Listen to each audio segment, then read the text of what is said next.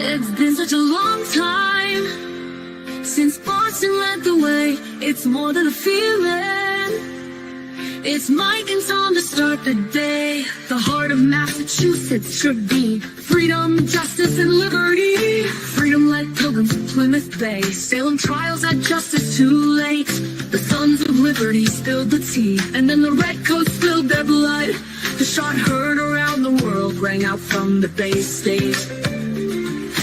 Boston strong and ready to defend. It's where revolution started and end.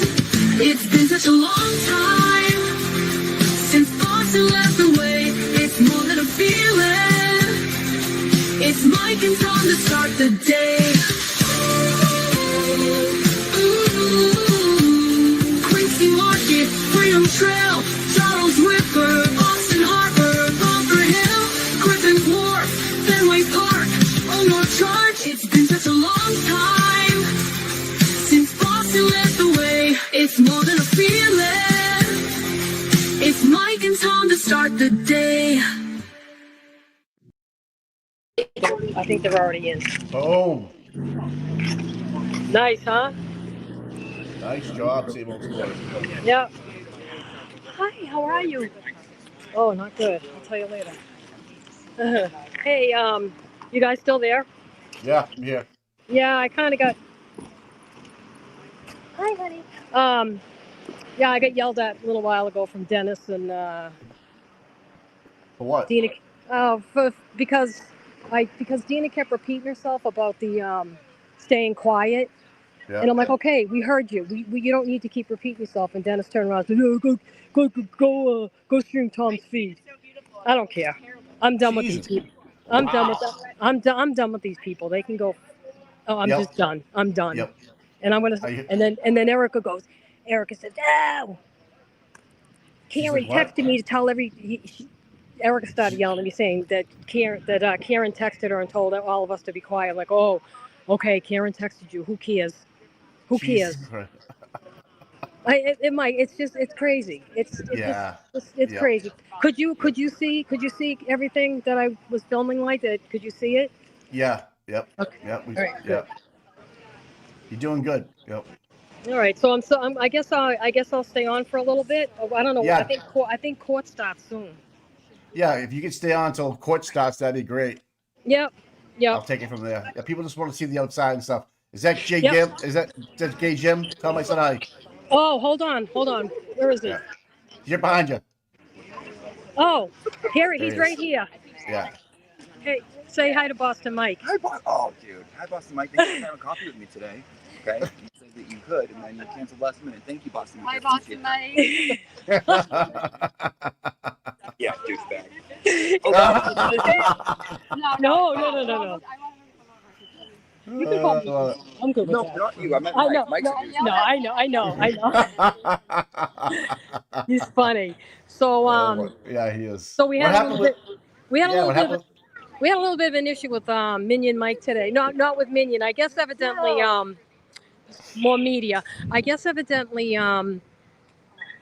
Dedham, maybe last week or something, there's a guy that's all, his name's Bob. He's always down here. And I guess evidently he slapped his wife in the butt in Dedham, probably at the Legacy Place thing. But he said he apologized to her. Minion Mike said he apologized to her because he thought it was somebody else that he knew. So what happened was the guy was here with his wife, and they're all on the love side. They all hang out with the love side. The woman's husband went up to Minion and threw a coffee all over his chest. So they put the other guy, they cuffed the other guy and put him in the car. But then I saw he let him out, and it looks like he left with his wife. So I don't know why the guy, Bob, did get arrested. Well, he didn't get arrested. They put him in the cruiser in cuffs. And then all of a sudden he's gone. So, but Minion Mike, I don't know where he is, but he had coffee all over the front of his chest. I was going to film him. I was going to kind of interview him if I could, but he didn't really want to be interviewed. Somebody ran down the store to get him some ice. So there was almost like a big fist fight, and that was all on the love side. No way, really? Yeah. It was all over there.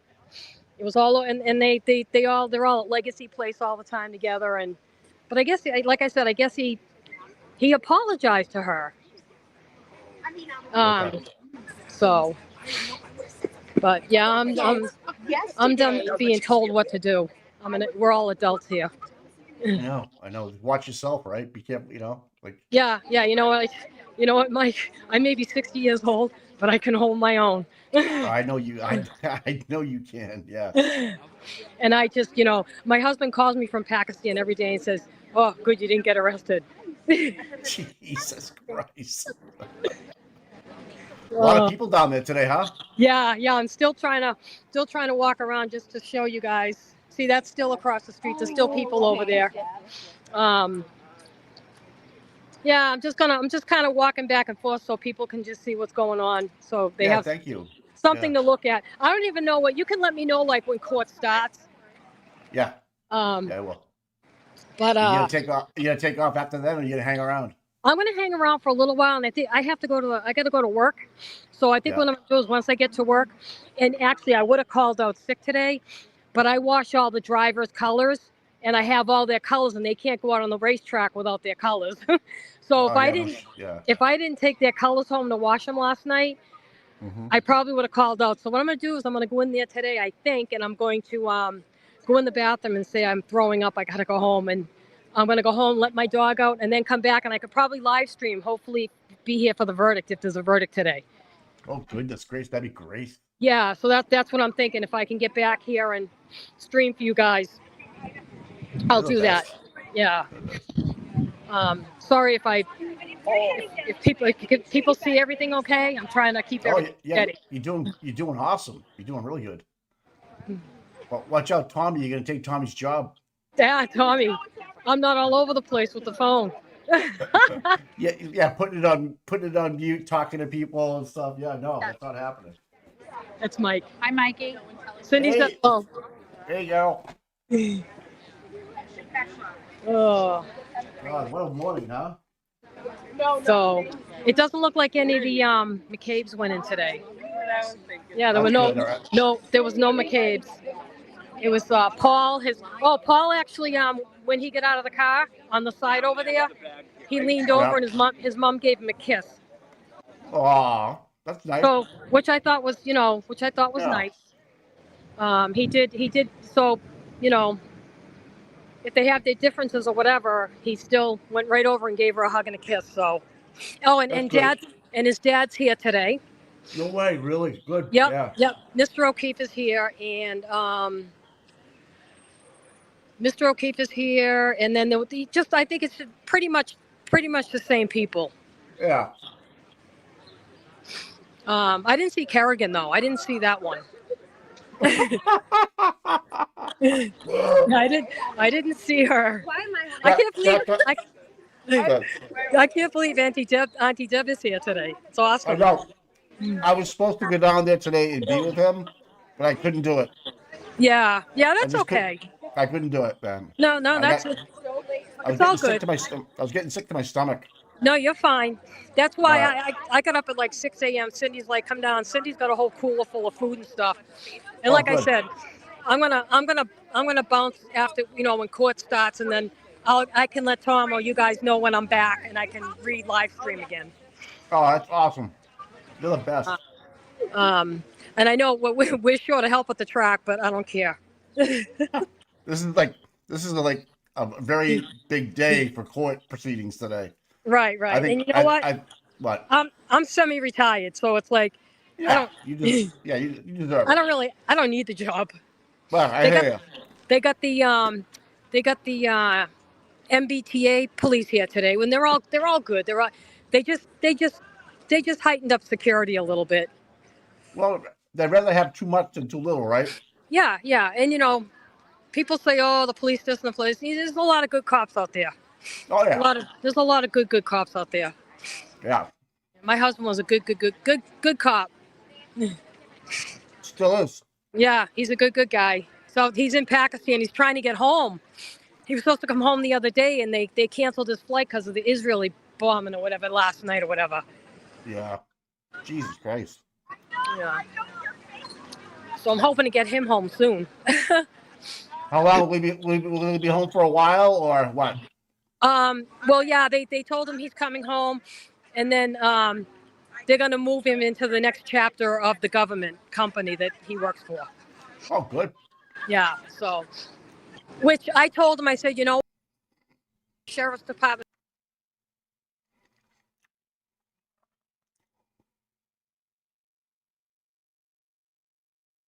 Oh, I lost her.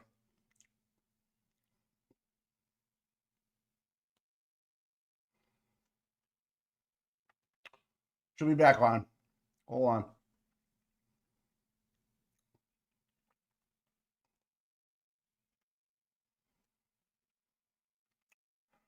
Whoopsie. Yeah, so Tommy's at a medical thing. So we're kind of running a little, I mean, of all days, Tommy, I know. Yeah, you know, and he's the kind of guy that doesn't skip medical shit. Neither do I, but still.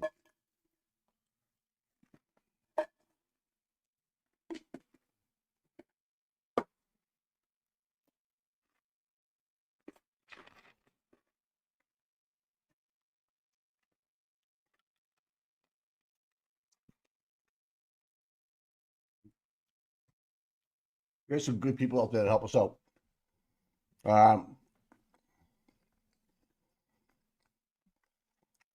Yeah, healthy. Yeah, Tracy. Yep, healthy. Your health is your wealth, man. I don't think there'll be a verdict today. If there is, I'll be pumped. Just because you know it's going to go our way.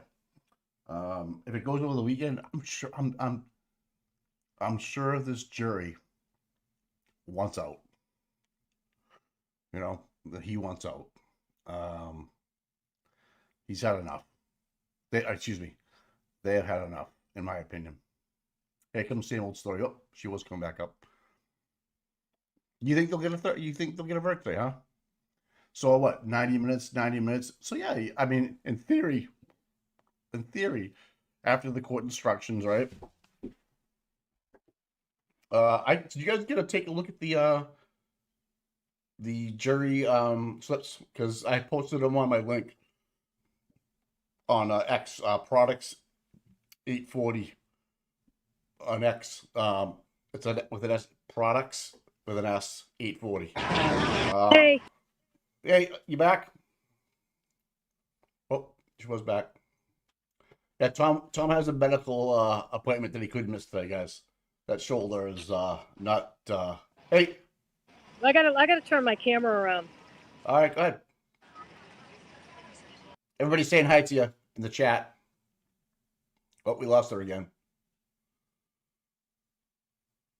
That's one of those things with this thing. They don't make it easy to use from a cell phone. If you haven't done it a lot, it's kind of a pain in the ass. These guys they're trying to show me how to log in through StreamYard, and I'm like, you know what? I had an IT guy back in the day. I didn't do any of this stuff, so I think Monday too. I do too. That's what I was thinking. Monday's the latest. They won't be sequestered. They won't be sequestered, but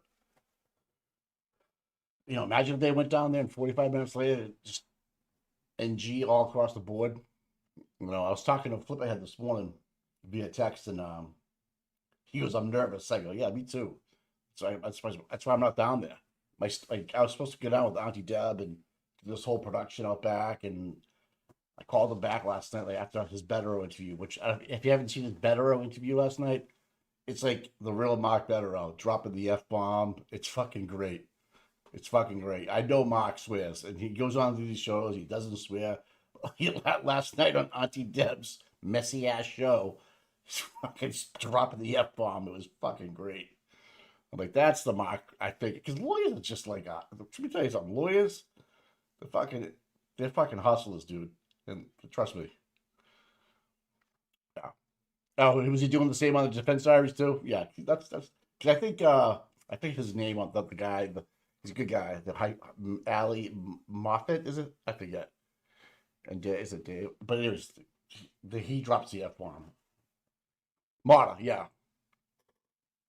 Yeah, Mark's great anywhere, actually. So, we have yet to have him on the show. Can you believe that? Oh, you still worried about the plant, Gigi? Really? Fuck. So that's right too. We get to see the balls today through the bingo machine. Nan's coming on at like lunchtime today, guys. Sorry, I know she was supposed to kind of co-host today, but she ran into trouble. I don't know if she's got called into her job. I can't. She owns the company, but I think she had to help some people out with some legal issues, obviously. And I've heard Nan drop the F-bomb too. Let's be real. But she drops it like it's hot. Well, we still got 20 minutes. Let's it's good to see you. Bob Motta. Thank you, Jay. Yeah, they're all good people out there. But yeah, I dropped the link, or I dropped the I wish I could pull. This is what we were gonna try to do. I was gonna be able to pull things up and show you guys like the jury slips and stuff like that, but it's okay. We saw Karen come in. The Reeds came in. Basically the normal stuff. The police are being the police, back to blue kind of thing. There was a little skirmish this morning, no big deal. Between some FKR people, not a big deal. Minion Mike's okay. He got some coffee spilt on him. I'm sure he drank. I'm sure he wrung his shirt out, drank it. Mike's a tough dude. I don't know who the other guy was. I think they're friends. I think it was just a normal guy thing, like you stepped in my shoe or something like that. I don't know. Who knows? If Shelby, if you're listening to anybody, see the bottom where the glare is awesome. If we I know he's still awesome. Letting us stream his channel and stuff to bring you Aiden Turtles trial. We can change that up. I know, might be hard. I'm not asking for a lot, but Turtle Boy is found not guilty yesterday from the fake victim, camel toe. It was I should say camel knuckle. Thomas, the doctors. Yeah, I don't know. It might be he's in the city, so I don't know if he's gonna be gone all day. He don't want to keep me bogged down and going in and out, and he's got some serious shoulders worse than we thought. I guess I'm not gonna give up any medical stuff, but that's just kind of where I'm at with that. So he'll be in and out today. Maybe you might hear his voice. Freedom, Kim, yeah. Freedom is not free, though, isn't it? That's the truth, though, right? Freedom is not free. Everybody has to pay. I don't know where,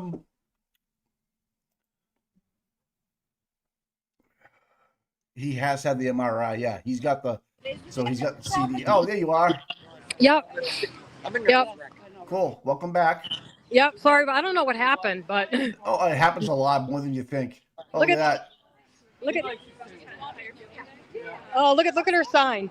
School may be out today, but I'm still learning about. Oh my gosh, that's great. Yes. She's 12 years old. Oh my God, that's probably one of the better ones.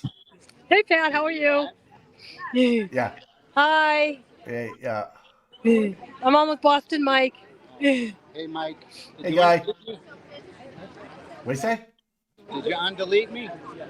I don't know. What's your handle? What's your handle? Making changes. All right, I've deleted a lot of people. I apologize if I did, but I'll put you back on.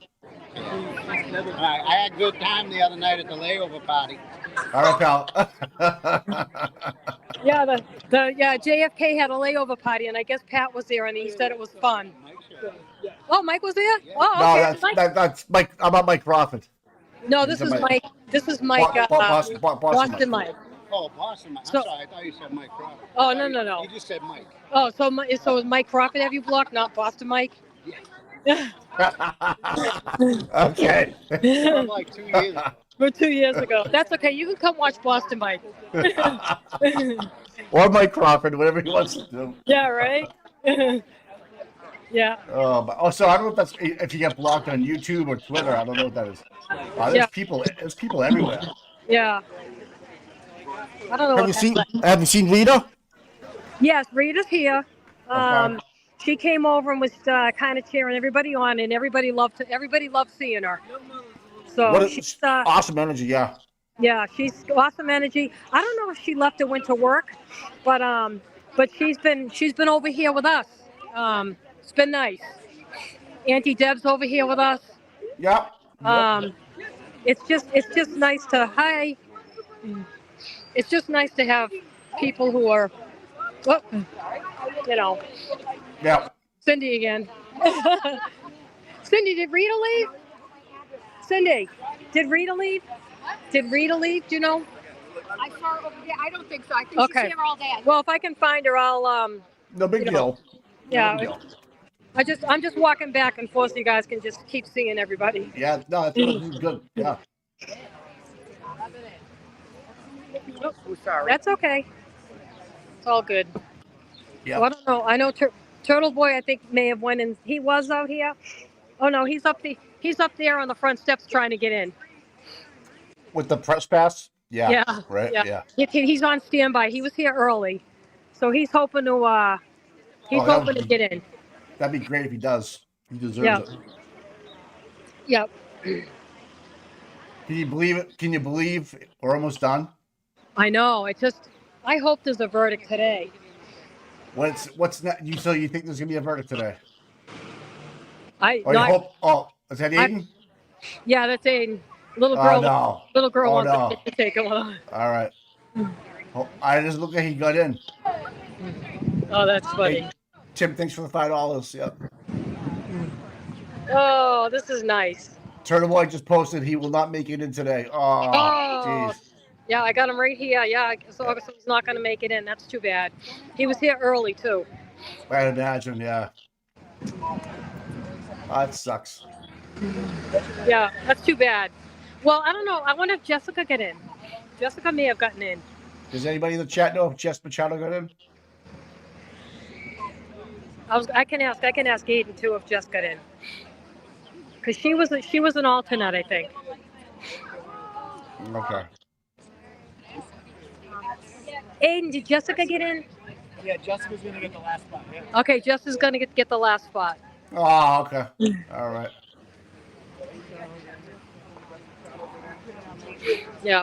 Well, at least we'll have somebody live tweeting from out there. Oh, yeah. Yep. Well, if somebody leaves, too, doesn't he get a shot to get in, too? I'm sorry, what? If somebody leaves from the press booth, he can get in afterwards, right? Yeah, if he hangs out, if somebody does a half a day and they leave, he should be able to get in. Oh God, people got their kids down here. They're screaming. Oh, the headache. She get on top of the baby. I'm not used to babies. I don't have any kids. I have horses and dogs and cats. That's all I got. Chickens. You get enough kids. They don't talk back to me. Little kid back there fighting with his mother. No, I'm not doing that.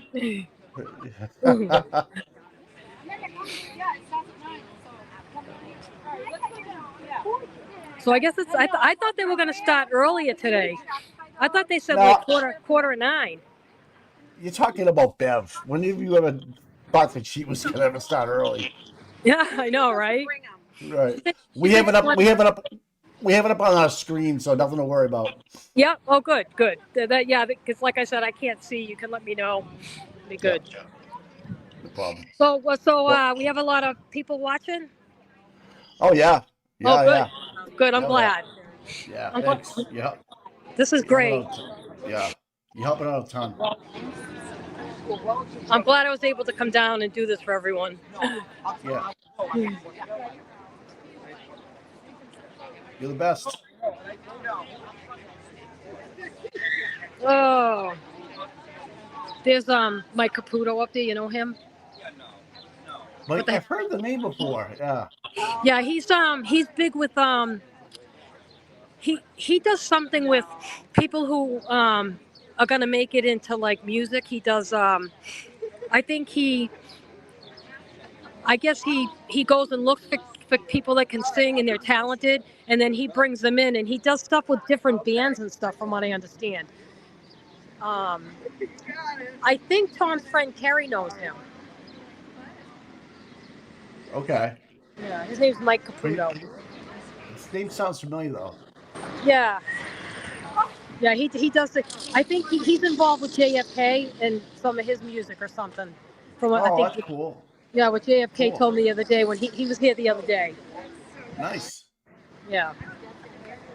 So, hello. How are you? Good, good, good. People saying hi to me by my name. I don't know who they are. Well, it's freaky, isn't it? Isn't it kind of freaky? Kinda. Yeah, that's half the reason why I don't really like. It's kind of strange, like people coming up to you and stuff, and it's like, Oh, sidewalk, guys, sidewalk. Yeah. so yeah, it's a little different. Yeah, definitely different. Definitely different. They got people. They're from Maryland.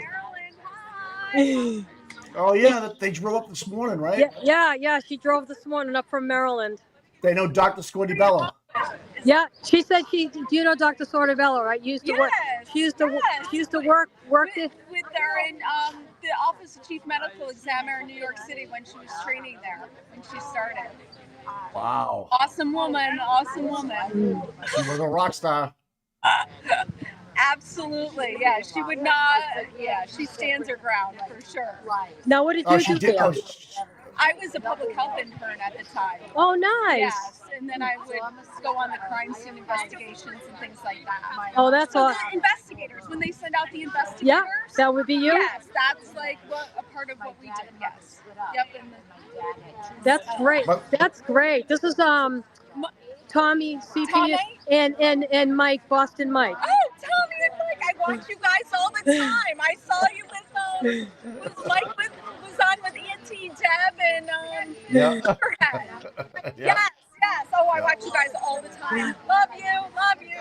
That's awesome. And she brought her beautiful daughter. Hey, it's happening. Everybody is so nice and welcoming. It's Friday the 13th. I know. What better day for Karen Reed to be found not guilty? Not guilty. Does she think there's going to be a verdict today? Do you think there'll be a verdict today? I'm hoping. Yep. Well, that'd be amazing. I can only hope, right? Yep. She said she What can. do you think? I think we're gonna have a verdict today. Oh, I don't know. Yes, that'd be great, right? All right. So It's next week and all. Yeah. Oh, there's he's here now too. Yeah. If you want to take a picture, you can go over. All right. Well, thank you for. You. So it looks like court's starting. Okay. All right. Thank you. We'll talk to you later. All right. Bye-bye. Bye. Okay. Let's see if I get this up for us. That was awesome. What great job. Wow. That's equestrian. I don't know if you guys know who that is, but I'll just leave it at that. Not guilty at 227. Holy shit. Wouldn't that be something? Oh, wow. Oh, that made my day when someone just said that. Let me just send a text message out to my people. Oh, Sherry Reed, thanks for the $50, man. Send a praise to Not Guilty. Love you guys. Thank you for the tour and what you do. Oh, hey, thank you, man. Thank you so much, man. All right, let me just send this out. Court this is how I have to communicate with everybody today because I'm a dingus. Oh yeah, we didn't do our sidebars today. So Flip Ahead's famous, right? Tommy's. I'm not going to say too much, but Tommy is getting his shoulder looked at. Just it's worse than we thought. Just so you know. That's all. I'm not gonna. Oh, 4 sidebars. Yeah, right. You can't have too many today. There's not going to be. What could you object to, right? I wonder if they have to pass their summations. Thank you so much, guys. Yeah, we'll see some volume if you guys got it. There might be a sidebar, so hold on. If you're on Twitter, Jess Machado, it will be live tweeting. I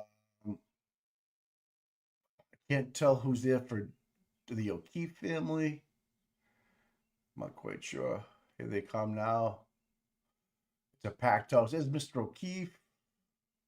Carl Dougal. Yeah, we get the volume, guys. We're good. Thank you. There's Esty and everybody and the Reeds. This is good. Hey, get your fucking popcorn ready, people. Get your fucking popcorn ready. Oh, Jimmy 2Q's McDermott. It seems like he's all straightened out after yesterday. Had a day off. You know he got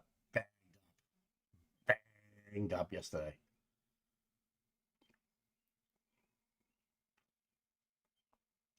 Oh, we get no fat guy in little suit. Oh, there's Lou.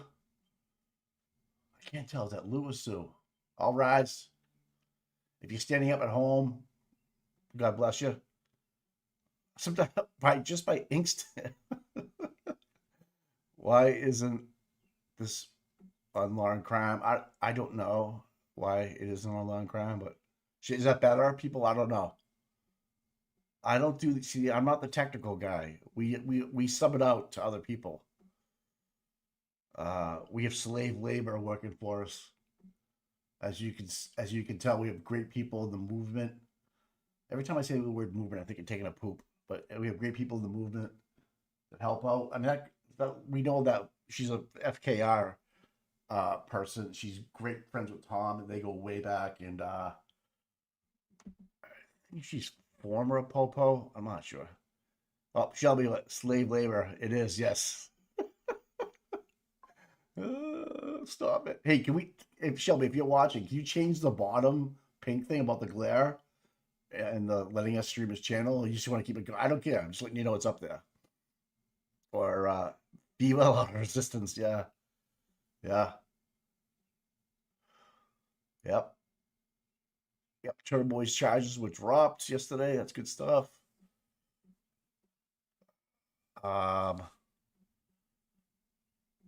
Yep. The jury's coming in right now, and Bev's going to make her entrance.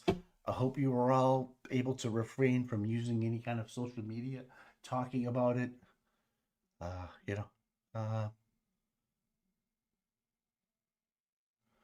Yep, me too. Yeah, still deliberating. The alternate section. Yeah, there's the verdict slips are, I think, they're streamlined. Someone Diddy posted it yesterday. It's on X. DI has it. It seemed pretty interesting. I like the blue. The blue looks good. And hopefully we get justice for John O'Keefe today, because the only way to get justice for John is going to be through Karen. Because you got to fix one to make the other one right, right? Shall we know he didn't? What?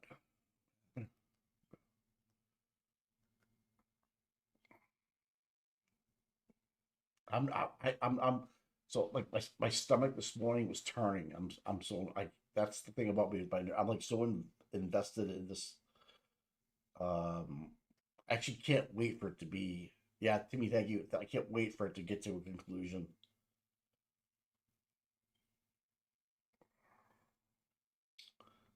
Oh, Danielle's furious. Fuck, what happened? Oh yeah. So Diddy just posted something about defendant's motion to ensure transparency, alternate juror selection process, affidavit counsels. So basically, want to see. Thanks, Jerry Reed. Thank you so much. Basically, want to see all the balls and all the things. Is it denied, Danielle? What the fuck? Wow. Oh my goodness. So the defense submitted it, and wow. Holy shit. That's crazy. What a douche. No. Oh, goodness. Oh, that's horrible. Fuck. How would have been? Why would a judge? Because in the Turk case, remember, she held the balls up and she did it the right way, and it was like, and now it's like, now see, here come the conspiracy theories. Everybody, here. Oh, this is fucked up. Why would you do that? See, that just makes me think even worse now. Like Flip said this morning, you know, we gotta take it all the way home, man. This is not cool. I can't believe that was just denied. It's good to see dramatic gay bitch down there. Oh, Shelby's. Oh, I don't know where Shelby's going. I don't know what she's doing. She's like, be kind to one another. I get along, all right. I don't know if she's talking about the court case or what. I don't know. Oh, so Michelle, no, Jojo, no, who am I talking to? Yeah, no reaction tonight. Yeah. So they denied the transparency of the balls and all that bullshit. So I didn't see the picking of the alternates and stuff like that. What they do is they pick 6 people. If that's your number, you're out. And even if you're an alternate, if you're not picked, you're part of the jury. So they only pick 6 numbers. Right? The 18 minus 6 is 12. Yeah, I know. I'm telling you though, watching Alan Jackson do a summation is good for 90 minutes. I'm not gonna say a fucking word, okay? Just so you know, I'm not gonna say a word. So it's just gonna be on the screen. I'll be here, but I'm not. I'm gonna take this all in because this guy is like, you're gonna be able to see this, you know, later on probably documentaries and shit. But this is gonna be. I mean, you won't see the whole 90 minutes, and then his cadence will be, his tone and inflection will be awesome. In my opinion. Right, yeah, I don't want to talk over him. I'm not gonna stop and pause it. I'm gonna let him just go. That's what I like about. I try watching other streams where they pause and, you know what I mean, that kind of thing. I just want to go. You guys are the same, like, what am I gonna add? I'm an idiot. So yeah, Mary Jo, I took the day off. Yeah. Hey, Mama Firefly. Yep. Yeah, man, we guys will rock it. If you guys haven't hit the like, subscribe, please do.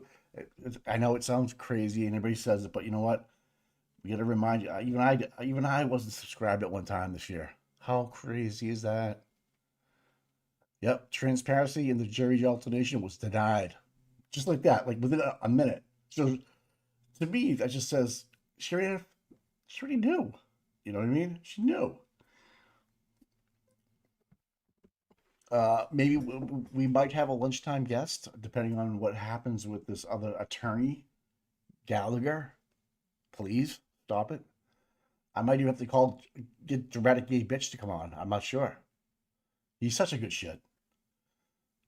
He is such a good shit. If you don't follow him, if you don't watch him early morning at 7:00 on mornings, if you didn't watch him, oh my God, he was so fun to watch. He just got you in a good mood. I don't know what to say. Oh shit, Danielle. I'm gonna punch a fucking wall. I know, all right?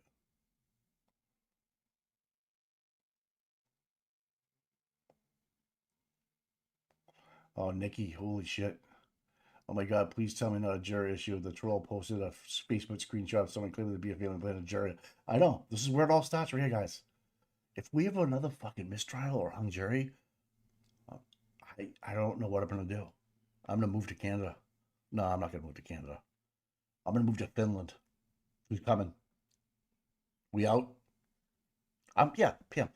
I'm physically ill. You don't understand, guys, like how, well, maybe you do. I don't know. But that's my problem. My social anxiety, man. I just can't deal with some of the stuff. It just sucks. And if I start, it just festers. Like, it just, okay, what's going on? Why is this going this way? And if I'm not in control of it, it fucks me up. If I can't control something, it's hard. Not women, like that kind of, like, outcomes of like jurors and decisions that Bev is making. So I question everything Bev does, and I can't fix it. Yeah, it doesn't bother me. If another hung juror, people are gonna lose their shit. Yep. Oh, everybody's afraid of the plant jury. I mean, it happened last year. Tom and I called it, man. Fucking Jessica with a nice tweet. So if you want live tweets, Jess Machado on X if you're not on X, okay? Just a heads up. She did a great job with Turtle Boy yesterday. She's really coming around. Give her a follow. She doesn't have a YouTube channel, which I think she should. Oh, she just posted her PayPal and Venmo, so that's good to know. I can get a picture of this. Send her some do-re-mi. She deserves it. Thanks, Jess. Yeah. Oh, Danielle and oh no, she is fired up.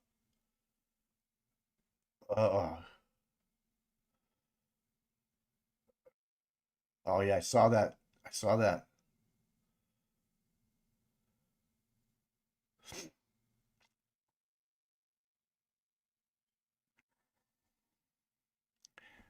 Danielle, do you think he started shit?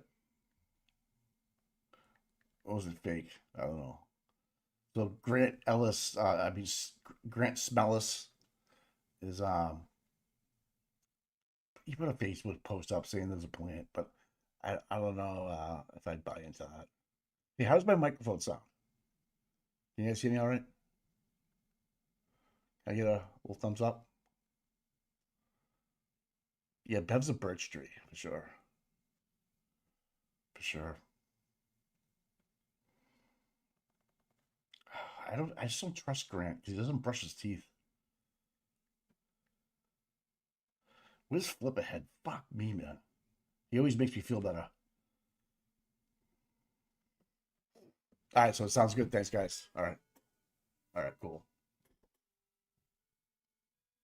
Why are we? It's been 40. It's what time is it? It's 9:07. Oh, it's 9 o'clock in my world. I can hear my church clock going off.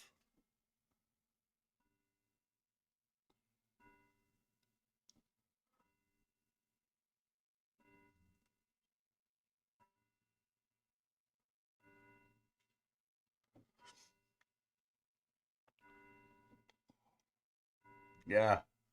Thank you too, Karma, man. Yeah. Yeah. This might be the last. This might be the last time we're all in a stream together. Not. Tom's got big plans. I don't know what he's gonna do, but as far as Karen Reach is concerned, if she's found and not guilty, and yeah, okay, Danielle's telling me, yeah, it's sure it's not real. He's just Grant Smellis is just being a prick, trying to get legs. It's like clickbait. You know what I mean? Everybody's talking about it. Blah, blah, blah. Oh my god.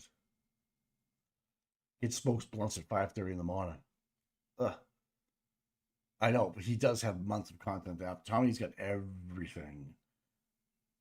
And I know it killed him not to be here today. Honestly, honestly, he was like, of all the days, I go, hey, dude, you gotta do what you gotta do, man. You know? It is what it is. Your health is your wealth.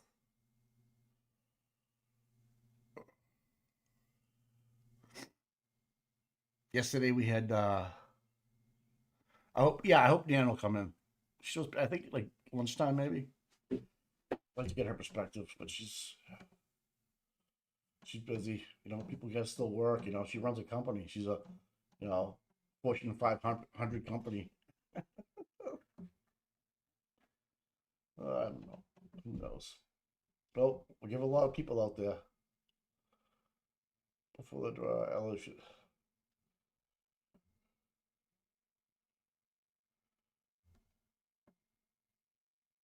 So, first, before the draw, Alan should stand and quickly say, Your Honor, we asked to see the numbers go into the tumbler, and we're asked to see them as they're drawn. What's Bev gonna do? Say no in front of the whole jury and the camera? Oof. I like that.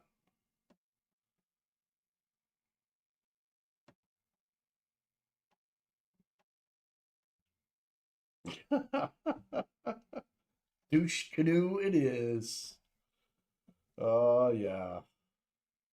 You guys have never heard that. I can't get over that. You guys have never heard that before.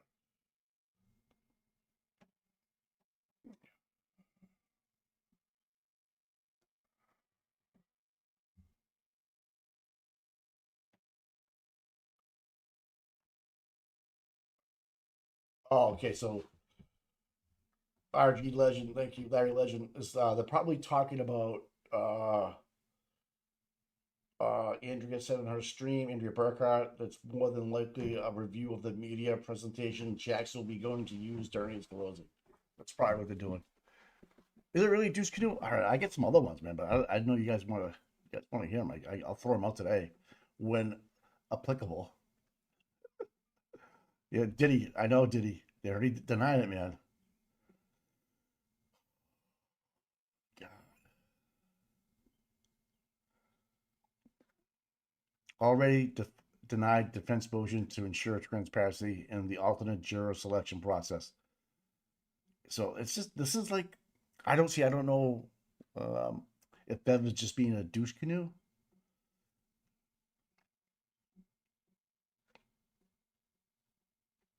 Oh, Brian, thanks so much, man. Yeah. Yeah, we're gonna be Laferio will be there. B-man, thank you, brother. No need.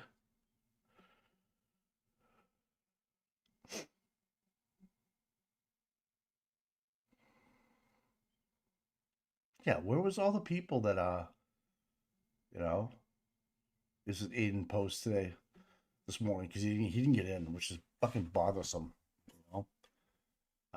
The Globe, the AP, the News National showed up for the first time today and took 3 of the media slots that are usually open. Grant and Log Crime are on the first of the list, but not here. That leaves 2 alternate spots for ABC and Jess Machado, which means I will not make it into the courtroom as I stand by for closing. Not fair, but I'm happy to be outside with hundreds of FKI supporters. So, here is your picture opportunity, people, for Turtle Boy. Congratulate him on his win yesterday. He used the canoe strat. You can just say canoe. You're a canoe. People will know, right, Doc? Yeah. Oh my god, it's fucking funny.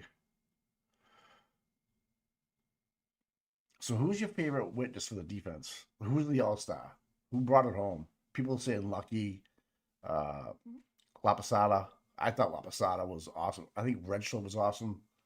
Rentschler, I could, because it's like a guy thing, and Hank was just like being a complete douche canoe. Like he was like in the back staring at the douche canoe, fucking paddling, and he's ruddering it, trying to get close to the dock and shit, you know. But I don't know, man.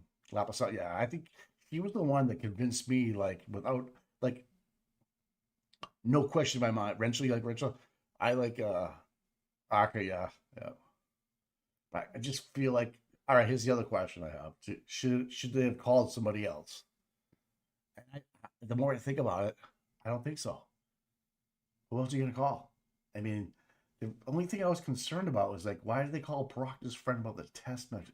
Because he's probably gonna use the text messages. He's gonna probably AJ is gonna use Proctor in a summation. AJ is gonna use Devers in a summation to talk about so it got in so he can talk about it. Is the only thing I can think about it. Yeah, Laposado and Rencher closed that case. Yep. Liz Proctor. But I think they got into the summation of why they tried to hide Michael Proctor, why the Sally Port might come into play in the summation. But you know, we can talk to an attorney in real life if she comes on. And I know she's probably listening right now in her headphones, but she's making money. You know, she's got a fucking mansion in New Jersey. Those things aren't cheap. They're not fucking cheap. And she gives all her money. She reverse grifts, so she gives all her money away and then goes on to the show. So she goes on to a show and gives her money away. That's fucked up. The nicest person. The nicest lawyer I probably know. Her, all of them. Bettero, you know. And like Karen's team doing it for the fucking zero. But when this is over and done with, and it will be, this is legendary. And did you guys hear? I'm just gonna skip for a second. Last night there was a post. Sandra Birchmore, through DNA testing, The baby wasn't Matthew Farwell's. Oof. Yeah. The baby wasn't Matthew Farwell's. It was Sandra Birchmore. So whose baby was it? I'm going to leave it out there. Talk amongst yourselves. You are unmuted.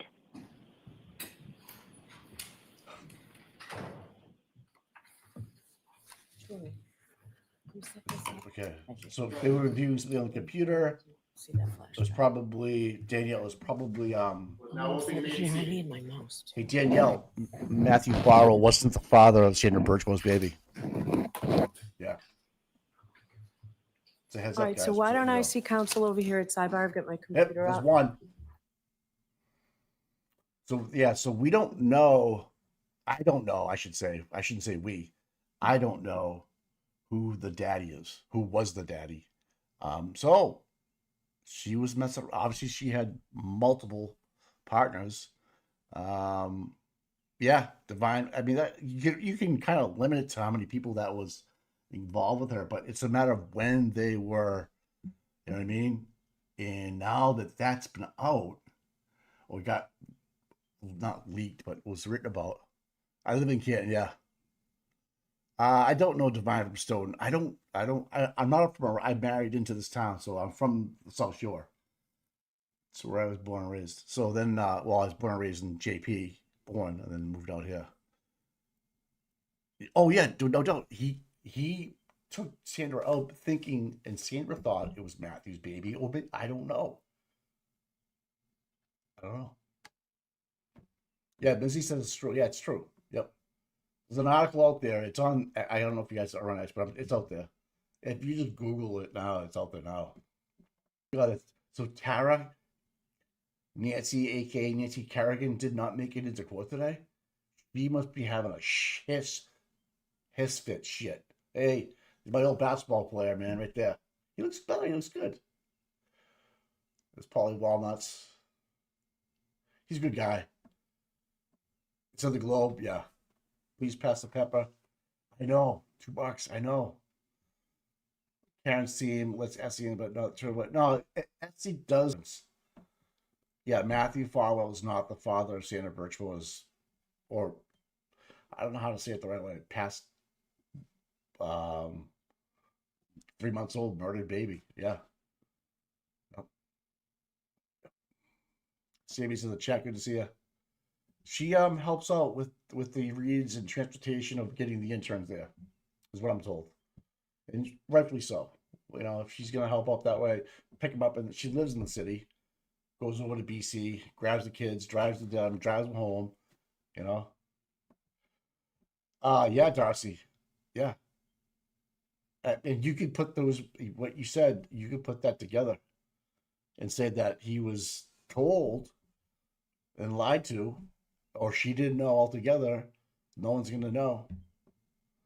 So, no, he still murdered Sandra, obviously. So it doesn't mean he doesn't get out now. But my point to this whole thing is that the dad is in Stoughton, and it's not Matthew Farwell. It could be his brother, Divine. I'm hearing the recruiter, the military recruiter, one time was involved with her, and there's other people. So this is gonna get, yeah. Matthew Farwell. Imagine hearing that. Come to find out, he didn't have to, or didn't. You know, it's fucked up. No, that's not Steve Nelson. That's Dougal and somebody else next to Dougal. I'm not sure who that is in the O'Keefe's. Dougal lives in Canton. Yeah, he's one of the keys of Cantonite. But yeah, he's a twin. Yeah. Yep. So this is another sidebar. Sorry to get you guys all distracted and what's out there and stuff. But so this is what happened so far. They went to the judge's bench to see what the slide presentation was going to be for AJ. That's why we would, and then as soon as the jurors came in, went right to another sidebar. I don't know.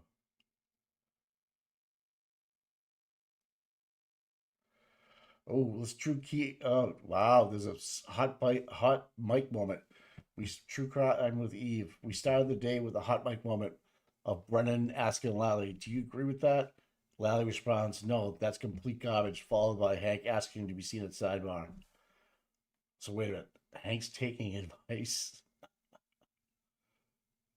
Hank just told Bev the feds are on the way. She's out. What the fuck? Motion for transparency, ultimate selection file, anti Bev's dissatisfaction. Yeah, Matthew is an identical twin. Yep. So that if they're identical, right, that means the brother isn't either. So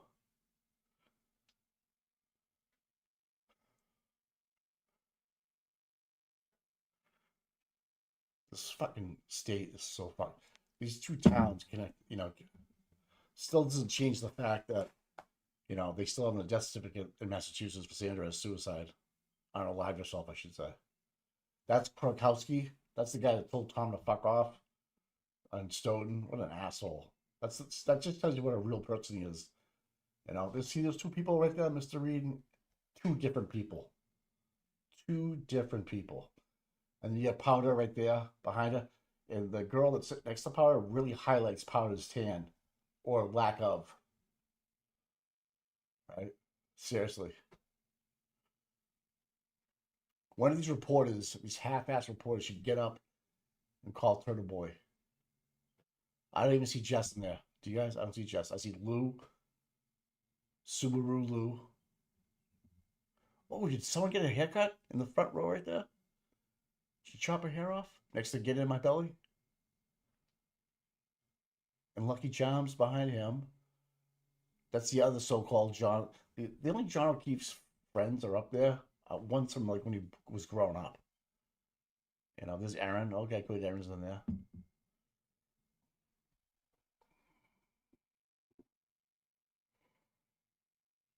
Nathan was sitting down. We saw him walking in, so he's there. Yeah. Jess wouldn't get it till 10. Okay, that's what it is. All right, that's what it is. Oh, don't tell me Yuri's in the back room near the jurors.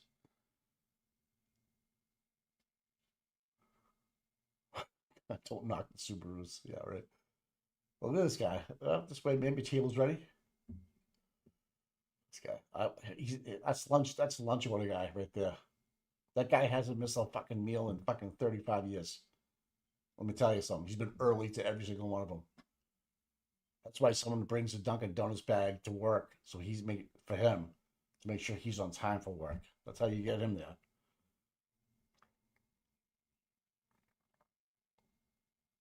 Yeah, Tara Kerrigan. All those days you showing up, you can't make it into the last day. Yep, Seabass. Yep, that's Dougal. I don't know. God. Like, I guess sort of what I was saying, like the AP press showed up for the first time and all that bullshit. What it came down to was like who got on that? It was like who wrote the envelope? Who had the biggest envelope?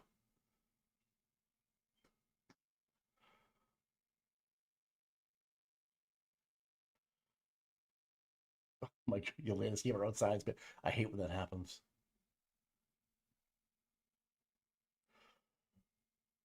She's like, "Can you just tweet out to me?"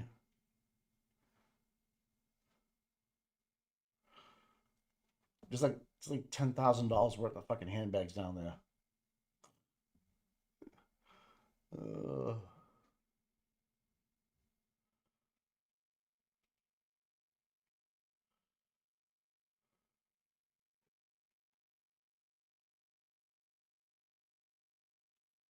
I think the jury's already seated.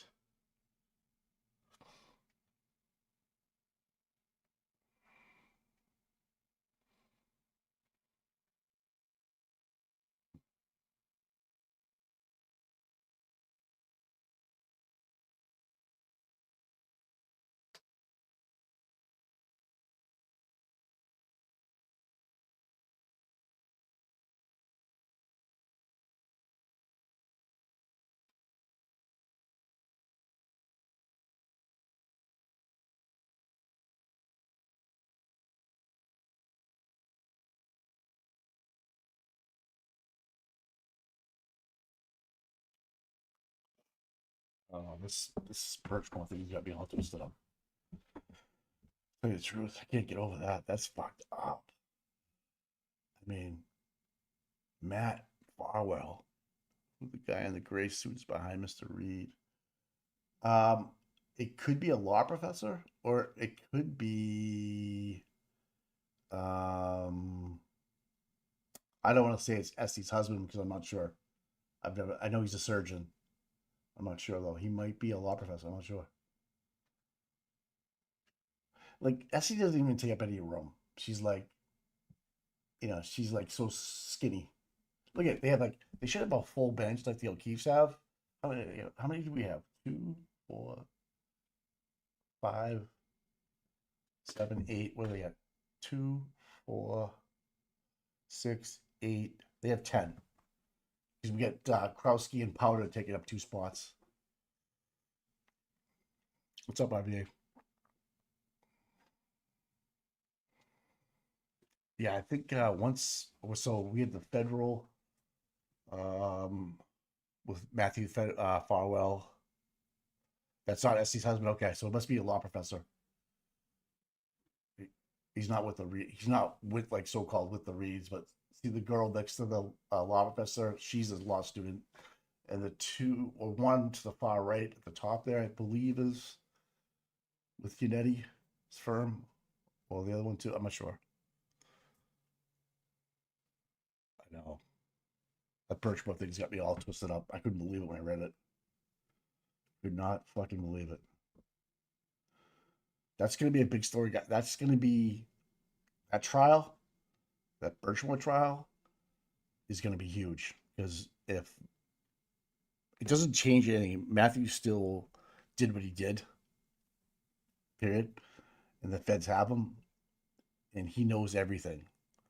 And if they just take, if they're negotiating with them, which it seems to me like they are because they put off any type of court proceedings over the last, 10 months or so. Kind of leads you to believe. And obviously the feds don't snatch you unless they got you. We're talking about 32,005. Yeah, no TV, Darcy, you're right. 32,500 people. I mean, email Texas. Okay. Oh no. What did I do, Danielle?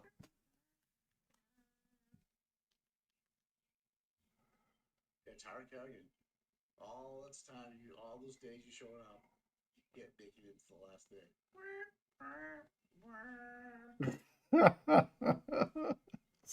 Danielle, stop it, man. Let's stay focused on Karen though, because we can say a prayer. Yeah. One of the Farwells is a lawyer. Yep, Farwell is a lawyer. He's the brother, not the one that not Matthew. He is a lawyer. Yes, he is law degree. Yep. But who's going behind Matthew's back, and going over to the Canton apartment, and then to have Eve and Sandra. She knew or she didn't know. I mean, I'm not a girl, so I don't. Timing's everything, I guess. So yeah, it's just crazy.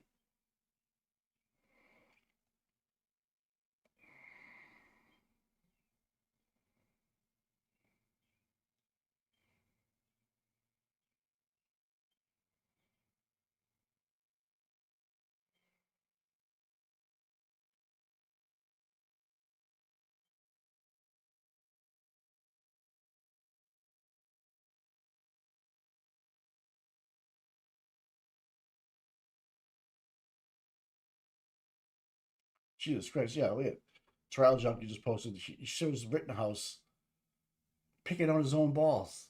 Like, the actual defendant is picking out the balls out of the jury. How much, that's fucking beautiful. How much clearer could that be? I'm going to repost that. Every state's different, right? But my point being is that in the Turk trial last month, or 2 months ago, everything was transparent with the balls and stuff. Shelby, right? I know. Yeah. You guys get popcorn? This guy's gonna blow your socks off. All rise for the court, please. So what I don't know is, did they already do the alternates? Are they, does anybody know? No one's reporting from the. Oh, Rittenhouse. That's the way to go. You know, why would you want any doubt in anybody's minds? You can end this thing, right? Oh, I'm nervous. I'm gonna puke, I think. Oh my. That's all over here. I got Pringles. I got my seltzer water. I don't have any chocolate. Fuck.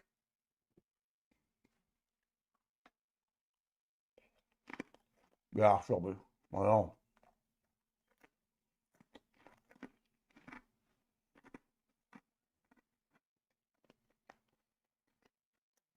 Wow, peppermint whole whip? No. Oh.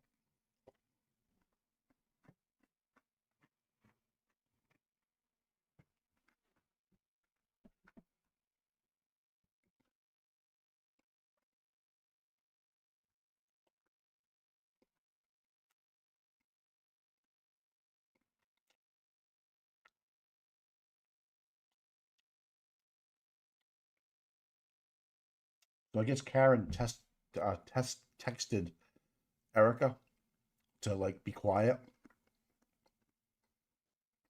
You see, like just to give up the signs of no yelling.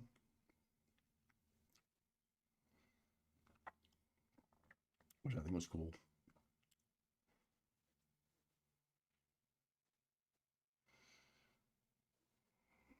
Yep. Jess Machado just tweeted, Judge Canone has denied the defense motion for transparency and an alternate jury selection process. Stand by for the document. And we just got it. We sent it over to Danielle and Tommy.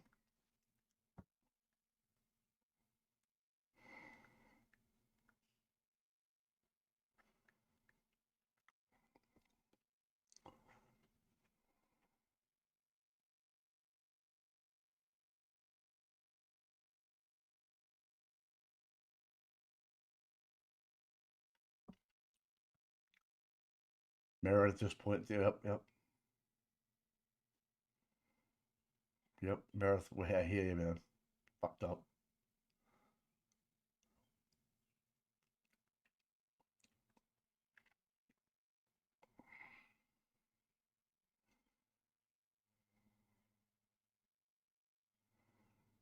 It was good seeing all the people up from like Maryland today.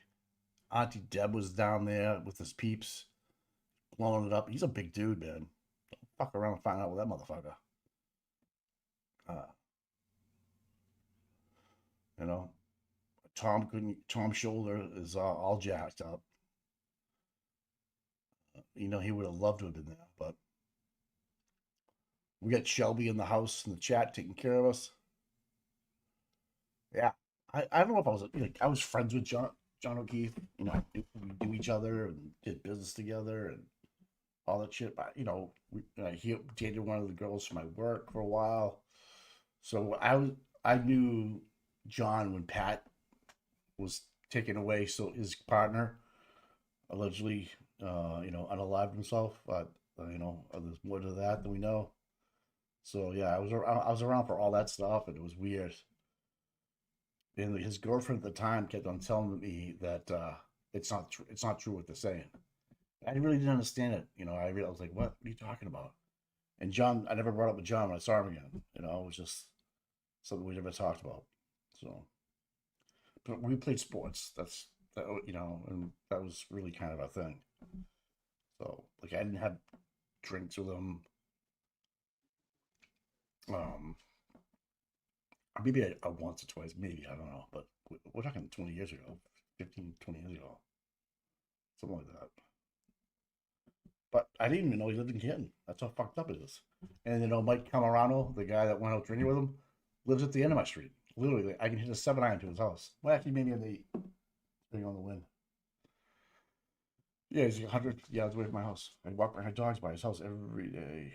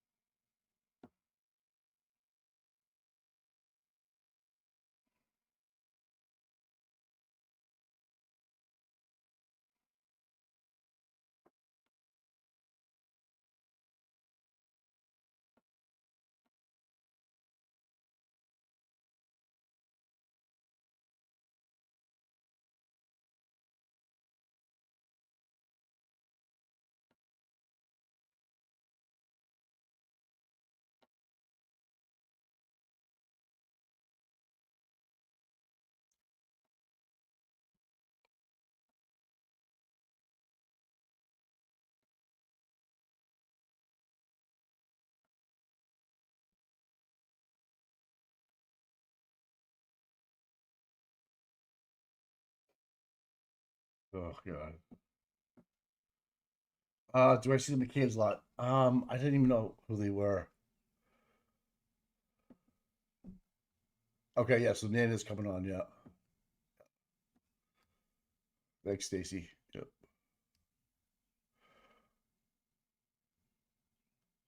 Do I know who Gary Player is? Yeah, I know who Gary Player is, yeah. Fucking guy's a stud. Yeah.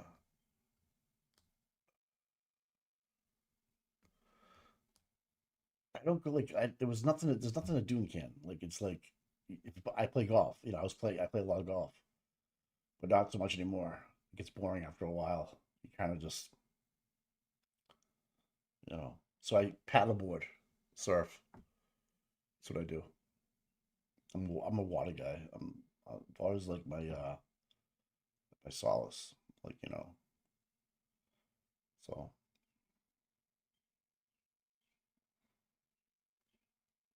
Yeah, so I spent a lot of time on Block Island in Rhode Island with my wife and my dogs.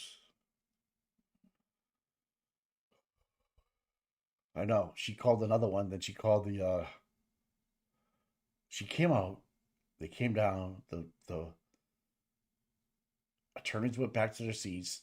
She stood up, called the jurors in, and then we went to start like, what are we doing?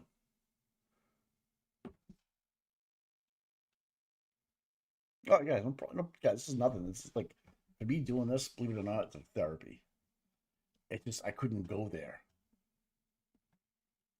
Yeah, golf will destroy my yeah, so I was a single digit handicap player for a couple of years.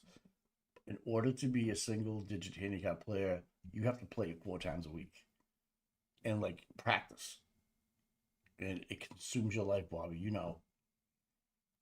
And like you would think about like missing a 3 foot putt for 2 days in your head. It was the craziest thing. So finally stopped playing competitively. I thought I would enjoy it. When I got out there, I still thought I was like a single, and I wasn't anymore. So that pissed me off even more. Yeah, golf's a funny game.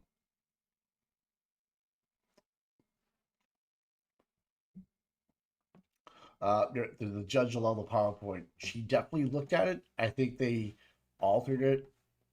They took outsides and you know, I don't know, man. But yeah, do you guys like? If I don't see the fan every day, I have a problem. I need to see the fan. Yes, like Matt McCabe's brother, Colin McCabe. I never met the dude. Oh, they denied the PowerPoint. Yeah, great, great, even better. I'm gonna deny that. Like someone did the stats for like objections overruled versus defense and prosecution. It's fucking like I think the prosecution was successful. I'll allow it. Like 87% of the time, and the defense was allowed only 34% of the time. It's fucked up.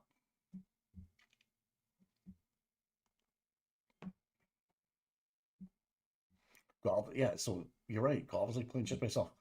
It's not when you play golf. It's not you versus the 3 other players you're playing with.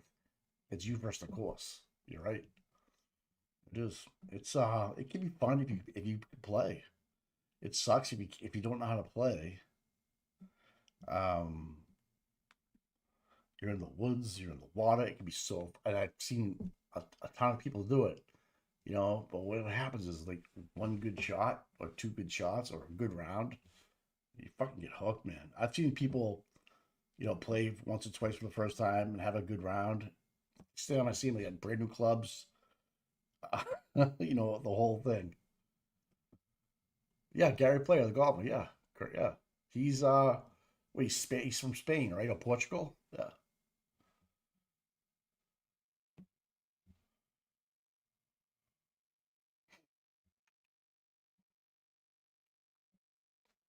Yeah.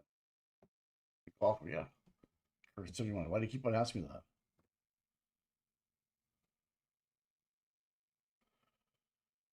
But yeah, my dog just got groomed yesterday. It was a good day. Oh, that's a good idea. Wow.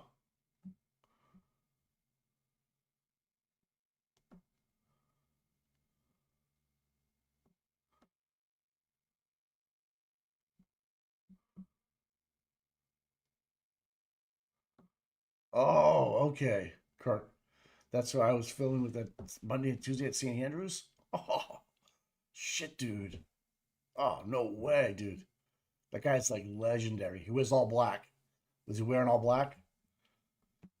He's a good putter. He's good with the short stick.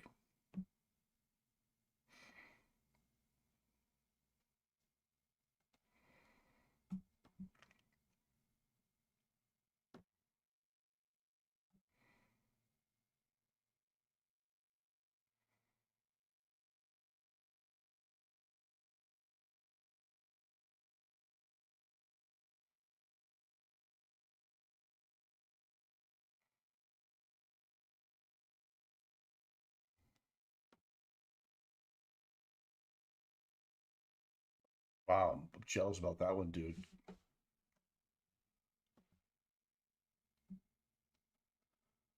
Oh, I used to cut my dogs all the time. I didn't give a fuck, and my wife was like, "They look fucking ridiculous." And then once you start going to a groomer, it's like, well, okay, you're right. I suck. Just for junkie. Closing arguments in county retrial. Let's bring the jury in at 8:30 a.m. just to make it wait around for 1.5 hours. Bev does not give a fuck about the jurors, people. It's her excuse to leave early. She's getting it all figured out. Leave early, do what she's got to do. Larry Foreman, DUI guy. What's happening? Why did they close the started yet? Larry, do I have to answer that?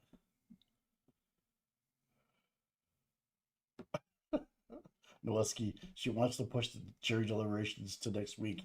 She knows fast verdict is up on the weekend. His favorite's Karen Reed, yeah.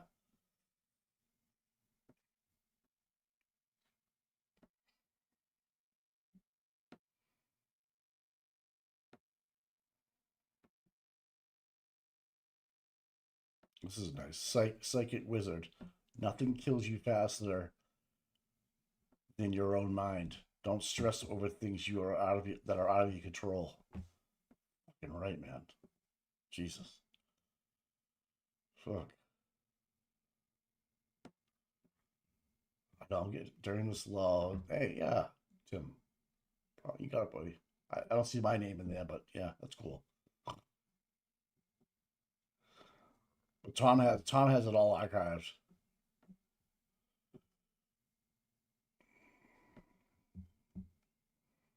Well, there's a big parade in the city this weekend.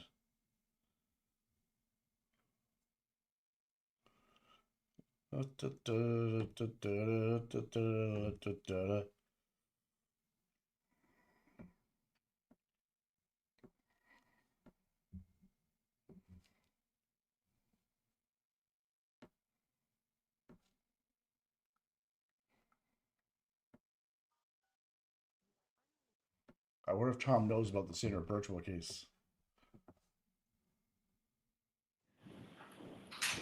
All right. I think we get some voices coming in now.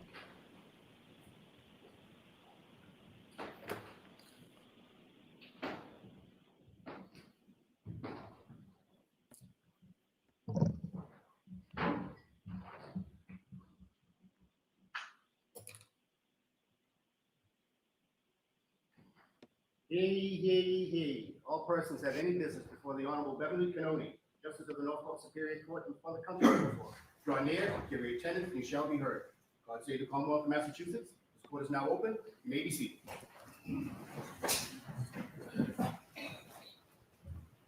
Good morning, jurors. Good morning. So I have started far too many mornings by saying to you folks, I apologize for the inconvenience, having you wait around so long. I appreciate your patience. I didn't want to do that today, but I had to do that today.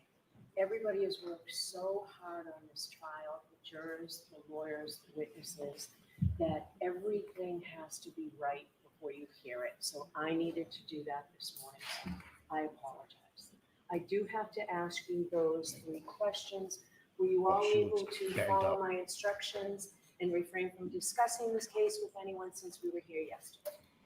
Everyone said yes or nodded affirmatively. Were you also able to follow the instructions and refrain from doing any independent research or investigation into this case? Everyone said yes or nodded affirmatively. Did anyone happen to see, hear, or read anything about this case since we left here yesterday? So as you know, it's time for closing arguments. And when I was a trial lawyer, I never liked it when just before closing arguments, just before I stood up, the judge would say, jurors, remember, closing arguments are not evidence. But it's true. Closing arguments are not evidence. The lawyers aren't witnesses.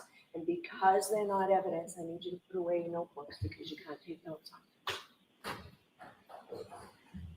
But the reason it used to bother me is because I sensed that it made it sound like they're less important than anything else in the trial, and they're not. They're certainly a very important part of the case. And we've all noticed that you've paid very close attention to this case, and we know that you'll do the same to the closing arguments.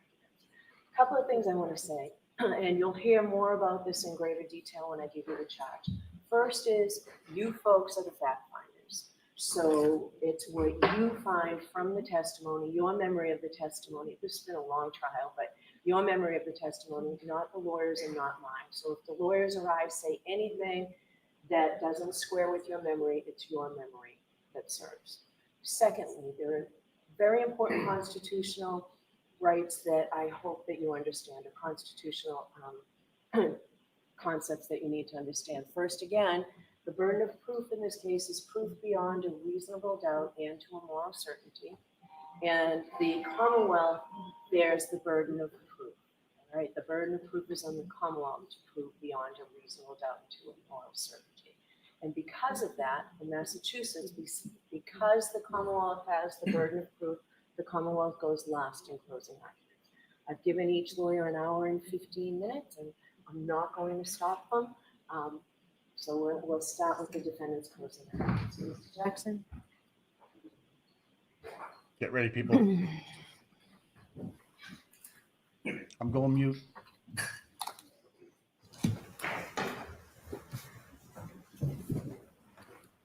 There was no collision. There was no collision. There was no collision. I want to take a minute to start off with thanking you. I want to thank you for your attention. I want to thank you for your patience. I want to thank you for your diligence. This is not an easy undertaking. Most of all, I want to thank you for your courage, because courage is what this moment demands. Not just to listen, but to stare directly at injustice and say, not here, not now, not on our watch. That's what you're being asked to do. Stare down injustice. I want to start with a simple truth. You folks, not us, nobody else in the courtroom, you folks are the last line of defense. The last line of defense between an innocent woman and a system that has tried to break her, that falsely accused her, that tried mightily to bury the truth. This case was corrupted from the start. It was corrupted by biases and conflicts and personal loyalties that you heard about. And most fatally, it was corrupted by a lead investigator whose misconduct infected every single part of this case from the top to the bottom. In our opening comments to you a few weeks ago, we told you what to watch for. We warned you what to watch for. We begged you what to watch for. Watch for the physical evidence. Before we examine the evidence in the case, which we will do, we need to understand the very foundation of the entire system of justice in which we operate. It's the bedrock on which this entire system is built. Reasonable doubt. This isn't just a technicality, and it's not a slogan. It's a constitutional shield that protects the innocent and prevents the government from punishing without proof. As I said, those powerful words are not just some legal jargon. They're your mandate, they're your obligation, they're your community's protection against injustice. In our system of justice, Karen Reed sits here today, presumed innocent, cloaked in the presumption of innocence. That presumption is not fragile. It doesn't just disappear because there's a charge or a badge or a theory.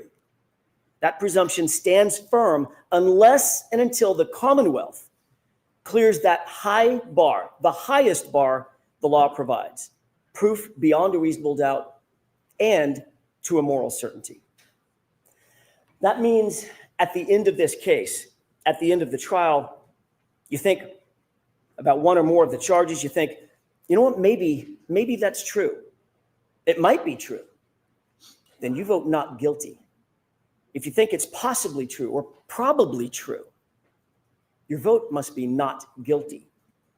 If someone among you thinks it's likely true or even very likely to be true, your vote is not guilty. It's because none of those standards, maybe, might be, possibly, probably, likely, very likely, none of those meets the extraordinary burden of beyond a reasonable doubt and to a moral certainty. A moral certainty means a level of confidence so strong, so incredibly unshakable that you could go home, you would go home, look your loved ones in the eye and say, I am certain. Not probably, not likely. I'm morally certain, and my certainty remains unshakable. The law defines moral certainty as the highest level of certainty known in all human affairs. Think about that. You must be that certain about the entirety, not part of, the entirety of the Commonwealth's case. As we discuss this case, you'll see that the Commonwealth comes nowhere near, nowhere close to reaching that extreme burden of proof. Ladies and gentlemen, on January 28th, 2022, it was a Friday night. John O'Keefe and Karen Reed made plans to meet up with friends, go out for drinks. You saw through video evidence and eyewitnesses that they were affectionate, they were loving, they were in good spirits throughout that evening. They started off at C.F. McCarthy's, which you've heard about, and eventually made their way over to the Waterfall Bar and Grill. When they got there, the Albert family, they were already there, and they were already drinking. The Albert family, it's been established as a very well-known family in Canton. They've got quite the reputation. Brian Albert was at the Waterfall, a longtime Boston police officer. His wife, Nicole Albert, was there. She was with him. His brother, Chris Albert, who was a Canton board selectman, he was there. His wife, Julie Albert, their daughter, Caitlin, and his sister-in-law, Jennifer McCabe, whom you met, and her husband, Matthew McCabe, whom you did not meet. They were all there drinking before John and before Karen ever arrived. But also present at the Waterfall that night was Brian Albert's friend, Brian Higgins. We know that he had a romantic design on Karen. That becomes an incredibly important fact as we discuss the facts of this case. As the bar was closing around midnight, the Alberts invited everybody back to their house. They wanted to keep the night going. But the evidence revealed something interesting, that the invitation to John O'Keefe appears to have been for a different reason, an alternate reason. Think about the video of Brian Higgins and what Michael Proctor in his investigation completely and utterly ignored. Higgins was agitated after a day of drinking, agitated that it was John and not Karen, John with Karen, not him. Recall that ominous text that he sent to Karen with her and John standing just feet away. Well, he got no response. And then we see this.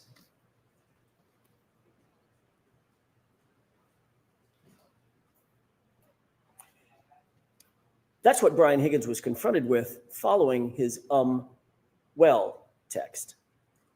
What of all things starts going through Brian Higgins' mind? Where does his mind go? What is he thinking about after seeing this, after witnessing this? He shows you. And if Michael Proctor had been the least bit interested, this video would have shown him too. Take a look.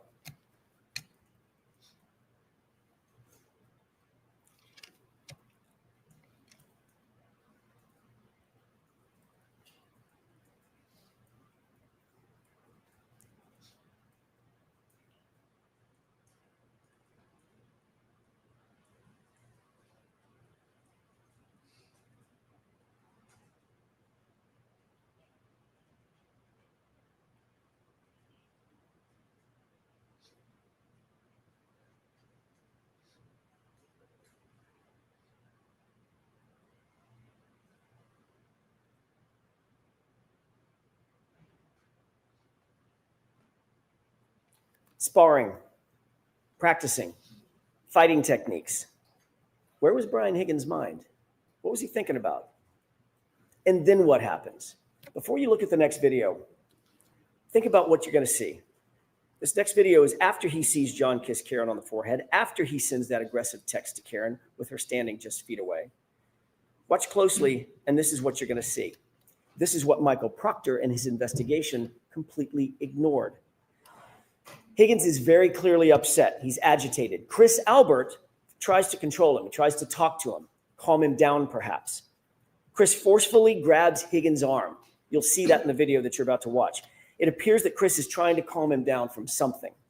Brian Albert's standing right there with the other two men, but Brian Higgins is having none of it.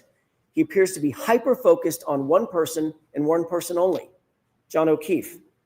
In an instant, Higgins angrily jerks his arm away from Chris. Higgins rubs his brow, and he directly gestures at John, a gesture that looks a lot like, let's step outside. Let's go outside. But John looks at him, takes a swig of beer, completely ignores him. Take a look.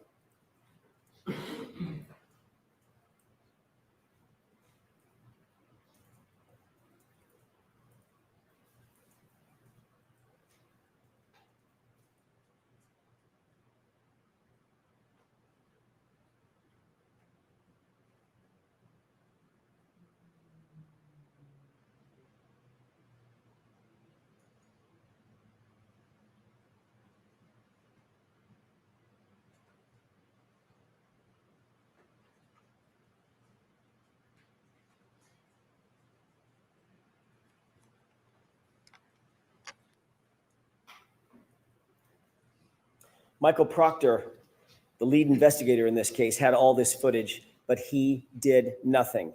He had access to the exact same thing that you saw. Why did he do nothing? A few minutes later, Higgins then texts John directly. You coming here? 3 question marks. It's now 12:20 a.m. These guys are not good friends. They barely spoke or even acknowledged each other when they walked into the bar together, other than a quick greeting. So why was Higgins coaxing John over to 34 Fairview? You coming here after this? And why not text Karen? Because at that moment, he wasn't interested in Karen. He was interested in John O'Keefe. This is about 5 minutes before John gets out of the SUV and walks toward the house, about 5 minutes before Karen sees him alive for the last time. So what happened inside that house, or that basement, or that garage? What evidence was there for the investigators to look into? What did they ignore? Laceration over John's right eyelid, black eyes, a large dog at the home, an obvious dog bite on John O'Keefe's right arm, a head injury from falling backward onto a hard surface, alleged surface, a text from Higgins, one of the last people to ever communicate with John O'Keefe. You coming here? Those words now echo in the wake of John's death. But Michael Proctor, he didn't listen. When John didn't come back outside, Karen, very oblivious to what had happened, thinking she was just left alone in the car out in the cold in the middle of the night, she got frustrated and she drove home. She arrived back at home and her Wi-Fi connected to her car or phone connected to John's Wi-Fi at 12:36 a.m. It's an important time, 12:36 a.m. She left John voicemail after voicemail after voicemail. He was unresponsive. He didn't pick up a single call. He didn't respond to a single text.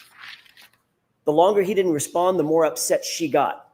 Her voicemails reflect that frustration after the fact. That's the frustration that you hear in her angry voicemails. She uses harsh words and foul language. She's obviously upset. She's obviously irritated because he didn't come back out of the house and he wasn't responding. But Karen did not know what you know. She didn't know what the investigators should have known. She didn't know what was happening with Higgins and Albert and with her boyfriend, John O'Keefe. When he didn't come home, At about 5 a.m., Karen went looking for him in a panic. As you know, her worst fears were realized when she found John beaten, battered, bloody, and left in the snow in Brian Albert's front lawn. At 6 a.m., when Karen found John, you heard about the scene. It was described in detail. It was chaos. To use Mr. Brennan's word in his opening statement, it was bedlam. The screams for help by Karen, the yelling and the hollering, ambulances, emergency lights, fire engines, ladder trucks, paramedics, patrol vehicles, patrol officers, all of them swarming all over the lawn just under Brian Albert's bedroom window. And of course, as you learned during the course of this trial, Brian Albert, a sworn peace officer, a first responder trained in being a first responder, never came out of the house. Never went outside to help a fallen fellow officer who was laying on his own property. Never came out.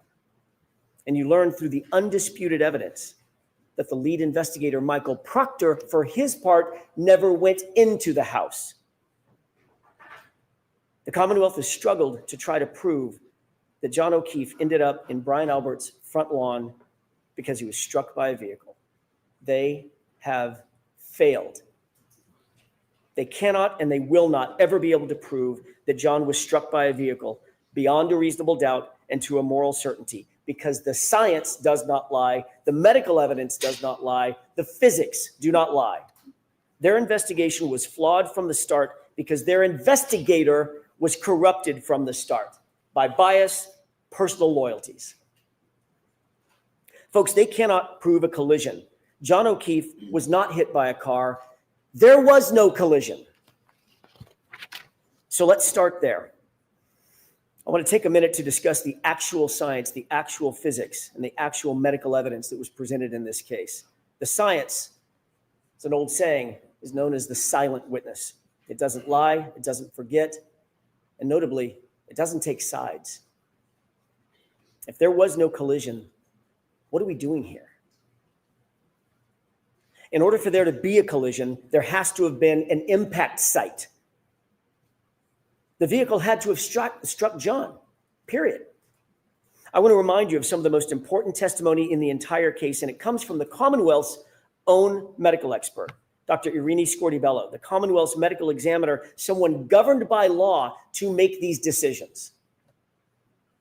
We know that a person struck by a vehicle suffers massive trauma, broken bones, fractures, soft tissue damage, torn ligaments, contusions, soft tissue injury, severe tissue injury, crushing blows.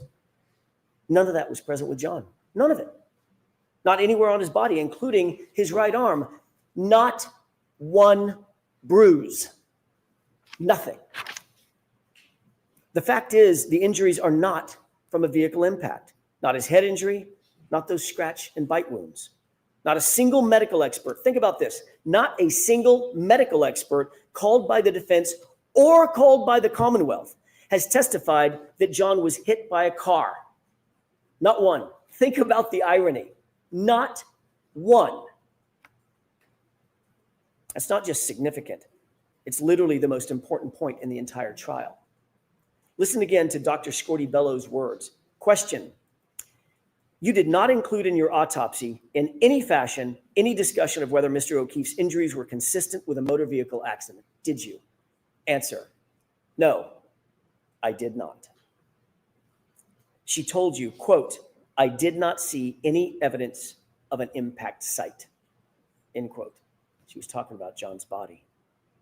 The Commonwealth's own medical examiner, Dr. Scortibello, performed the autopsy. She did it personally. She's the only one to have personally examined John's body, and she found no evidence of an impact site on his entire body.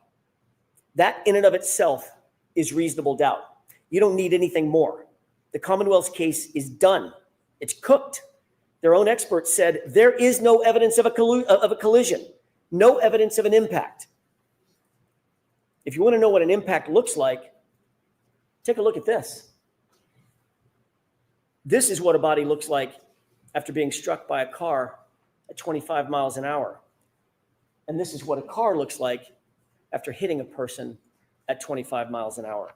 These are exhibits from Dr. Welcher, the Commonwealth's expert. John didn't even have a bruise. Make no mistake, Dr. Scortibello was presented with the Commonwealth's theory of the case, the same case that you've been presented with, and she refused to conclude that John's death was a homicide. She flatly refused to conclude that there was a collision. And you know who agrees with that? That silent witness, the science, the physics, the data. Dr. Wolf and Dr. Rentschler, you just met them recently. They explained they were not initially hired by the defense. They were asked by another agency to conduct their analysis. They looked at the evidence from both sides, not taking a side for the defense or the Commonwealth, completely independent. They looked at the damage to the SUV on the one side of the coin. They looked at the injuries to John O'Keefe on the other side of the coin. Both PhDs, both engineers determined there was no collision. I'm not saying it. The science says it. That SUV's taillight was not damaged by striking an arm, and John was not struck by a 6,000-pound SUV.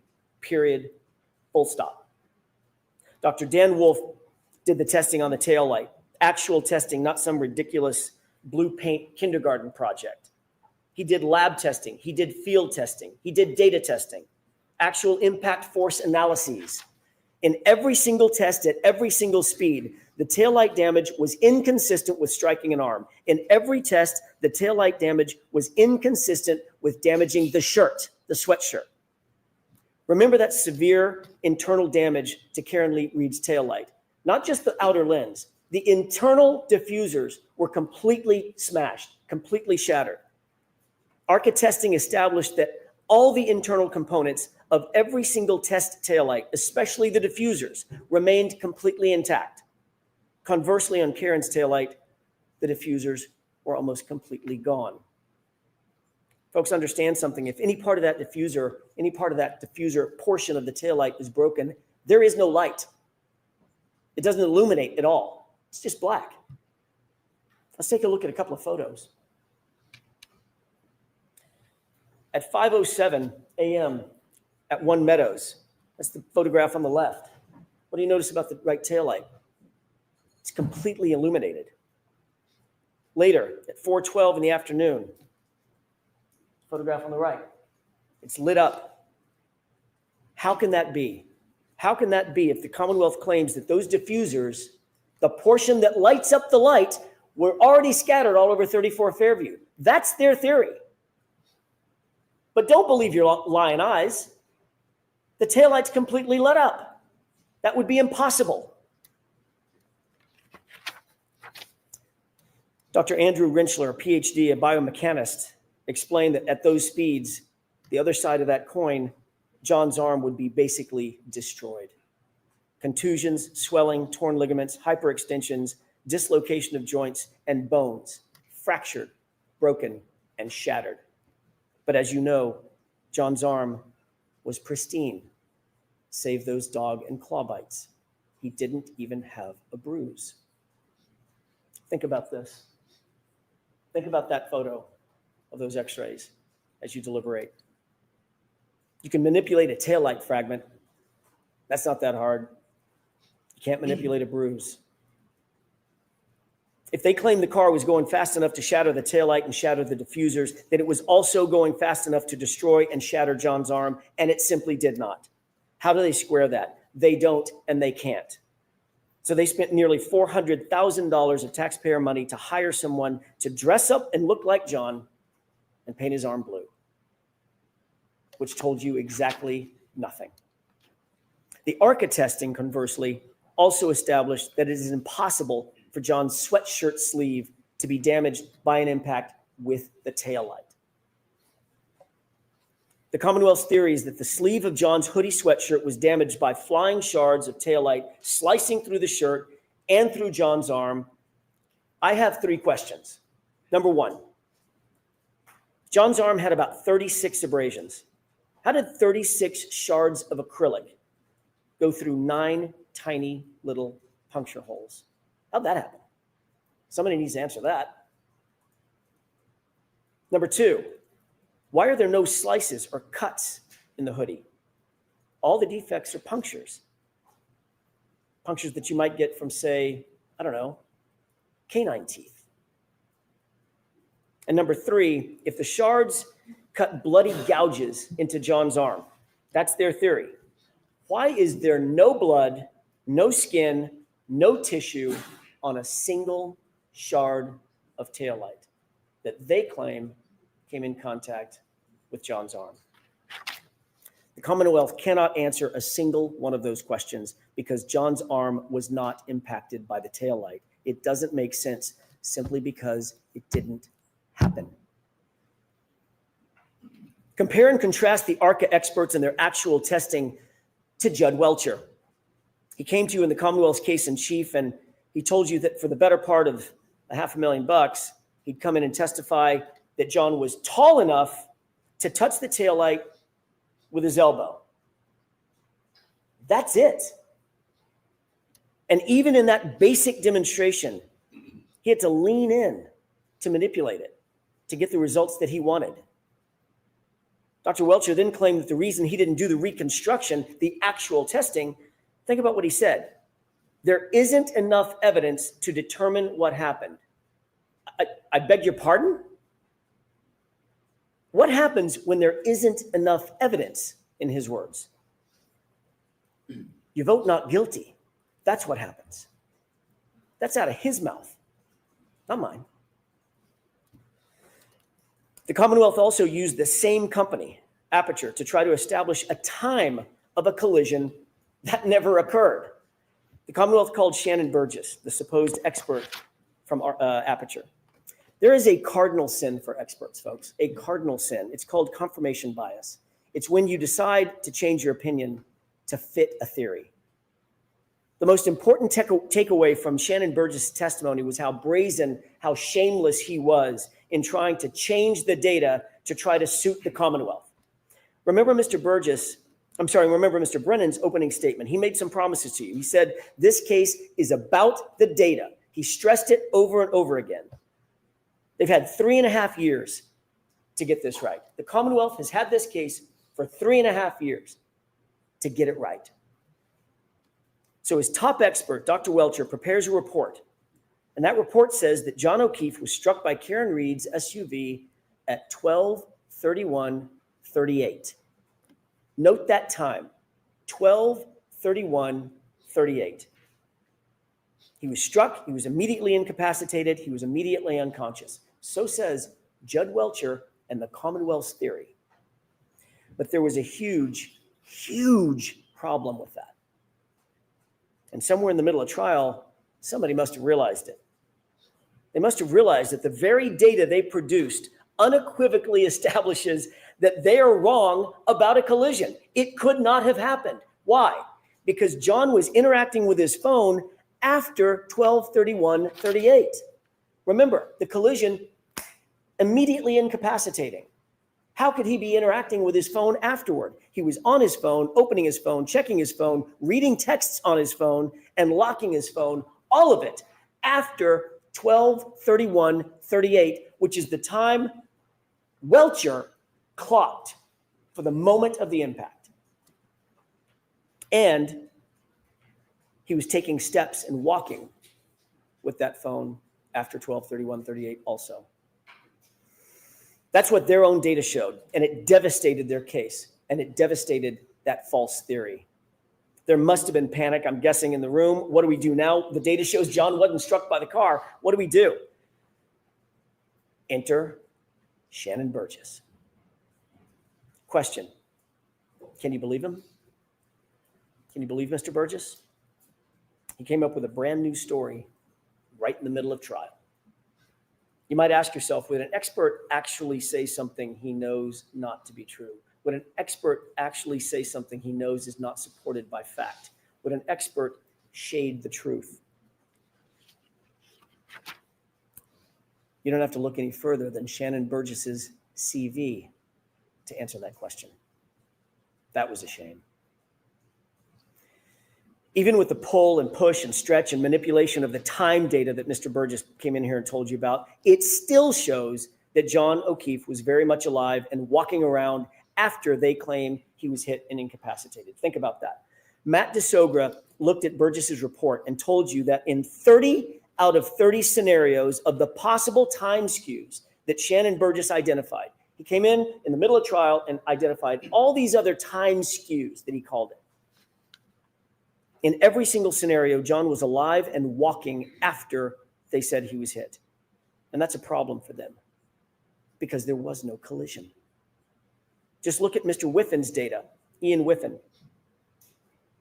John O'Keefe took 31 steps at a steady rate, about 83 feet. And then think about this, in a westerly direction. That would be right toward the house.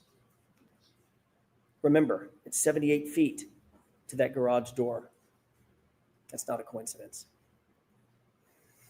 The Commonwealth's witnesses, or the Commonwealth's witness, Mr. Ian Whiffen himself conceded that he has reasonable doubts about the accuracy of John's location data. You remember that question and answer on cross-examination by Mr. Alessi. Do you have doubts? I do. Are those doubts reasonable? They are. And remember, it's still the Commonwealth's burden. If their own cell phone expert has a reasonable doubt about John's location, so should you. John O'Keefe was inside, and the phone battery temperature further proves it. This is not speculation. This is science, and it's irrefutable. It tells us that he was not laying outside in the cold. He was inside somewhere a little bit warmer. Ian Whiffen told you that when the iPhone is exposed to freezing temperatures, think about these numbers. When the iPhone is exposed to freezing temperatures, it will drop from 81 to 21 degrees in 15 minutes. 15 minutes. That's a 60-degree drop in 15 minutes. Now look at John's phone. It was laying, according to the Commonwealth, it was laying directly on frozen ground. He arrived at 34 Fairview and his phone dropped only 20 degrees over the course of an hour. Then inexplicably, it stayed steady, never dropping below 50 degrees for the next 4.5 hours, never dropping below 50 degrees for the next 4.5 hours, basically through the entire night. He was not outside. He was someplace warmer, like a basement or a garage. Dr. LaPosada confirmed that John O'Keefe did not have hypothermia. No telltale signs, no telltale Wisniewski spots, no frostbite on any extremity.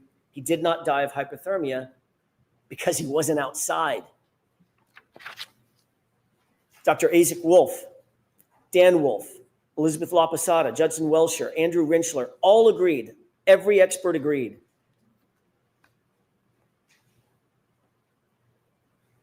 This is how John O'Keefe died. A rearward fall from a standing position.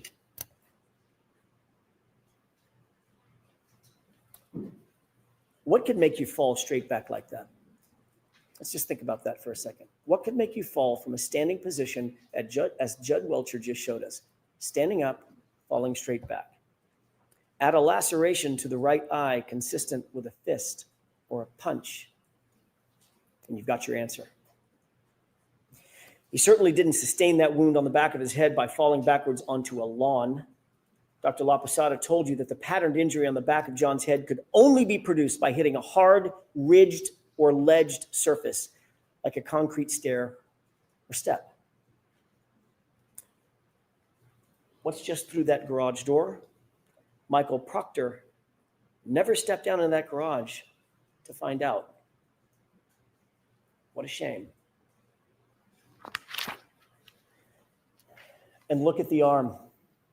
Just look at John's arm. You don't need the top experts in the country, but you had them.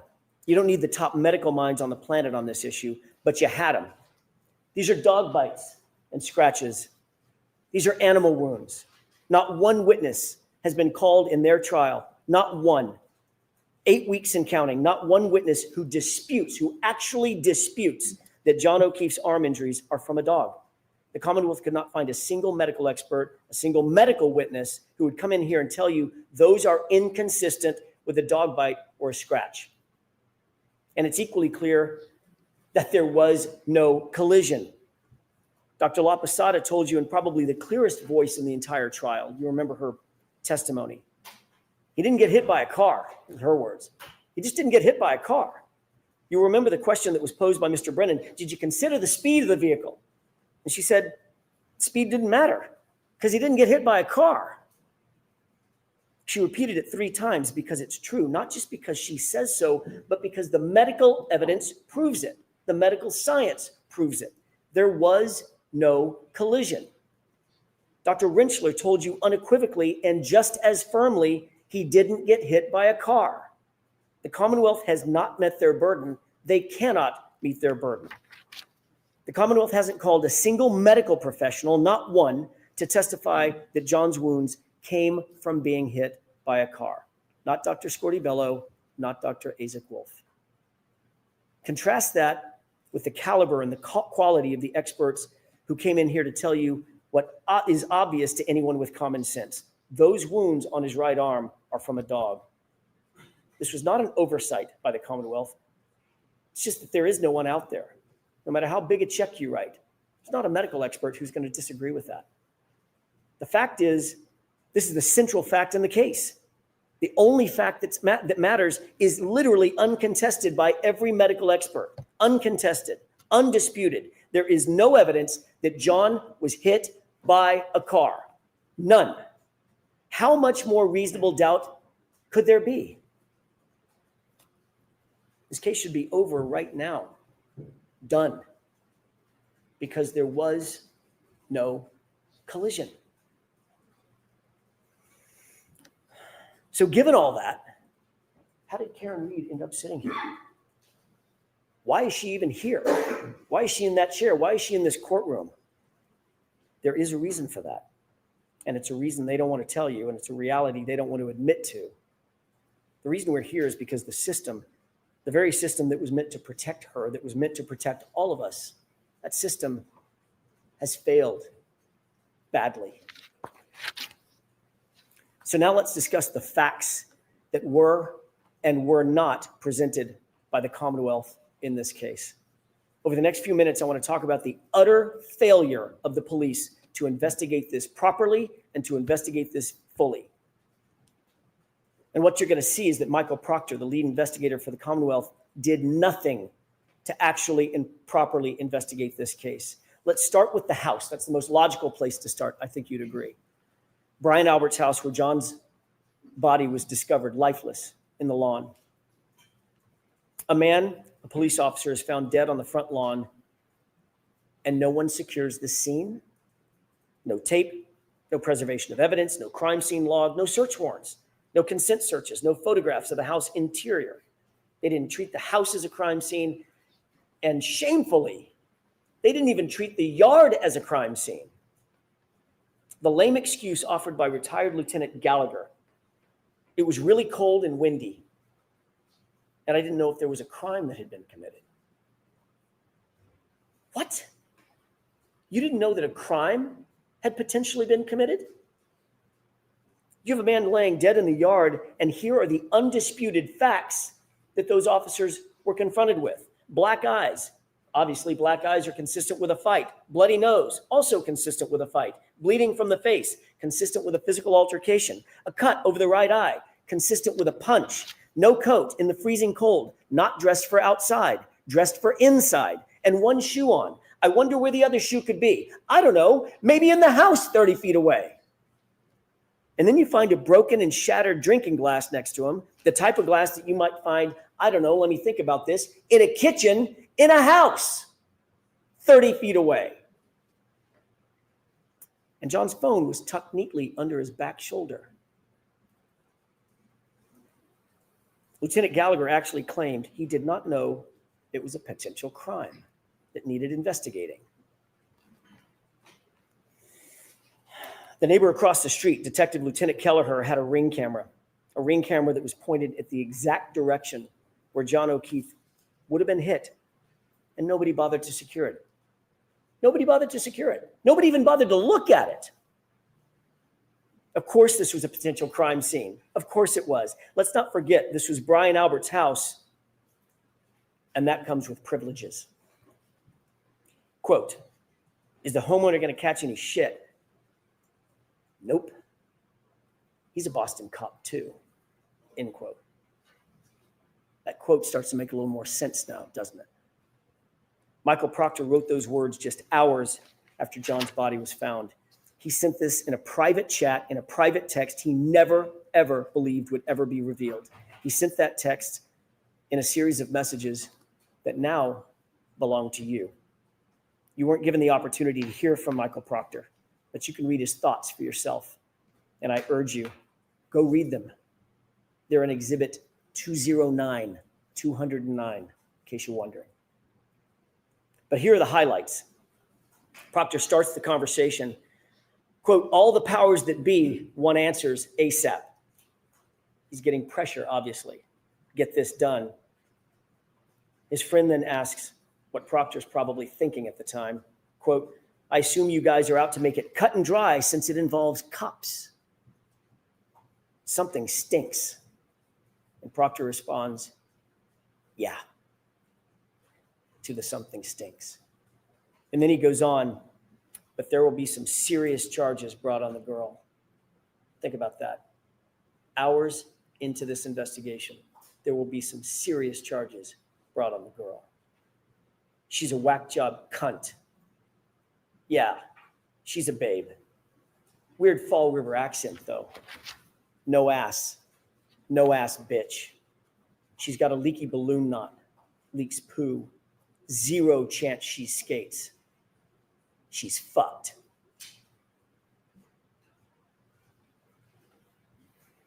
And up to this point, Michael Proctor had done zero investigation. Nothing. Save talk to a grand total of 3 people, all of whom were named Albert or McCabe. That's it. And this was his mindset.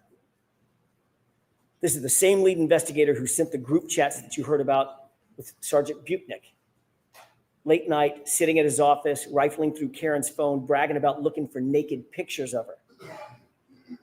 That text wasn't sent to his buddies or his friends. That text was sent to his supervisors at the Massachusetts State Police, for God's sake.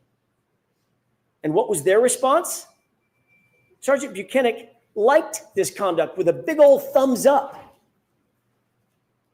He encouraged it. Ladies and gentlemen, a lead investigator is every investigator is supposed to be objective, an objective fact finder. No bias, no agenda. Michael Proctor went far beyond just insulting Karen Reed. He dehumanized this woman. He betrayed her as a human being. He was fired for this blatant bias. If the Massachusetts State Police can't trust him, how can you trust him with this investigation and with your verdict? And with Karen Reed's life. The lead investigator in a murder trial was never called to testify. Think about that. That should stop you in your tracks.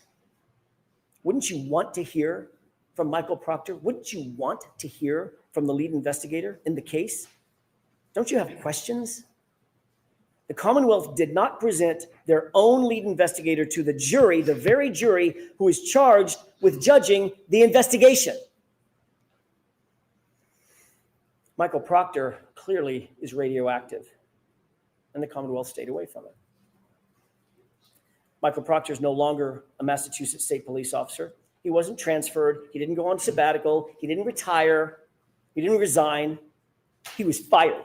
He was terminated for cause. The Massachusetts State Police investigated him, found him guilty of dishonorable conduct, not just for those text messages, folks, for sharing confidential information with witnesses, and for bias. Not just any bias, bias in this case. Fired. This is the man who touched every single piece of important evidence in this case. All the evidence that was brought before you in this trial went through his hands one way or another. The shirts, the shards. Remember that when Mr. Brennan gets up and gives his closing argument. The shirts, the shards, all in Michael Proctor's possession. Mr. Brennan and the Commonwealth, I think, have pinned their hopes on some microscopic pieces of, or close to microscopic pieces of plastic. that were claimed to have been scraped from the hoodie several months after the fact. What he failed to ask every single every single witness is who had access to that shirt and who had access to those taillight fragments. And the answer is it was Michael Proctor. Not for days, not for weeks, for months on end, for months unaccounted for, before they were submitted to the crime lab, before they were ever scraped. Just go look at the chain of custody documents. You've got them. Why didn't Michael Proctor give those clothes to Maureen Hartnett with the crime lab when she was at Canton PD just days after the fact to receive those Solo cups? Remember that? Just a few days later, she was there. She drove up. She did the driving to take the Solo cups in the grocery bag, which has a ridiculous aspect to it in and of itself as well. Why not just give her the shirts as well? Give her the taillight fragments if any were found at that point. Why hold on to them? What could possibly be a reason? Why wait until March to book those into evidence? Now let's talk about some of the other problems with the Commonwealth's evidence. As I indicated, there was no blood, no skin, no tissue, no DNA found on a single piece or shard of the taillight that the Commonwealth claims cut and sliced into John O'Keefe's arm. Where is that trace evidence? Where is that biological evidence? The DNA, where is it? They've got nothing. Not a single piece that the Commonwealth wants you to believe cut up John's arm. How is that possible? It's not possible. The only way it's possible is if those shards never touched his arm, because it was a dog. Oh, and the one sample of DNA that they did find, by the way, was found on the outer smooth part of the housing. Not any shard. It was the outer smooth part of the housing. Nothing that they claim actually came in contact with John O'Keefe. Number two, that sample had DNA of two other men, two other unidentified males. That tells you that that DNA had nothing to do with a car strike. That DNA would be expected to be, John's DNA would be expected to be all over that car. Inside, outside, he had access to that car for months and months and months. He was in and out of it all the time. Show me some blood, then we'll talk. They can't, and they won't because it doesn't exist. That SUV never hit John. The hair found on the bumper. The Commonwealth really stretched its own credibility on this one. That magic little hair on the SUV supposedly survived a 37-mile drive in 47-mile-an-hour winds. But that little magic hair just clung there, just hung on. That same hair that moved in between photos in the Sallyport. Remember that? There were two photos taken, and it was either the breath of the photographer or just the movement of walking by the hair. It literally moved between the two photographs. But that hair is supposed to have hung on in a 37-mile drive in a blizzard. The only thing that hair proves that the Commonwealth is embarrassingly grasping at straws. That hair has nothing to do with anything. But it doesn't stop there. There was another revelation at trial, a big one, a huge one, and it came from a very unlikely source. Christina Hanley, the quiet, reserved criminalist who told you something the Commonwealth likely did not want revealed because it's devastating to their case. Absolutely devastating. And it's this. The glass on the bumper didn't match the cocktail glass. None of it. Remember, February 11th, Michael Proctor, without any other person with him, no witness, no supervisor, no other person with him, claims to have found a single piece of glass at the scene. February 11th, single piece of glass, Michael Proctor. Keep that in mind. Interestingly, the glass on the bumper that didn't match the cocktail glass, one piece did match one other thing, the Proctor glass. Those two go together. The only two things that go together from that bumper are the Proctor glass.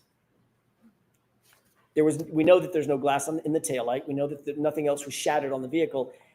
Therefore, that glass had to be placed there. Didn't come from a crash, didn't come from a cocktail glass. So how did it get sprinkled on the back of the bumper? Whose proverbial fingerprints are on that glass on the bumper? The only thing it matched was Michael Proctor. What about the Ford Edge and that snowplow driver, Brian Loughran? He observed that Ford Edge parked outside Brian Albert's house at 3:30 a.m. That vehicle was moved directly in front of where John's body was found sometime between 2:30 and 3:30 in the morning. The only person connected to a car of that make and model, Brian Albert. Michael Proctor did nothing to investigate that point.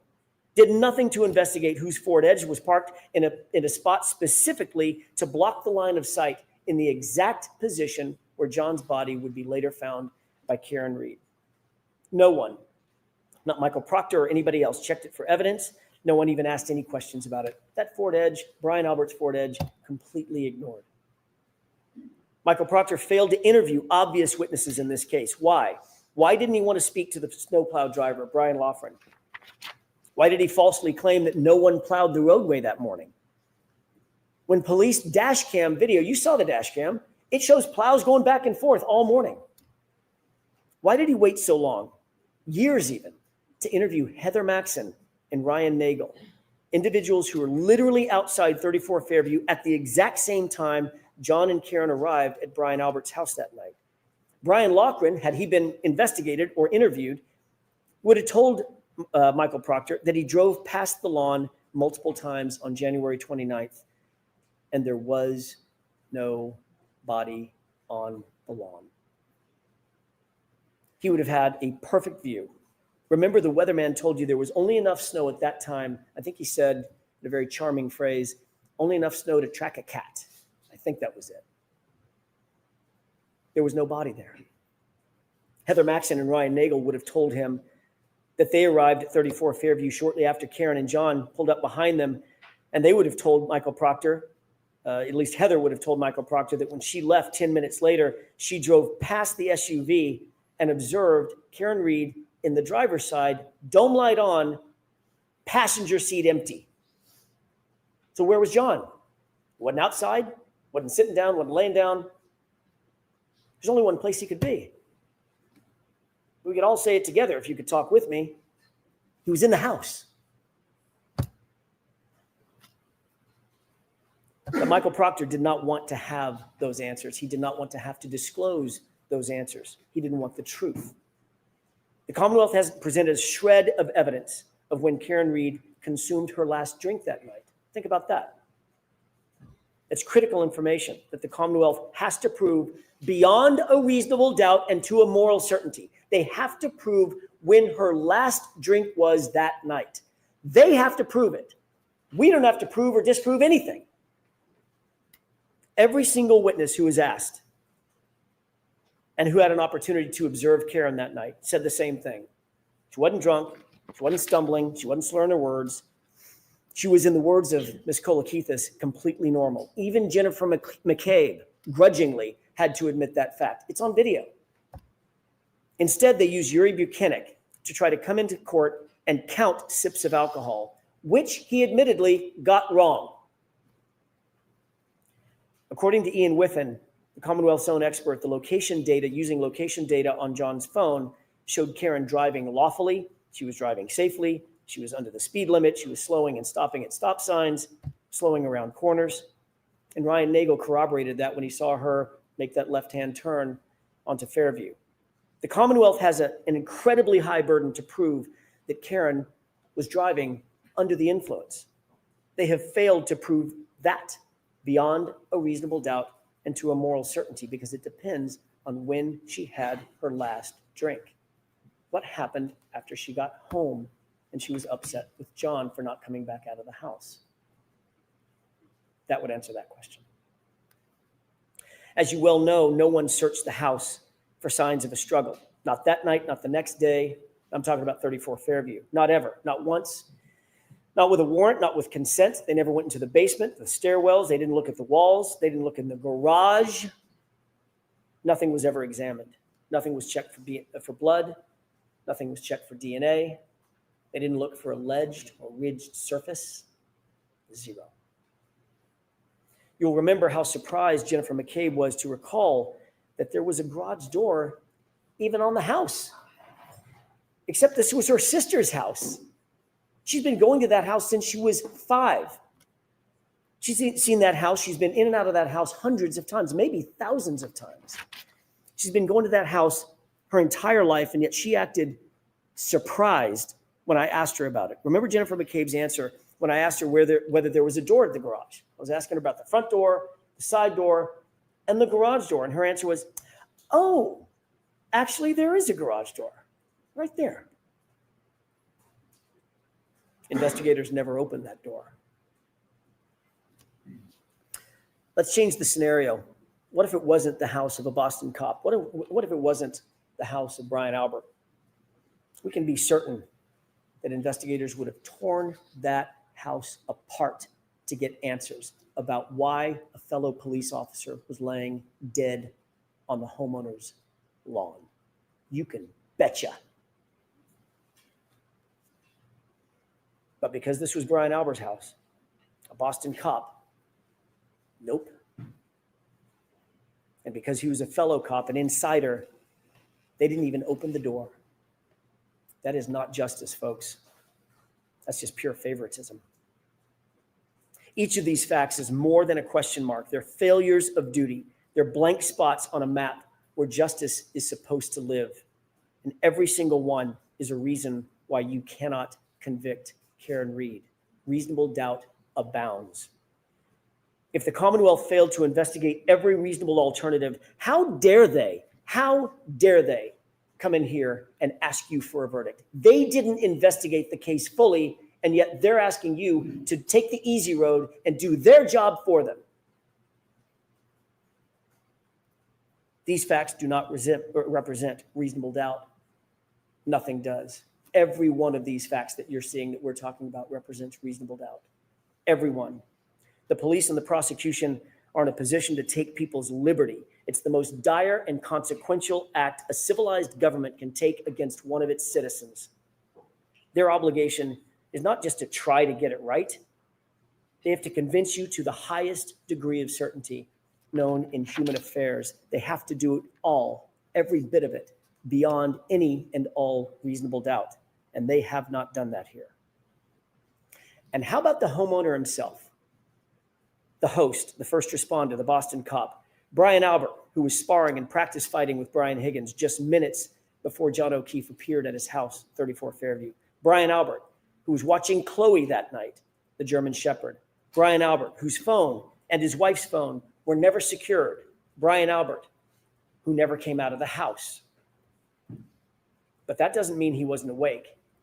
It doesn't mean that he wasn't on his phone. Think about this. Jennifer McCabe claimed that her sister and Brian Albert both slept through this complete chaos right outside their bedroom window.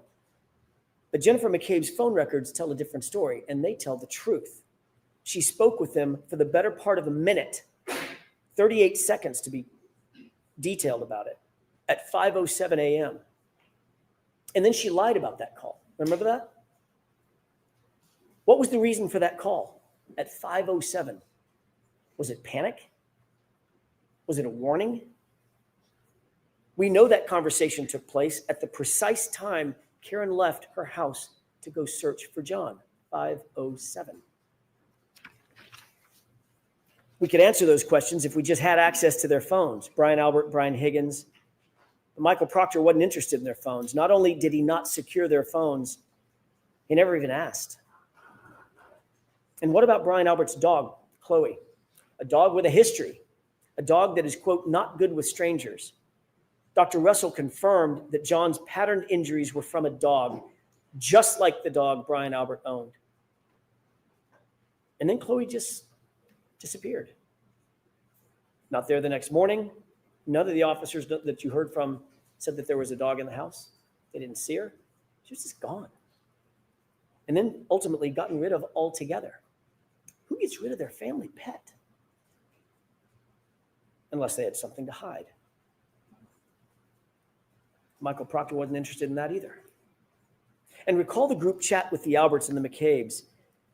They were getting their story straight.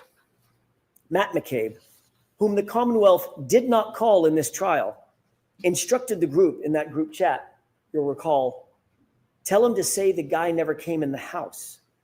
Think about that exact quote. Tell him to say the guy never came in the house. And Brian Albert, the patriarch of the family, exactly, exclamation point. He blessed it. With the truth As we all know, you don't need to get your story straight. You don't need to tell someone what to say. It's just the truth. And what about the Google search? A Google search that Jennifer McCabe admitted having made. A Google search that was time-stamped by Celebrite at 2:27 a.m. A Google search that read, Hoslong to die in cold. It is uncontested and undisputed that that search was deleted. If the 2:27 a.m. timestamp is not true, why does Jennifer McCabe have to lie about it? Why delete it? If the 2:27 a.m. timestamp is not true, why create a false story about Karen screaming Google hypothermia? That's just a fabrication. That's just a made-up fact. And by the way, if someone does tell you Google hypothermia, why would you Google how long it takes to die in cold? Wouldn't you just Google hypothermia? Jennifer McCabe enlisted Carrie Roberts to help shift the blame to Karen. Why go to that much effort unless you're trying to cover for something? Keep in mind the entire foundation of her claim that Karen said Google hypothermia is this fantasy about Karen screaming it at the location, at the scene. That's her entire excuse. But that story went completely off the rails when Carrie Roberts admitted that she perjured herself to back up Jennifer McCabe's false story. That was a dramatic moment in court. It's an admission of perjury, and you don't see that very often in a courtroom. That tells you everything you need to know about the character and quality of the prosecution's case and their witnesses, lying and perjury and admitting to it. A fundamental tenet of any investigation is to ensure that witnesses are independent and not influenced by other witnesses. You start by separating the witnesses. Michael Proctor did none of that in this case, and we see the results. Think back to Jennifer McCabe's own text messages with Carrie Roberts. About Carrie Roberts, not with Carrie Roberts, notably.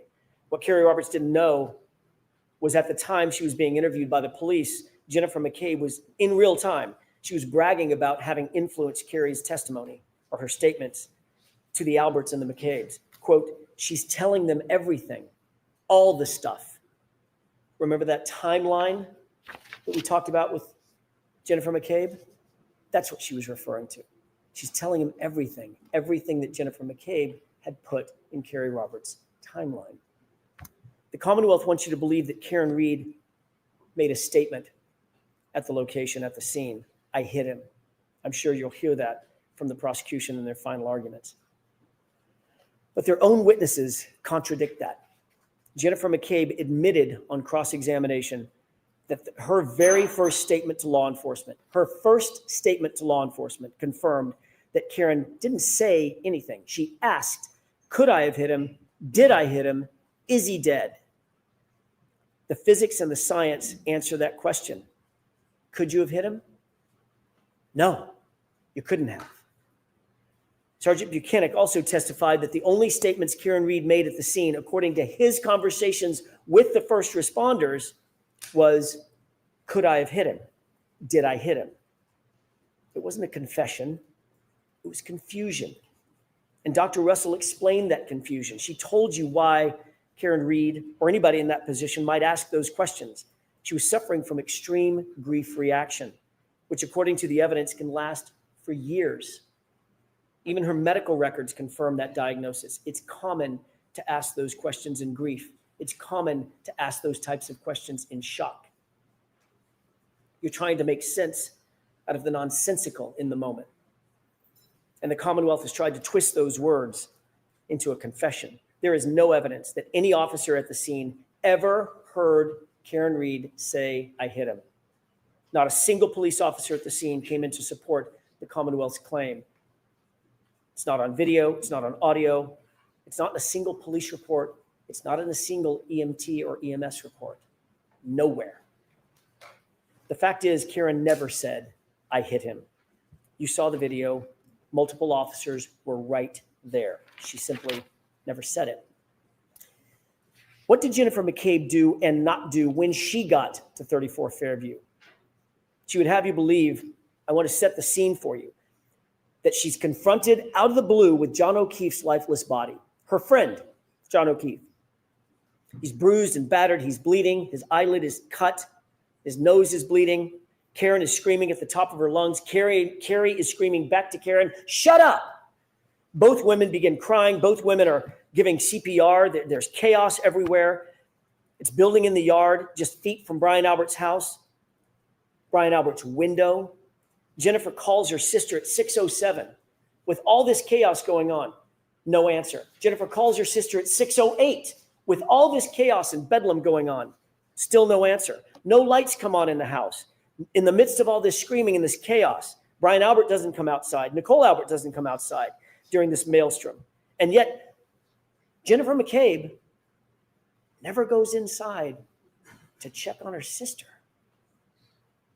There's literally no signs of life inside the house. And Jennifer McCabe doesn't take a step inside that house to check on her family. Why is that? Does that make any sense? Everyone would sprint inside the house to make sure that there's no one in there that was hurt or injured or, God forbid, dead. Everyone would do that. But not Jennifer McCabe. The only way that makes sense is if Jennifer McCabe already knew that Brian and Nicole were just fine. That's the only reasonable explanation. And the only way she would know that they were fine is if she knew what happened. But Michael Proctor never explored this incredibly suspicious behavior. Don't you have questions? This would give anyone reasonable doubt. And don't you have questions also about Brian Higgins? Michael Proctor certainly didn't. Higgins had been sending flirtatious and romantic texts to John's girlfriend, Karen Reed. You'll remember I asked Sergeant Buchanan a simple question. Were those texts flirtatious in nature? He refused to answer that simple question. Do you remember that? Quote, I'm not comfortable putting a label on that, end quote. We read the texts. It's not a secret. Of course they were flirtatious. Of course they were romantic in nature. The reason he refused to answer that simple question is telling. It's because these flirtatious texts establish a motive for Brian Higgins. Sergeant Buchanan could not bring himself to tell the truth. His bias was on full display. He was covering for another cop. Investigators also ignored Higgins' suspicious late-night visit to the Canton Police Department. That was after a night of drinking, by the way. Why didn't they investigate this? What was so important that Higgins needed to go to the police station at that time, 1:30 in the morning, while drunk, by the way? Why weren't they interested in those facts? Remember, he's an ATF agent. He's a cop, a member of the Blue Wall, and best friends with Brian Albert. He would know that the CPD would be the first to get the call when someone reported John missing or injured. He would know what to look for, what to listen for, to determine if a report had been made and when and what the response was going to be. You saw the skulking through the hallways with his hood up, moving bags between cars, and of course, that late night mysterious phone call on his cell phone, a phone that you don't have and that you'll never see. All of that, and Michael Proctor never gave him a second look. All of that, and the Commonwealth, who's supposed to be after the truth, didn't call him to the stand. If you have any unanswered questions about Brian Higgins, that's reasonable doubt.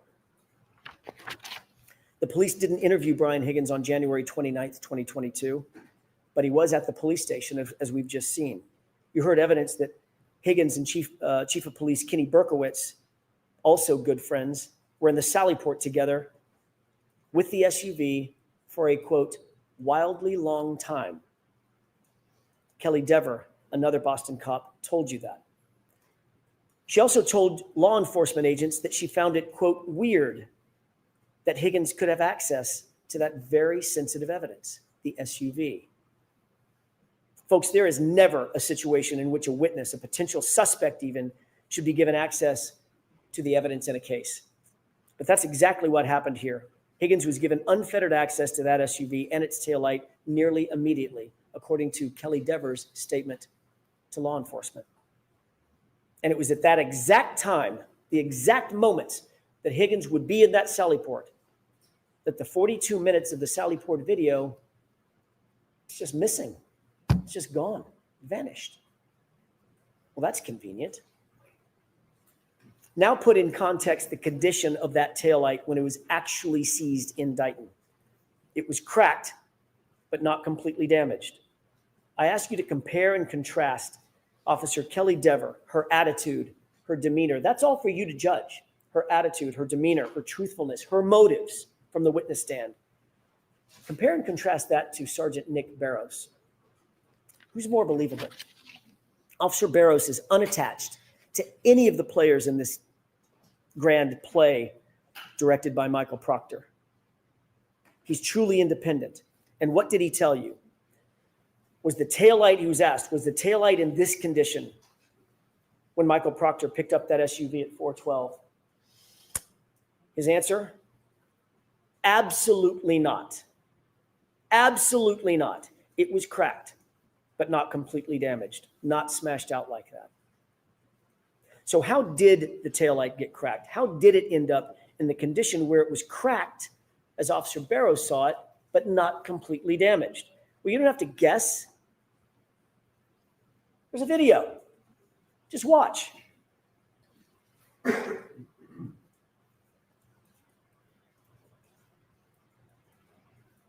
That's how it got cracked. And Judson Welcher's own recreation confirms it. Look at the contact. That's from the Commonwealth's expert. And that further is confirmed by the fact that there were no taillight pieces found in any of the initial searches conducted at the scene. 2 searches, 50-foot area searched. Not a single fragment was found until after Michael Proctor had access to and control of that SUV and its taillight. What does that say about the character and quality of this case? It's revealing what happened here at trial. One of the most dramatic moments probably of the trial, Kelly Dever.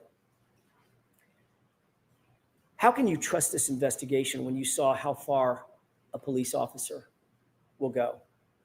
You had a front row seat to the power of police manipulation and police corruption, a front row seat. Kelly Dever was interviewed by a separate law enforcement agency, not a friendly department, not Boston Police Department, not Michael Proctor's MSP, a different independent agency. She told those law enforcement agents in a formal interview that she saw Brian Higgins and Chief Kenneth Berkowitz alone in the Sallyport with the SUV.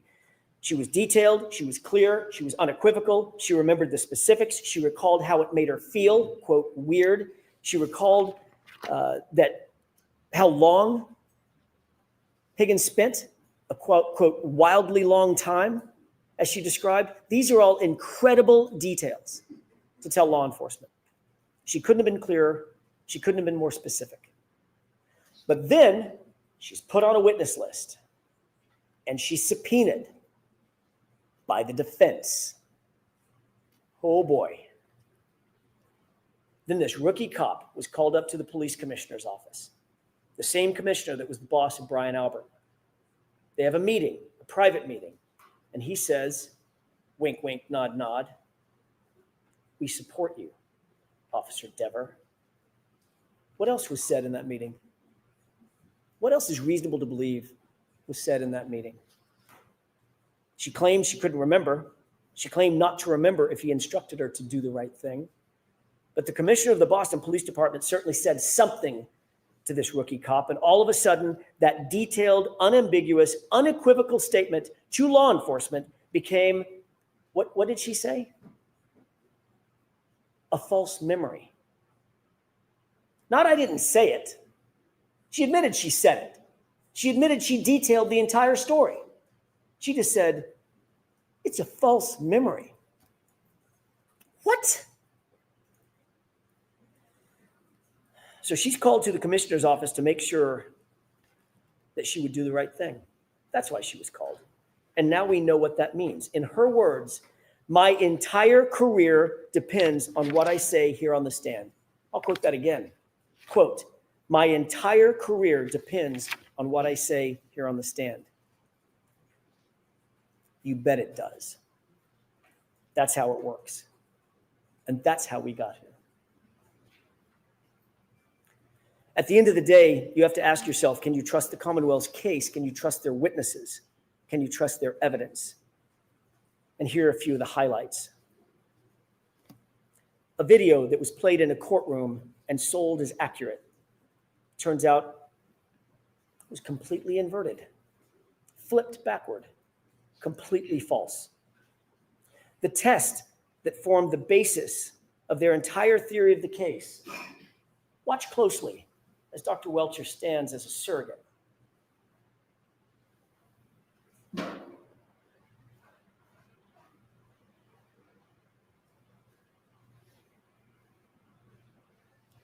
Is that a righteous test, or is that a manipulation?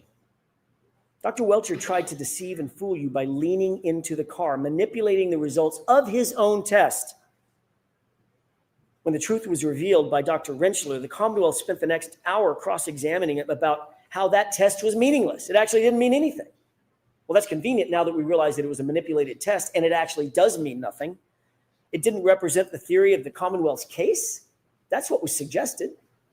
That test does not represent the theory of the Commonwealth's case. Really? Then why was Dr. Welcher playing dress up in John O'Keefe's clothes, or identical clothes to John O'Keefe, when he was holding a glass? Why was he holding the glass right behind the vehicle? And why was he standing with his right arm oriented to the right rear taillight if he wasn't trying to recreate the circumstance that is the Commonwealth's entire theory? The Commonwealth stood up here with a straight face and told you they weren't trying to suggest that that's how John was hit by the car. Of course they were trying to suggest that's their theory of the case.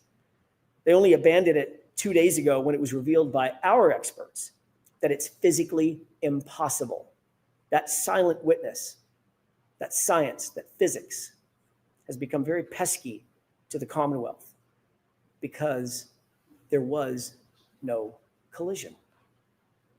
Dr. Welcher also told you under oath that there were no x-rays taken of John's arm. He tried to deceive you into believing that John's arm might have been broken. I don't know. I didn't see any x-rays, so I can't tell you what the damage was inside the arm. Really? The Commonwealth has had those x-rays in their possession for 3 years. And again, it took the defense to bring out the truth. The x-rays do not fit the Commonwealth's theory, so you weren't shown. And Dr. Welcher wasn't going to admit it. And my goodness, then we get to the sweatshirt. That was a moment. Mr. Brennan stood here in front of you and dramatically held up John's sweatshirt, not just to the witness, but to you, and asked Dr. Wolf about it multiple times. Specifically, while it was in that plexiglass, asked Dr. Wolf about the multiple holes in the back of the sweatshirt. He interrupted Dr. Wolf, and Dr. Wolf started to look at the sweatshirt and say, well, and he said, how about here? Here's a hole, here's a hole, here's a hole, here's a hole, dramatically tapping on that plexiglass. It was clear what the suggestion was, that the holes in the back of John's sweatshirt were from January 29th. That's the impression that was expected to be left with you. That's the impression that he wanted to leave with you. And that's false. The truth is, the Commonwealth created those holes. They aren't holes from road rash. They weren't made on January 29th. Those are cuttings from the Commonwealth's own crime lab, folks. That's what those holes are. And even with 3 prosecutors, all 3 of them, sitting right there in the room at the time, it had to be the defense to correct that record, to bring out the truth. If we hadn't done that, what impression would you folks have been left with? That's more than negligence. That's dangerous. It's dangerous. I'm going to guess that Mr. Brennan's not going to say much about this, about the fraud that was attempted on you. And if he doesn't, that speaks louder than any concocted excuse that the Commonwealth might come up with. It's shameful. It's shameful. We are after the truth in this courtroom. You're entitled to it. Demand it. Why would the Commonwealth stoop to a stunt like that? It's desperation. They know what you now know, what their experts know. There was no collision. So now we've reached the final moments of the trial, and you've seen the facts and you've seen the evidence, and we've just talked about dozens and dozens and dozens of facts that are reasonable doubt. Each one of them are reasonable doubts. These facts, these note cards that you're looking at, piled high, one on top of another, literally stacks and stacks of them covering the table. As you mentally sift through those cards, realize that every one of them is a massive hole in the Commonwealth's case. Every single one of the note cards represents a hole in the Commonwealth's case. If you're holding mentally even one of those cards, you're holding reasonable doubt, folks. You're holding a not guilty verdict.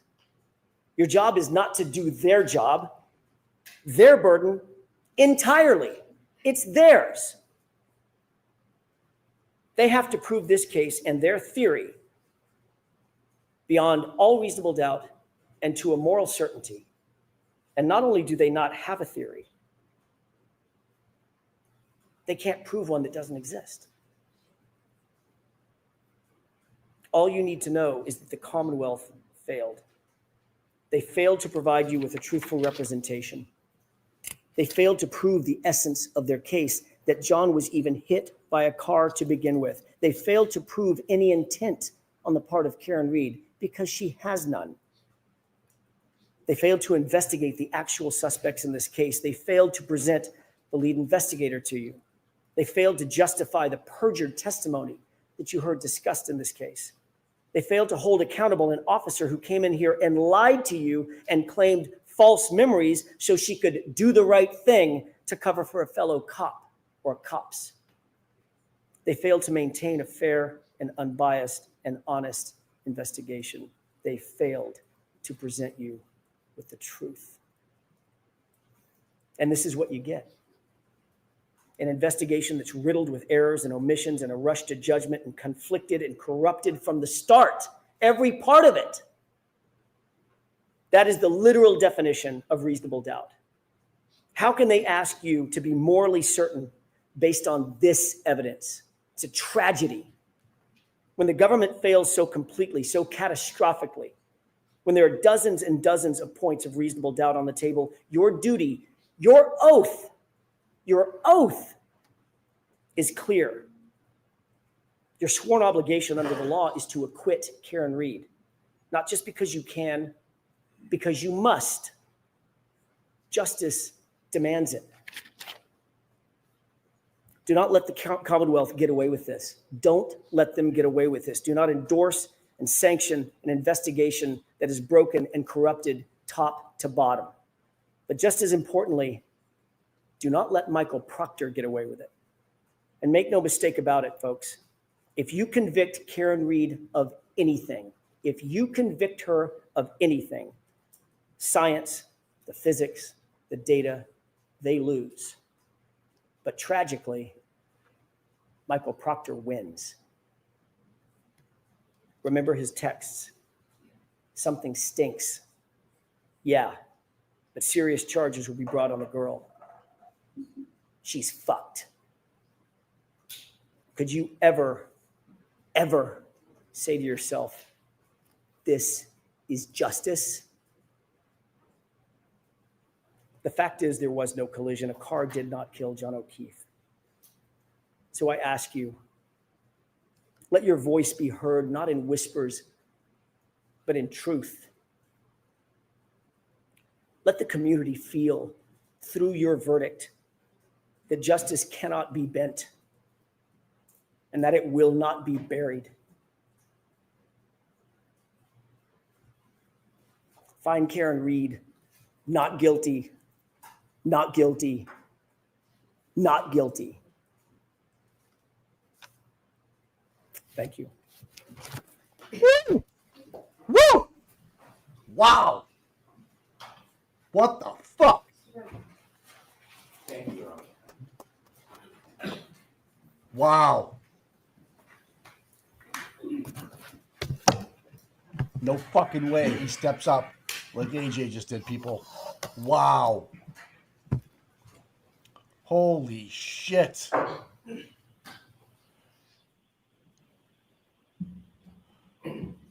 John O'Keefe was 46 years old. 46 years old. He spent his life helping people. He's described as a good man, kind, generous, thoughtful. He was a Boston police officer. He worked to help the community. Everything you've heard about this man, he was a good man. He helped people. When his niece and nephew had nobody, he took them in. He took them in. John O'Keefe seemed to be the type of person who would help anybody at any time. And on January 29th, 2022, John O'Keefe needed some help. He needed help from somebody else. You see, John O'Keefe had just been hit by Karen Reed in front of 34 Fairview Road, and he lay on the ground dying, and he needed help. Someone to reach out a hand, someone to knock on a door, someone to make a phone call to 911, even anonymously. Not take responsibility, just to help. And there was only one person in this entire planet who could help him that morning, to give him a chance. Maybe it was a 33% chance if he met the Isaac Wolf of the world, but to give him a chance. And that one person who could help him that morning was this defendant right here, Karen Reed. And she made a decision. In her Lexus with the shattered taillight, debris field all over the front yard, and John O'Keefe lying helpless like a child on the front yard, she made a choice. She didn't call 911. She didn't run to his aid. She didn't knock on a door. She made a decision about herself. In her Lexus, she drove away.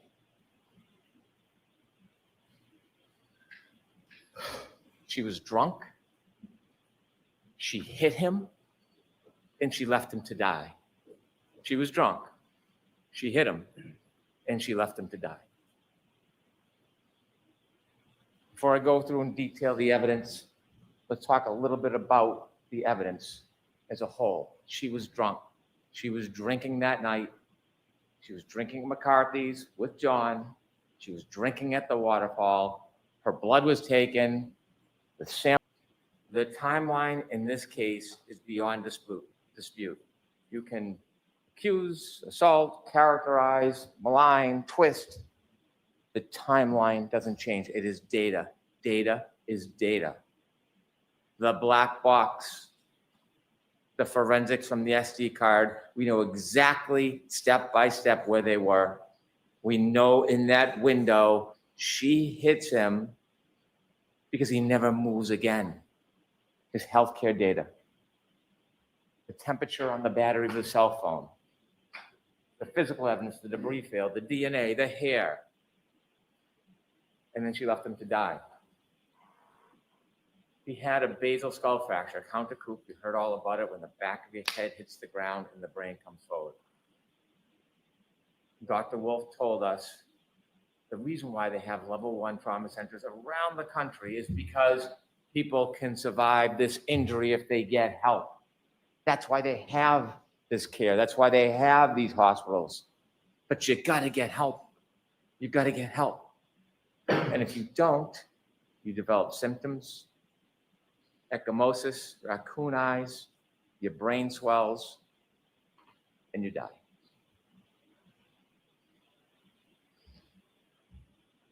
She was drunk. And that night was a recipe for disaster. But before we get to the drinking, in some ways, the fate of this night was sealed well before that night, because John O'Keefe and Karen Reed were in a toxic relationship. This relationship was crumbling. We hear lovey-dovey, and it was crumbling, and we know it. And we know it because a month before, his niece Kaylee talks about when they went to Aruba. It should have been a wonderful event. It was discord. It was fighting. It was aggravation. And when they got back, the discontent was palpable. Miss Reed reaches out to Brian Higgins, text messaging. John O'Keefe, the relationship is crumbling. And you heard a little bit about what that relationship was like. Kaylee, his niece, told you, when there was an argument, John would do what John does. He would walk away. She described to you one time, to get away from the scene, he walked into his bedroom, but the defendant wouldn't let it go, pounding on his door, having to get the last word, never letting go of the fight. Kind of mirrors what happens on January 29, 2022. And maybe outward appearance, they got along. Maybe sometimes quietly they got along. But behind closed doors, relationships have up and downs. We have a bird's eye view into the relationship on January 28, 2022, because we have the text messages, not so lovey-dovey. The relationship is almost over. The tensions are simmering beneath the surface. They are not getting along. She believes Mr. Keefe is already halfway out of the relationship and he's not into it anymore. You will read them, you saw them. This relationship was unstable and at its end. And so fast forward that night. That night, after this discord, after the arguing, they go out and what do? They drink. And they drink a lot. So Keefe drinks a lot and Karen Reed drinks a lot. You've seen the McCarthy videos. You can call it 6, 7, 8, whatever you want to call it. You can see the shots into the mixed drinks, more shots into mixed drinks. Count them yourself. Over a half dozen mixed drinks in just a few hours. Sober? And then at the waterfall, a shot, a mixed drink. Now, it was brought up the waterfall that there was some type of discord between Brian Higgins and John O'Keefe. They knew each other. They were friends. Brian Higgins' conduct of speaking to Karen Reed is not honorable. It's not. But they were friendly. There was no adversarial relationship. There was no anger between them. What we heard is they barely greeted each other. Could we have slide 1, please? At the waterfall bar, when you see John O'Keefe come in, here's him barely greeting him. That's him and Mr. Higgins, barely greeting each other. Reality sometimes is different than argument. This is a celebratory mood. Take that down, please. Celebratory mood. A bunch of friends. They're playing around. They're hugging. They're grappling. This is a fighting technique for a murder 2 hours later. Is that the story? They're practicing their moves to murder John O'Keefe. In the celebratory mood, you don't see any aggravation or animus between Brian Higgins and John O'Keefe. Inevitably, the next morning, Karen Reed is brought to the hospital and they take her blood. Now, the government doesn't have to prove that she was drunk. It is either that she's over the legal limit, 0.08, or she had enough alcohol to affect her ability to operate a motor vehicle safely, but you will know that she was far beyond the legal limit. After the retrograde analysis, almost 2 to 3 times the legal limit. Almost 2 to 3 times the legal limit. Now, it's been intimated, not come out and said, that maybe she went home and started drinking after she got home. No evidence, mind you, no evidence. And that somehow that is why she had a high blood alcohol level. It's not appropriate for me to comment on the credibility of another attorney's argument, so I won't do that. But Karen Reed will do that for her. So if we listen to slide 2, she'll tell you exactly what she thinks about that claim.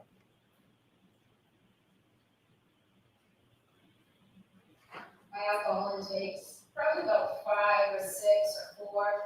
The drinks that they were pouring me at McCarthy's, which is where I consumed most of the alcohol, was the weakest at the time. It tasted just like old soda water with lime. Slide 3, please. I wouldn't have gotten on the expressway. I wouldn't have gotten on the expressway at 12:15 on January 29th. I mean, it was quiet, the roads were very quiet, you can see on the videos. And I was going, when I've had a few drinks, I drive, I always drive extra slow, so I know my alerts aren't as sharp as they should be. But I shouldn't have been driving. Thank you. Do you think she drank when she got home?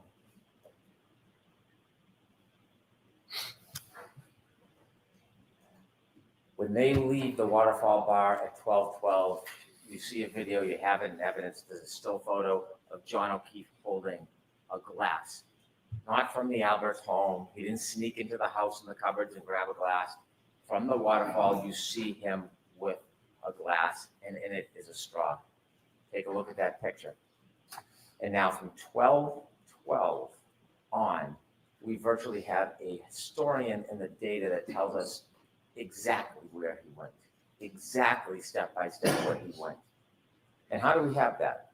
Well, we know the defendant's car had like a black box, and Judd Welcher, Dr. Judd Welcher, took the data from the black box and downloaded it so you can see the movements and the triggering events. And then Shannon Burgess, well, you don't like what he says, don't attack the data, attack the man. He can be mocked for his LinkedIn profile or his unupdated CV. But what he did is he found a key critical piece of this case that did not exist before. He found it recently. And it was that SD card. The SD card that everybody missed, including the defense expert. Everybody missed it. So as much as you want to make fun of him, Shannon Welcher found the key so that we could have the time and date and location coordinated for an impenetrable timeline that can't be broken. That's what Shannon Burgess did. And so we know on the way from the waterfall to 34 Fairview, Ms. Reed is driving drunk. Mr. O'Keefe is in the passenger side of the car, and they're heading their way to 34 Fairview, and they get lost. And now we have more data because John O'Keefe has a cell phone.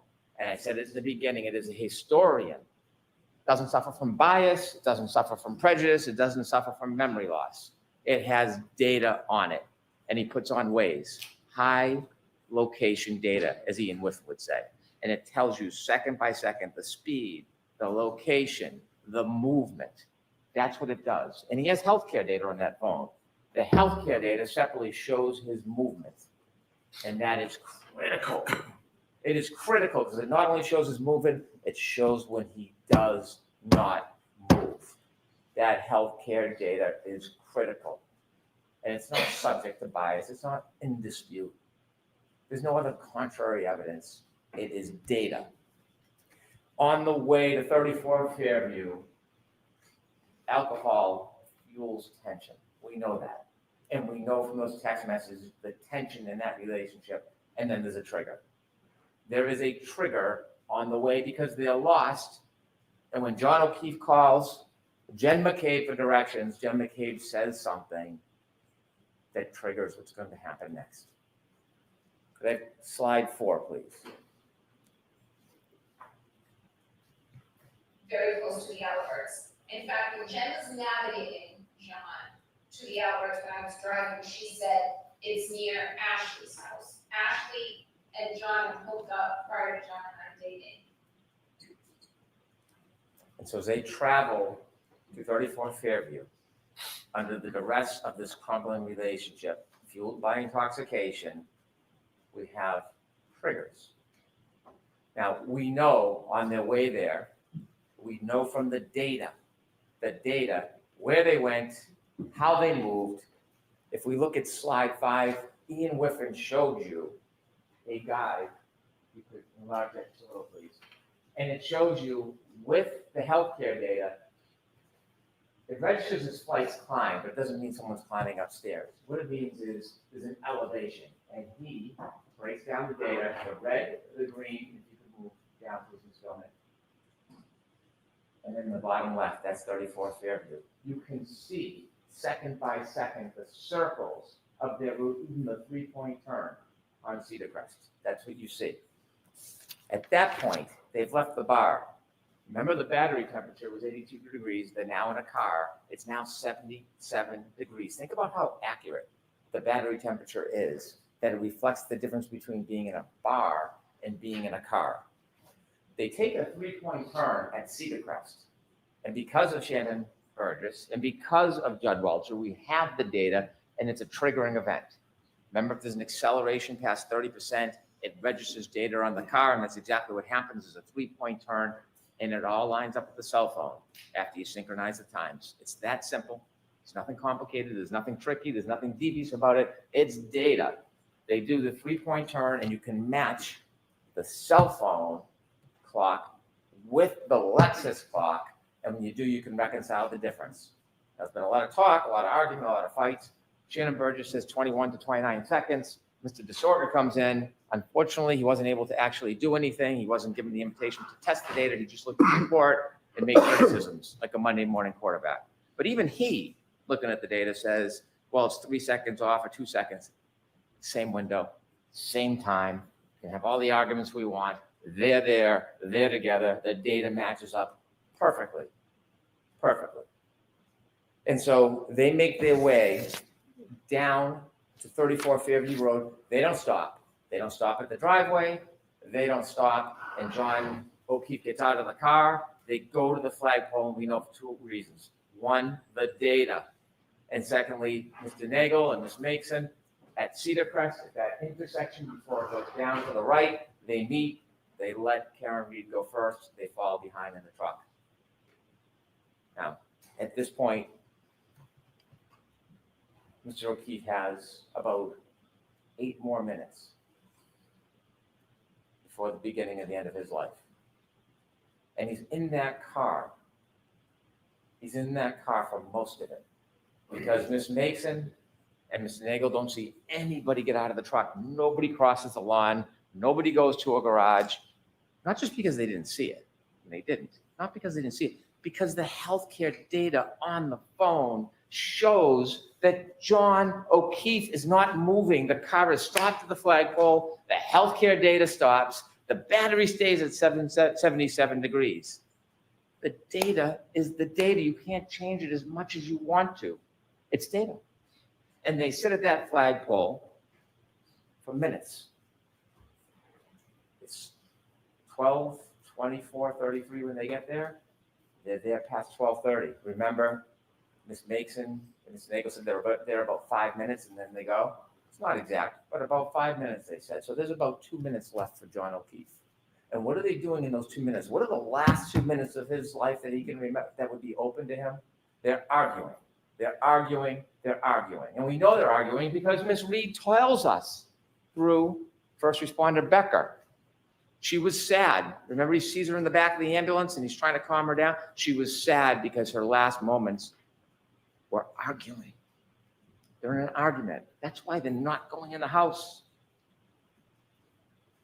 But John O'Keefe decides to get out of the car. And we know because the dome light goes on. That's what happens when you open a door. Whether he's bent down, he's standing outside, or on the other side, the dome light is on. And then you see the data. John O'Keefe begins to move. 12/31/56. It's the first time he has moved since they got to the flagpole, and it will be the last time he moves in his life. And he moves to 20 seconds. Ian Whiffen said that the satellites, they move, they reconnect, they pull information. He's no longer on high frequency data because waves are shut off. Now it's more random, it's low frequency.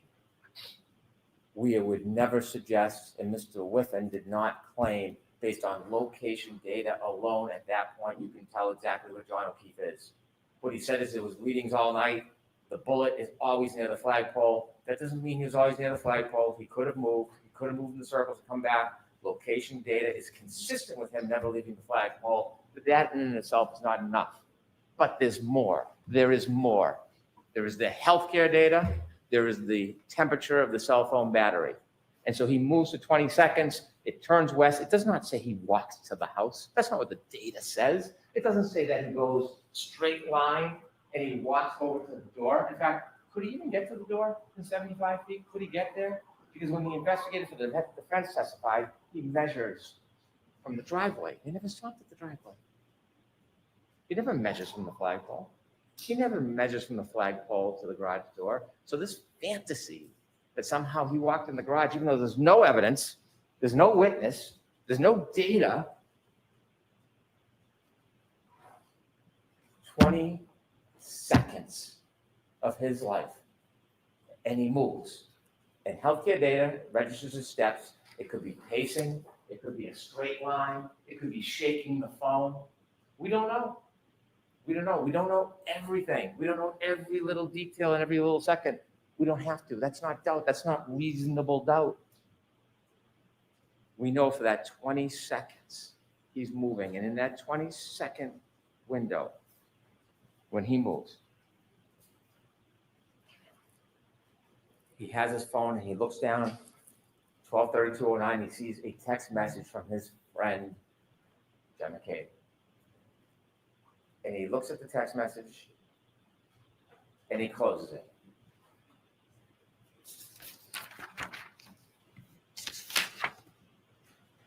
And then it happens. We know from the uncontroverted data from that black box, we know that Karen Reed, after he gets out of the car, drives away. She drives for at least 33 feet away from him. He's back near the flagpole. She's gone. It's over. Whatever argument is over. Whatever anger and flame has been dispassioned, she's moved on. He's separate from her. He's safe. And then she makes a decision. That's what this case is about. Then she makes a decision. She could have driven home. She could have broken up with him. They could have talked about it the next day. Or like knocking on the door, like Kaylee said, getting the last word. She doesn't drive away. She takes that 6,000-pound Lexus and she makes a decision. And the decision is that she steps on the gas after banging it into reverse. Before we talk about what happens next, I want to talk to you a little bit about the charges in this case. And I hate to digress, but it's important so we really understand what we're talking about here. I have no authority to talk about the law in this case. The Honorable Judge Cannoni will do that. But I want to talk to you a little bit about the charges. Don't rely on my interpretation of the law. It's the judge who has that special power. But I want to explain to you a couple of things so when you think about what happens next, you can really assess the facts of this case with the charges against Miss Reed. She is charged with second-degree murder. It sounds ominous, it is. It's a serious charge, second-degree murder. When most people think murder, they think shooting or stabbing somebody. It's natural to think that. Second-degree murder is different. It's not first-degree murder. I told you at the beginning of this case, I told you that we were not going to suggest or try to prove that Miss Reed intended to kill John O'Keefe. That was never part of this case. We're not claiming that. I told you that we were not ever going to try to prove that she even intended to hit him. We never suggested we would try to prove that, and we're not trying to prove that she intended to hit him. We're not.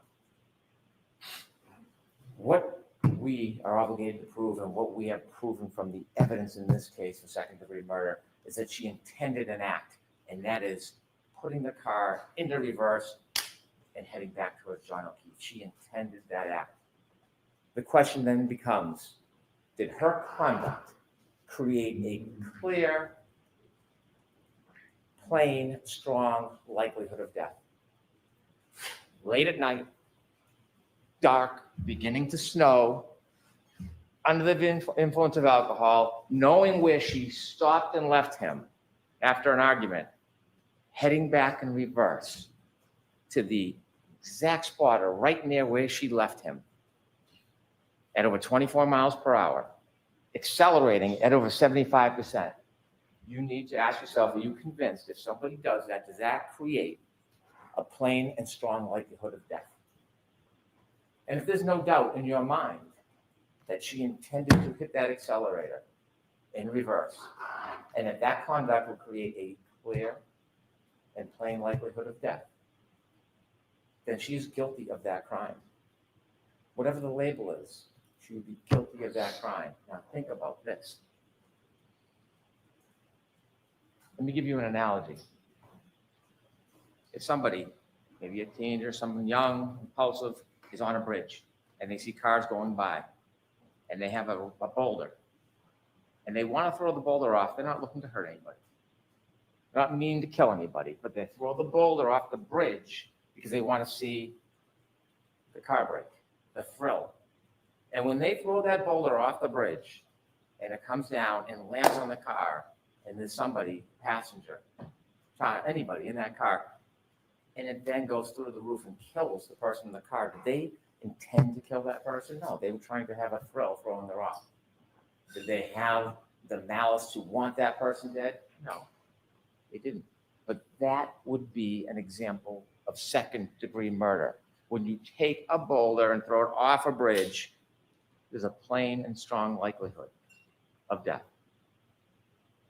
When Karen Reed, in the midst of that tension and fight, after she drove away and was gone, disengaged, when she came back for the last word, in the darkness, the beginning of the snow, under the influence of alcohol, and decided to stop her Lexus, decided to put it in reverse, decided to accelerate 75% in the exact same direction of where she left him, and then hit him, and he died.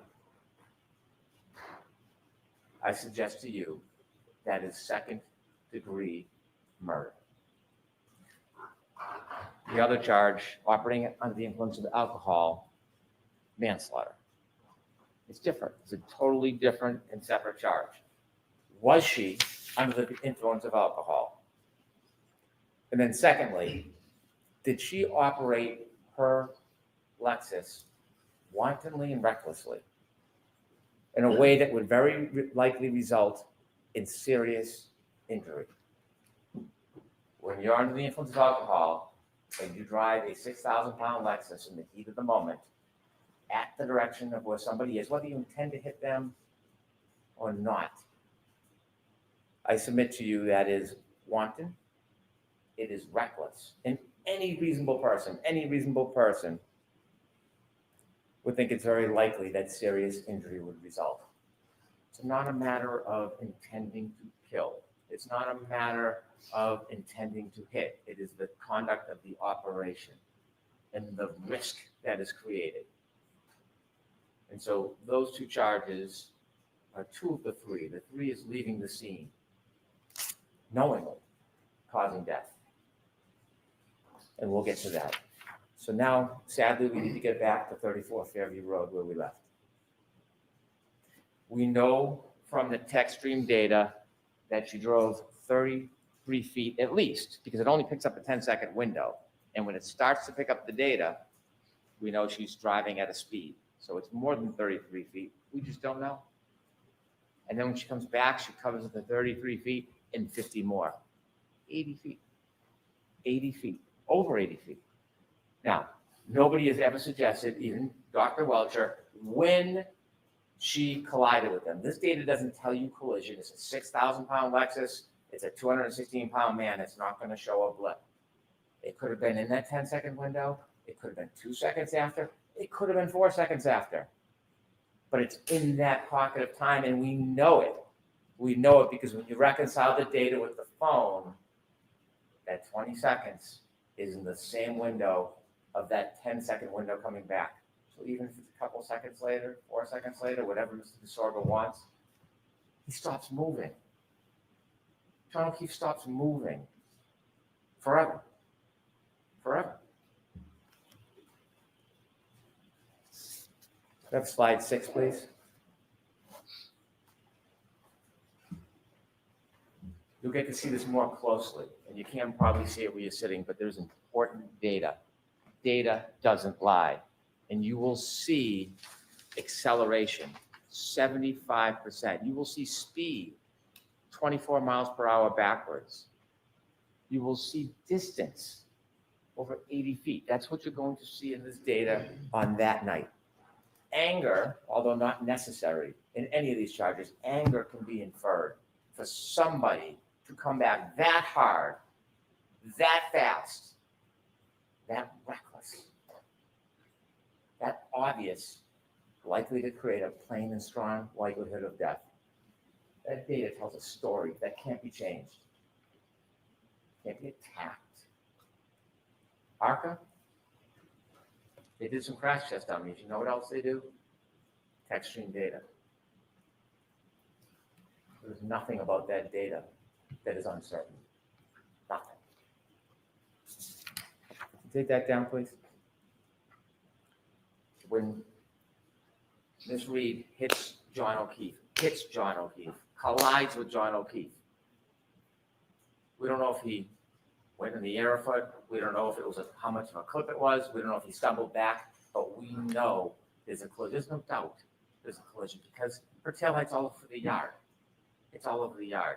And when he falls back and he hits the back of his head, his basal fracture, he's then lying there helpless. When Miss Reed leaves, she leaves behind tons of her taillight all over the yard. All over the yard. It's called the debris field.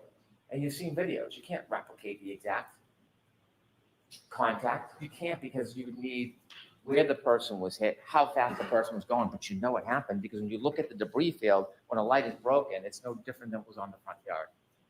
It's no different. She leaves him behind. She leaves her taillight behind. She goes home. And on her way home, you know she's still angry. You know she's still angry because she starts leaving him voicemails. Slide 7, please.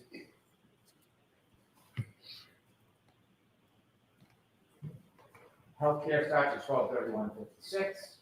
12:32:04 to 12:32:12 is the data which is adjusted when you reconcile the clocks in the Lexus.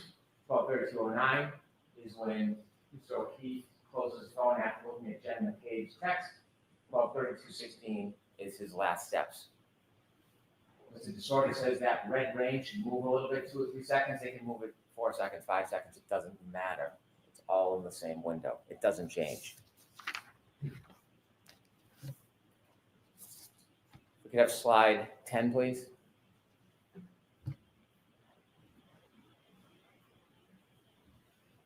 Play that, please.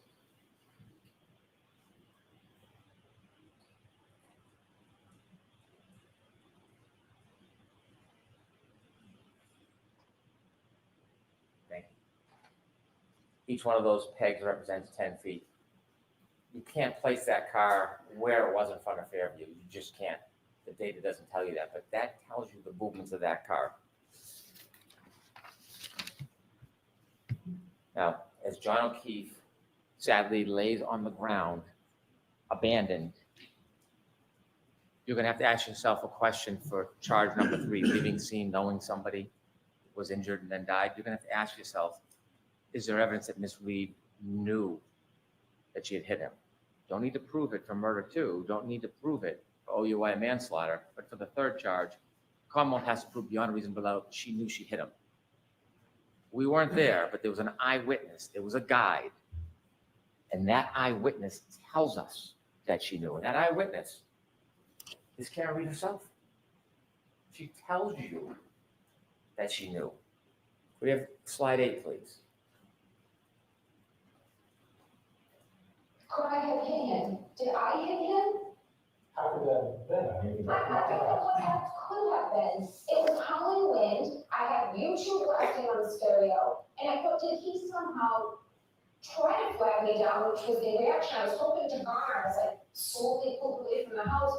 Did he come up and maybe trip or bend over to pick up his cell phone and I ran over his foot and then he passed out drunk? I mean, I didn't think I hit him, but could I have clipped him?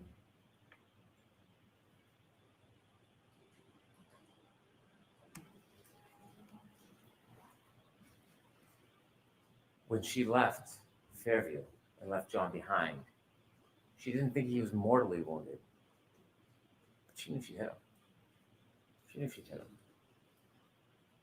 And so when she made her way back home, not only did she leave debris field all over the front lawn, but she took evidence with her too.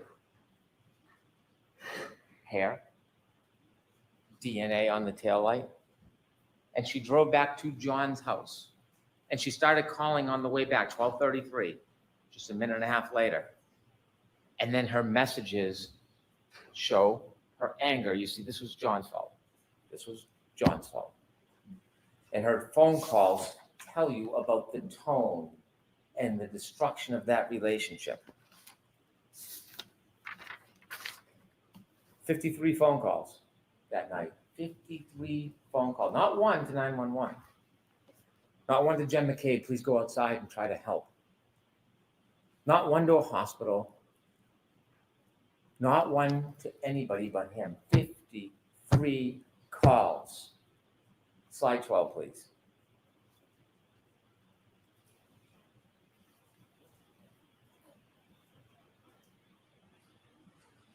Can you play voicemail 1, please?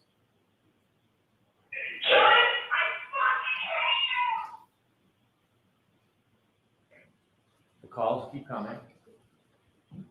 Cell phone temperature, 72 degrees. He's been outside now, not moving, on that cold, hard ground with his cell phone under him. The warmth of his body, the cold ground, 72 degrees. It tells you the story. As this temperature plummets and that cell phone battery is compromised, so is John O'Keefe. And him and his cell phone alone on that yard. 66 degrees at 12:45. It is plummeting. Ian Whiffen's taking a phone and putting it in a freezer, not a same analogy. The idea that means that John O'Keefe went in the house, absurd.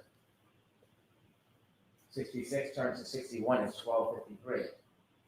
48 unanswered calls from the defendant. He's not in at a party. He's not wrestling with Brian Higgins. He's not in a fight.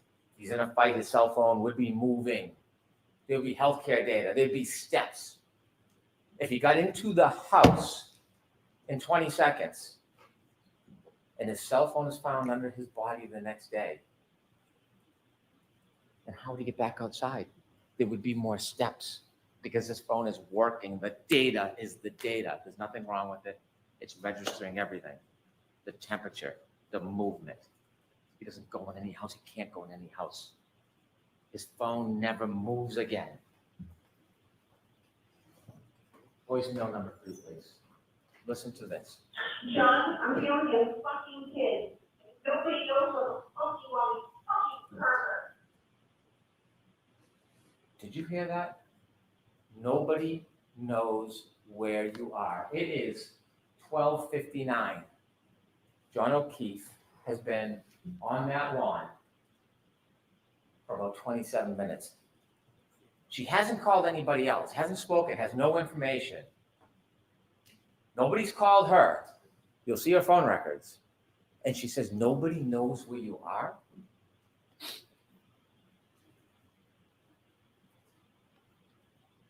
She knows. She knows. Nobody does know where he is, except her.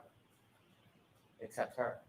Why is she asking? Nobody knows who you are. She is starting to get panicked because she knows she hit him. Not suggesting she meant to kill him or for him to die, but she knows she hit him, and now he's not responding, and she's getting nervous, and she's getting anxious, and she's leaving call after call after call. He's not answering. He's not calling back. He's not even picking up the phone. And we know what's happening at this point. Panic, drunken denial, it's setting in. And so then we see the healthcare data from Miss Reed's phone. She doesn't move after 1 o'clock. She could be sitting, she could have fallen asleep, but she doesn't move for a while. But she wakes up. She wakes up early the next morning. Take that down, please. And when she wakes up, she doesn't call Jen McCabe and say, "Where's John?" She doesn't call Brian Higgins, has his number, has been texting with him. "Hey, was John at a party with you? Did you see John tonight?" She knows exactly where she is, and she's frantic. So she wakes up Kaylee, that young girl at the time, and she says she's panicked. She can't understand where she's saying, "Call Jen McCabe. Call Jen McCabe." Why is she calling Jen McCabe? She calls Jen McCabe. You know what she doesn't say when she calls Jen McCabe? "When did he leave the house? What happened last night?" No. She calls and says, "I left him at the waterfall. I left him at the waterfall." See, now it's gone from panicked to self-preservation. "I left him at the waterfall." And Jen says, "Left him at the waterfall? We saw you in front of the house." Click. Hangs up. Hangs up. So then she calls someone that she doesn't know very well. She calls Carrie Roberts. But now she has to pivot because someone has seen her in the exact spot that John will be found soon. Whether she's the first one there or somebody else, John will be found. Maybe Lucky missed him. It's a snowstorm. You can't see. But someone's going to find him at some point. So she calls Carrie Roberts. It's no longer she left him at the waterfall. She pivots. And she calls, "Carrie. John's dead. I think he got hit by a plow." Why do you think she chose those words? Why did she choose those words? Because she knew that there was a collision with a large motor vehicle, and she had to substitute her 6,000-pound Lexus for another big vehicle. I think he got hit by a plow. And so now we have the introduction of Jen McCabe and Carrie Roberts. Phone calls that they probably never, ever wanted. A worse nightmare to get a call like that for what's going to happen, what they're going to see, what they'll never be able to forget. But because the defendant is John O'Keefe's girlfriend, they wake up in the middle of the night in a blizzard out of their kindness, their loyalty, their devotion to John O'Keefe.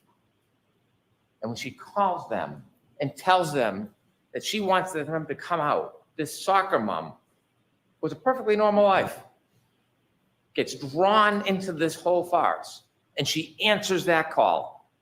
She gets out of bed. The spirit and kindness she displays to put herself in that position because someone asked for help, because that's what good people do. Carrie Roberts didn't know Jen McCabe. They both knew John. They met each other once years before. Carrie Roberts, separately at that time, answers the call, gets out of bed, drives to go help because they have a common denominator, a common bond, John O'Keefe. And so you hear and see at 5:07, the defendant leaves Meadows. She leaves. And Kaylee is behind waiting. And you see her back up, and Judd Welch just showed you all of those demonstrations where you could see the unsettled snow in the back, and after the bump, you can see the pieces missing, no taillight. There's no taillight on the ground, all the white snow. There's no crack, there's no break. It's a nudge. It's a nudge. But the taillight has already been broken because when you look at the video, not one little piece, it's still framed, little angle with the light, the brakes are, you take a look, you'll be able to slow it down. You'll see the exact same piece is missing because it's back at Fairview. That's why it's missing. It's not there, it's back at Fairview. And then she leaves at 5:07. She gets to Jen McCabe's about, 5:35. 28 minutes. It's about a 10-minute ride. Where did she go in 28 minutes? Where did she go? We don't know. We don't have data for that. But we know when she gets to Jen McCabe's house, she is panicked, frantic, out of her mind, screaming, waking everybody up. Jen McCabe comes down, can't understand her, going out to the car to try to console her. Why is she so frantic? Why can't she speak? Why can't she say a word? Because John went out and had a drink and fell asleep on a couch? Because John would maybe be cheating on her? What is causing this extraordinary duress? Did she stop somewhere on the way by? Did she just see death? Kerry Roberts comes, take charge kind of person. She pulls him behind. She sees the broken taillight in Jen McCabe's driveway, and she decides she's going to commandeer this. We're going to the back to Meadows. You're going to follow me, leave the car, I'll drive. At this point, Jen and Kerry don't know each other. They've only met once. And they go back to Meadows. They obviously don't find John because he's back at 34 Fairview. And then they start their way towards 34 Fairview. They start driving towards 34 Fairview, and they're looking. And you heard from Kerry Roberts, Jen McCabe, they're looking out the window. They can't see a thing. The snow, the blizzard, the weather, the darkness, they can't see anything. And they're driving, and they decide they're going back to 34 Fairview. And this is remarkable. This is remarkable. When they start their way past towards 34 Fairview, they get close. And when they get close, they can see nothing. But the defendant screams, "Stop, let me out." And they look around and they say, "What? Let me out, let me out." She does not see John O'Keefe. She knows where he is. She knows exactly where he is. She knows where to find him. She knows where to expect to find them because she knows where she left him. She tells us. Slide 13, please. Driving in Jen's in the passenger seat. And I described this to everyone, so you probably know this before, but John looked like a buffalo on the prairie. It was just a lawn and a heat that it wasn't a bush or a hydrant or a dog. It was a weird shaped lump at that time in those elements. And I was looking to find him on the side of the road. I was expecting I'd find him. Thank you. A weird shaped lump in a blizzard, and you equate that to John O'Keefe? A weird shaped lump, not like a bush, and that is John O'Keefe? She tells us she knows where she left John O'Keefe. And so they go over to Mr. O'Keefe, Kerry, and Karen. And she's upset, there's no doubt. I am not for a second trying to deprive her of the unrest and the trauma that is happening at this scene. Doesn't change what happened before, but I appreciate the trauma. And they're trying to help him. And guess what happens when they first move him around 603, 604? Ian Whiffen, data. The cell phone battery gets the cool air, presses on the battery, the cell phone battery drops. Healthcare data, he has not moved since that 22nd, hasn't moved. They start shaking him. You're going to see, when you look at the records, that healthcare data starts to move. He's been there all night. All night. Nobody else. Her. And so when they try to help him, she says something that is remarkable. She says, there's a piece of glass stuck in his nose. And she plucks it out. And she says when she plucks it out, blood spurts out. We'll talk about that in a couple minutes. Remember that. Piece of glass, pulls it out, blood spurts out. That's what she says. As they try to help John, Jen is calling 911. They would like you to believe there's a conspiracy. That the glass that's found in Mr. O'Keefe's body is somehow from inside the Albert House, the glass, well, you will hear in the clips, if we don't play it, you'll have all the clips with you. She talks about the fact that he took her walker. He took the glass. She says it. So the Albert House, they don't need to give a glass. He already has the glass with the straw that's later found on the street, by the way. That's what happens on an impact. Things move. The glass comes with him, lands near his body. Debris field moves past him. Shoe, hat, straw. Jen McCabe makes a call to her sister, and they say because it registers 29 seconds, a cell record is not the same as a call detail record. There's no evidence. It was a conversation. No lights go on. There's no conspiracy. You can call somebody. It can ring. It can go to voicemail. They have no evidence, none, that there's a conversation between Jen McCabe, the person who was ripped out of her sleep to come help, and her sister for some grand conspiracy. And so what happens next is traumatic. Kerry Roberts and Jen McCabe see their best friend prone, lifeless, frozen, on the ground. And they're living this torment because somebody brought them into this. When they're trying to help John, there is not one suggestion from anybody that John ever went into that house. There's no reason to go into that house because John was never in the house. Not one time does anybody say, what time did he leave? I thought he went in there. Not even a whisper of it because it never, ever happened.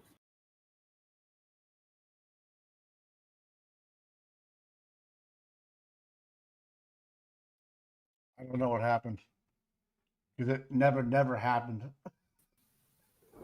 It was that bad that, you know, the Yeah. law and crime just yanked him off the stage with a fucking hook. Oh my God. Wait, Jackson was awesome. I think the girls are working on it, I'm sure.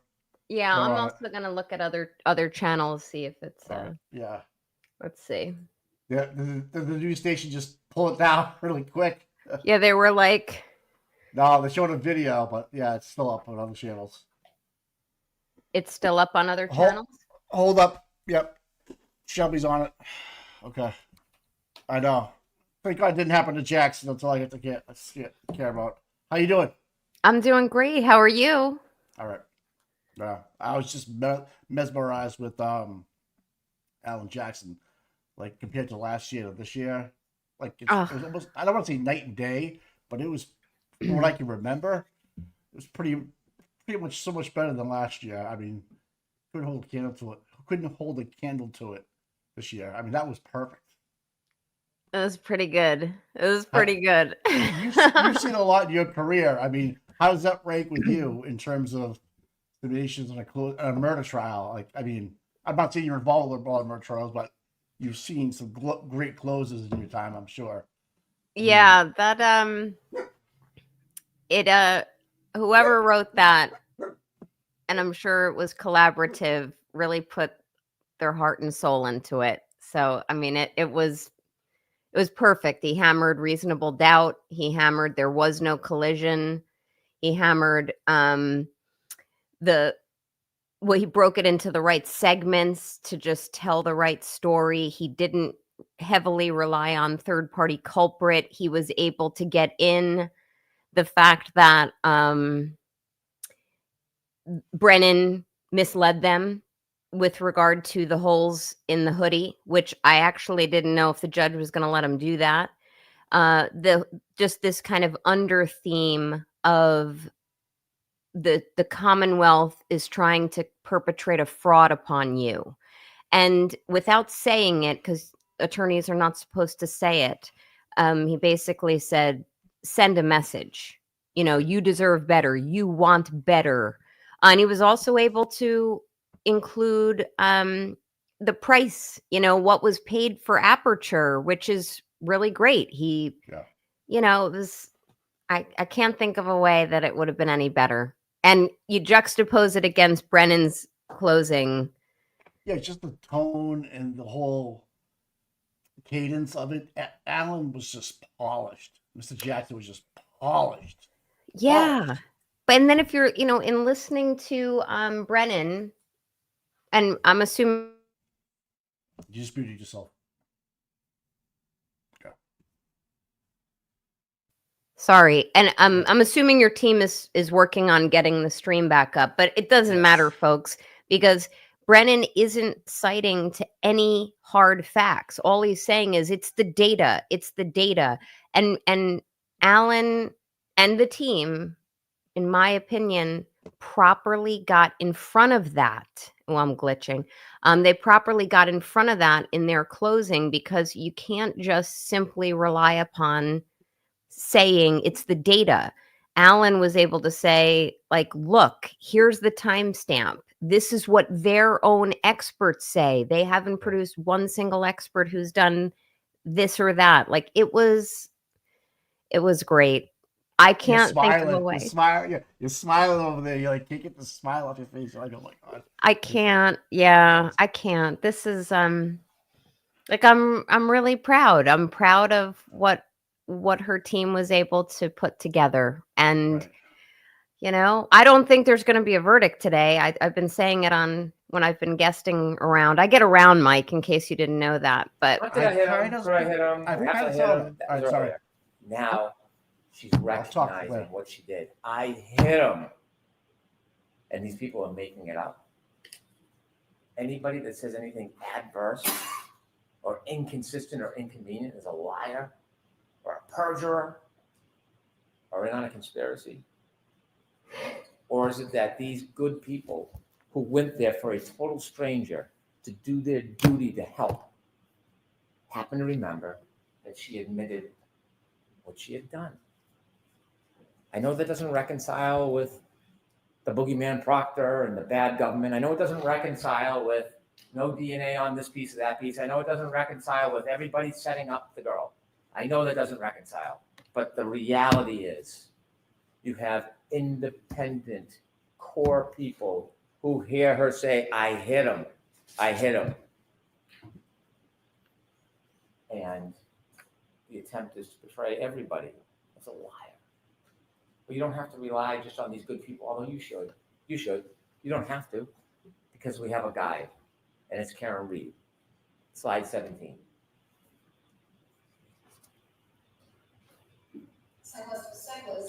Did I hit him? I always said I hit him, but did I really say this many times as law enforcement explaining I said it? Thank you. I know it doesn't fit the theme, the theory, the story, but she tells you herself. She endorses those good people exactly what they had heard. She tells you herself she hit him. It's undeniable, it's unmistakable, it's inconvenient. But the truth has a way of seeping up to the daylight. It can be oppressed and suppressed and pushed down and covered and twisted, but it rises. It rises. And it is not a coincidence. There's no coincidence that Mr. Nuttall and Ms. McLaughlin hear exactly that. She tells you. And Jen McCabe, when she's sitting next to or standing next to Ms. McLaughlin, she tells you she saw or heard the same thing. Remember what happened to her on the stand when she had the audacity to say, I heard her say it? What happened to her? This woman who never even wanted to leave her home that day, pulled out into a storm to see her best friend dead. What happened when she had the audacity to say that? And now we know that the defendant herself said the same thing. And the funny thing, the ironic thing is, you will see in a photo when Ms. McLaughlin, firefighter, was speaking to the defendant, Ms. McCabe was next to her. Ms. McCabe was trying to protect her, trying to shut her up. Don't talk, you're upset, stop saying crazy things. The villain of the story was trying to help the defendant from incriminating herself. The irony. Can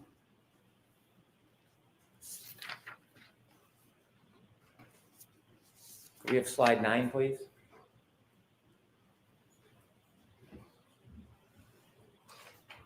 This is the battery temperature. You're going to have a chance to look at it. If it wasn't so tragic, it is interesting. It is interesting if you like data. The 29, 12, 13. You know, leaving the waterfall, 82 degrees, 12:22. In the car, 77 degrees, 12:37. About 3.5 minutes after defendant collides with John O'Keefe, it started to go down to 72, 12:45, 66, 12:53, 61, and you see it drop and steady off at 1:36. Remember, cell phone battery under him. John O'Keefe either struggling for life or he's passed, and his blood's still warm either way under him. Doesn't move again until 6:06. It drops down 7 degrees because the women are pulling on him. The cold air is hitting the battery. What happens at 6:15? You're going to see the video. You've seen it. Still photos. Carrie Roberts goes over, picks up the phone.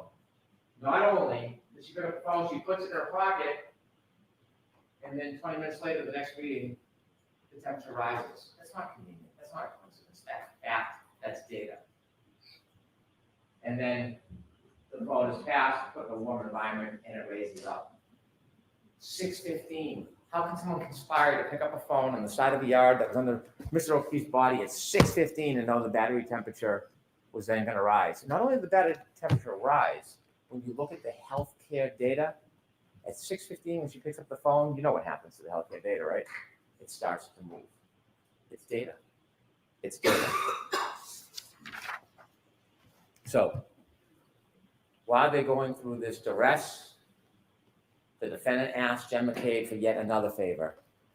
Look up hypothermia.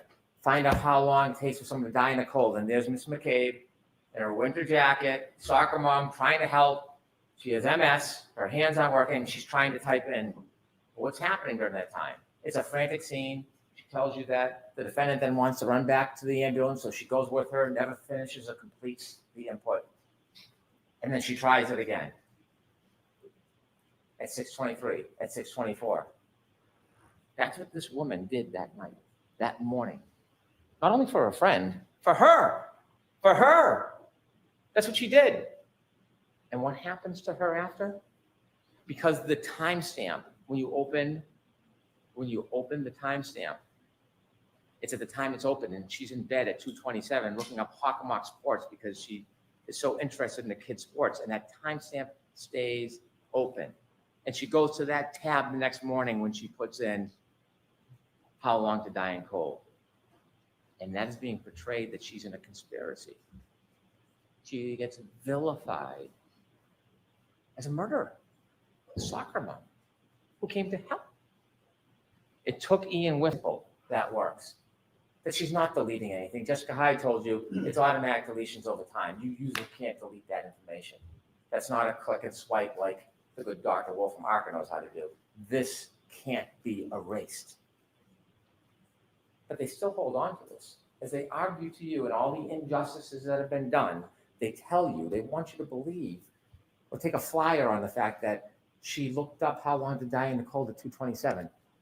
It is an absolute contrary to the science.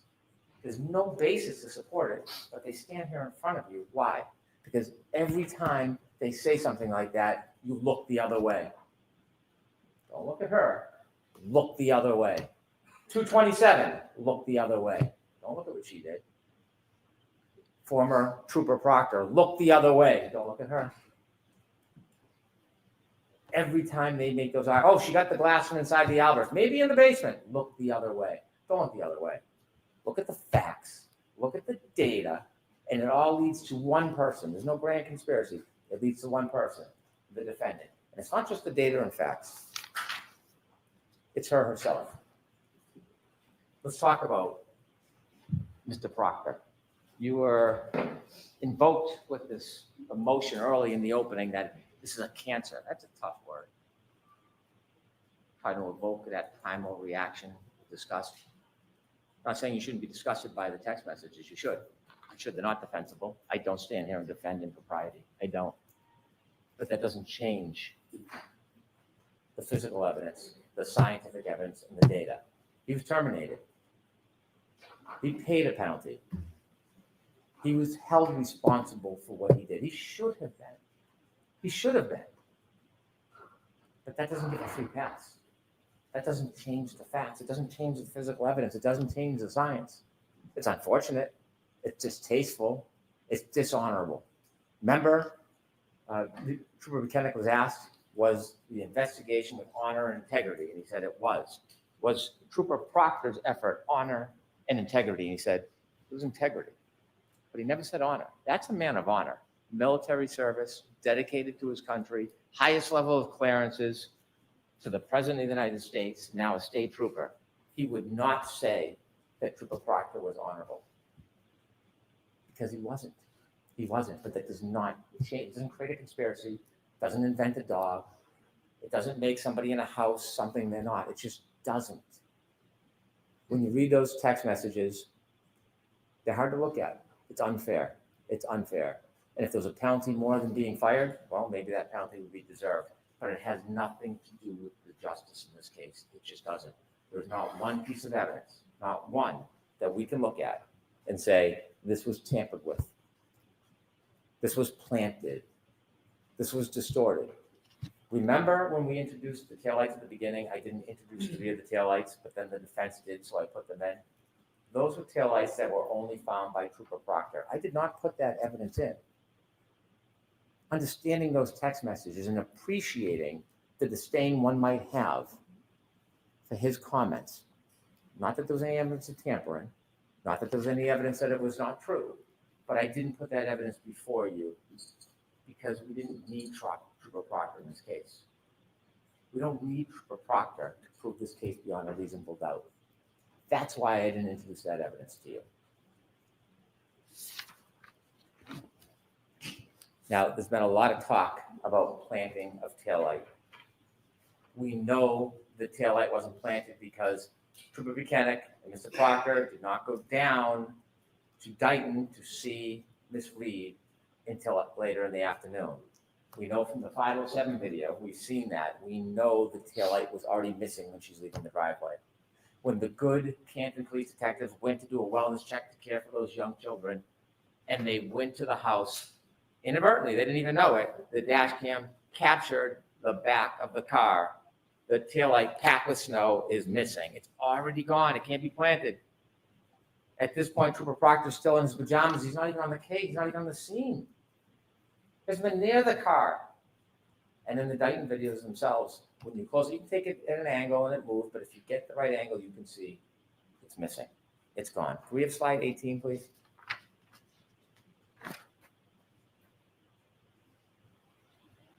.507. You can play any angle you want, but if you look at this angle, it's gone. You know, plant is already gone. You know where it is? 34 Fairview Road, on the refield. January 29th, 2022, page 23. Look at the right-hand side. Look at the left-hand side. It's packed with snow. It's gone. It's gone. And the same thing when you do the videos, it's a different angle, a little smaller, but if you play that and watch the Lexus go up and down and slow it down, you'll see it expands. It's gone. So when you have Dighton Officer Barrows come in here and try to tell you what he saw in the salad bar, couldn't have been it. You got to ask yourself, what interest does he have coming in here in this case? A lot of attention on this case, a lot of people watching. Comes in after, of course, driving all the way out to the defense attorney's hotel to meet in a conference room so he can get a subpoena. He spends 2 hours driving up and back so that he can conveniently get a subpoena that tells him to appear, which he could have got by fax or in the mail. And so when he comes in, what he says is, that's absolutely not what I saw. Absolutely not. And then he claims at the last time he testified, he had made the same statement. I showed him his transcript. And did you see the redness creep over his face? He never said this before. In fact, he testified to the opposite. And so he sits on the stand with a new story after a meeting. We don't know why, but then I show him that bottom right photo with the snow, with it missing. And I say, is this the way it looked? It's of course before the snow melts out in the salad port so that you can see it unexposed. And he says, yes, he had to agree. This taillight was gone. There's no boogeyman. There's no plant. There's no Higgins at the salad port. There's no one tearing out pieces. In fact, remember I played you a clip and you'll have it where the defendant says, I was picking out pieces, it was crashed in, the bulb was showing, when I was showing Kerry and Jen, when they went back to Meadows. If you don't remember, listen to that clip, you'll hear it. Unfortunately, there's no ring video when they go back to Meadows. There's a ring video when she leaves. There's no ring video when she gets back. And so now when we're trying to look the other way, we want to find a dog bite. So enter Dr. Russell. Dr. Russell, according to her, nice woman, nice doctor, very accomplished. I respect that. She's the only dog expert in the world. The thing is, we know no idea what that expertise means. She volunteers for the job. She wants to be here, on her profile, but she can't explain the methodology. What are you looking for in a dog bite? She can't tell us. It starts a year ago that it's claws, it's teeth, and then it's claws, then it's teeth, then it's I don't know. And then when you look at each of the different parts of the abrasions, she says, well, I can't tell if I look at each one of them, but all together it's a dog bite. It's a dog attack. That is the masterful expertise that the defense has bragged about bringing in. Dr. Russell telling you, because she says this is a dog bite. She has never been in a forensic situation where she's looked at a wound and identified it as a dog bite before. This is the first time, the only time she's ever done it. And what she says is these are not punctures. Punctures means it goes into the skin, a wound. There's no punctures. And she's sure because she's an expert, so you should rely on her because she's coming in saying she's an expert and she's being presented. Yet, after saying there's no punctures, Dr. LaPosada comes in and she sees punctures everywhere. It's an animal attack. It's a dog. Oh, is it? No method, no methodology, no history of this, no prior testimony that we know of other than arbitrarily what she says. And she says the exact opposite of Dr. Russell. Why is that? How does that happen? So obviously, there is no science to looking at an abrasion and saying where it came from. They give us no detail. They give us nothing that we should rely on. They contradict each other. It's just to get you to look the other way. And so we have now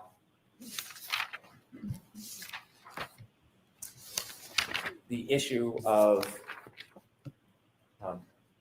the defense has said over and over again, there's no collision. There's no collision. There's no collision. And they had a number of witnesses come in to try to say that. And they point to Dr. Scorti-Bello, who works at the medical examiner's office. She tells you that she doesn't see injuries consistent with a collision. She's looking at this case for 90 days. 90 days. The evidence in this case did not stop. It continued for 2 years. She knows nothing about the data, nothing about the black box, nothing about the interviews of Miss Reed. She doesn't know about the DNA. She doesn't know about the shards in the arm or in the clothes. Strike that in the clothes. She knows nothing about that. So in 90 days, she didn't see any lower body injuries. She didn't see any lower extremity injuries, which are very common in car collisions. But that doesn't mean it didn't happen because she, in 90 days, saw a fraction of the information. A fraction.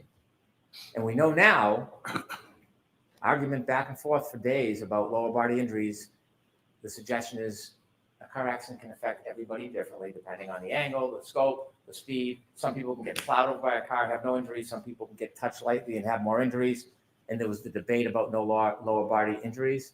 Well, ARCA dispelled that in their dummy test that you can have a collision with no lower body injuries. They did that for us.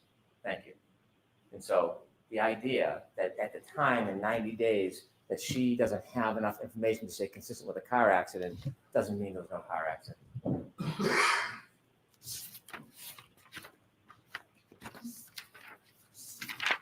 Let me talk a little bit about ARCA. I don't want to waste too much time with them. What expert who's supposed to come to you, they're not the arbiter of truth. Their opinions weigh no more than yours. Your common sense has more value than an expert's opinion. Their job is to assist you to explain what their expertise is so that it's a tool for you so that you can make a decision. That's objectivity. We've heard words like confirmation bias, objectivity. Mr. Wolf got on the stand, and before we even started, you have to ask yourself, what expert has a court order for text messages and then deletes the text messages? What expert, what objective expert uses Signal, an encrypted app, to communicate about the case? Never used it before, hasn't used it since. And so when he did his tests, he used a lower weight arm.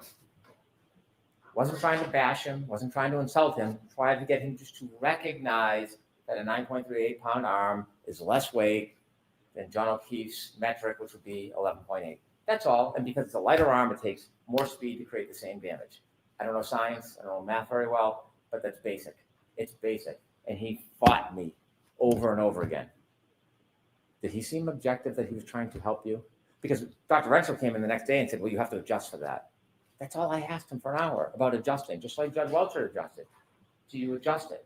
And he tried to talk to me like I was making something up. His own colleague had to admit it. Now, it's funny, he admitted it before he got through his credentials. No sequestration order violations. Nobody was coaching him, but he knew enough to come in at the beginning and get right on that point. And speaking of sequestration, remember Dr. Russell on her limo ride over? If Brendan asks you a question, make sure you ask for a transcript. Impede the progress. Slow down the questioning. Interfere. Sequestration orders is so there's fundamental fairness for all witnesses, not just some.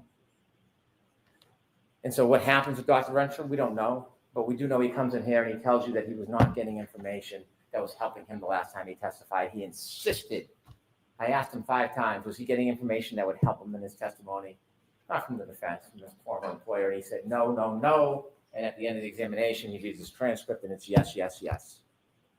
And he tells us that he's independent and objective. I asked him about a luncheon, not a big deal, just asking him about it. And he says, I have a sandwich and I stand in the corner until I remind him that we got video footage from a documentarian and he's in one of the scenes. And then things change. So when you talk about objectivity and who to trust, they can come in and say, Judge Welcher said this and that. It doesn't make it so. Judge Welcher, Dr. Welcher, never in any report, in any presentation, in any testimony to you, ever suggested this is how it happened. This was how his arm was. This is how his feet was. He was trying to show whether or not the orientation. Could this happen with the angle, with the height? That's all that test was. It was no more. But what they do is they reposture it, repackage it, and say it means this when it doesn't, and we're going to show you why it's not that, therefore we win. That's all that is. It's semantics. Judge Welcher, Dr. Welcher, never suggested that. And his work on text stream data, unassailable. And so what we have, inevitably, is we have a timeline that never moves, data that never changes, physical evidence that can't be put in that spot without a collision. We have, inevitably, proof, without any doubt, that on January 29, 2022, Ms. Reed was with Mr. O'Keefe and she got drunk. She drank. She was 2 to 3 times over the legal limit. And they went to a party, an after party, and they were fighting. It was a relationship in decline, and he got out of the car, and he had a brief window of life left. And when he got out, and she drove away, she couldn't let it go. She got drunk, she hit him, she left him to die. It's that simple. We don't know exactly how this collision happened, but we have a good idea from the physical evidence, and we know that it happened. Can someone have a collision without lower body injuries? Could I have slide 19, please? You bet they can.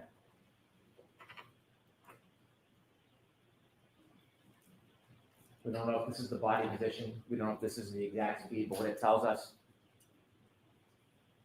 this is viable. Look at the debris field. Look at his turn. Remember his sneaker on that curve that got lodged against the sneaker? Mr. O'Keefe then falls back, hits his head, counter coup, left to die.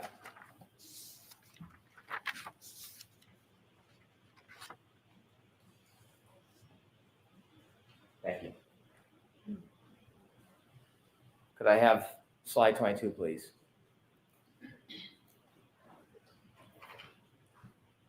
He is not an it. John O'Keefe is not a body. John O'Keefe is not a buffalo on a prairie. John O'Keefe was a person, and he was murdered by Karen Reed.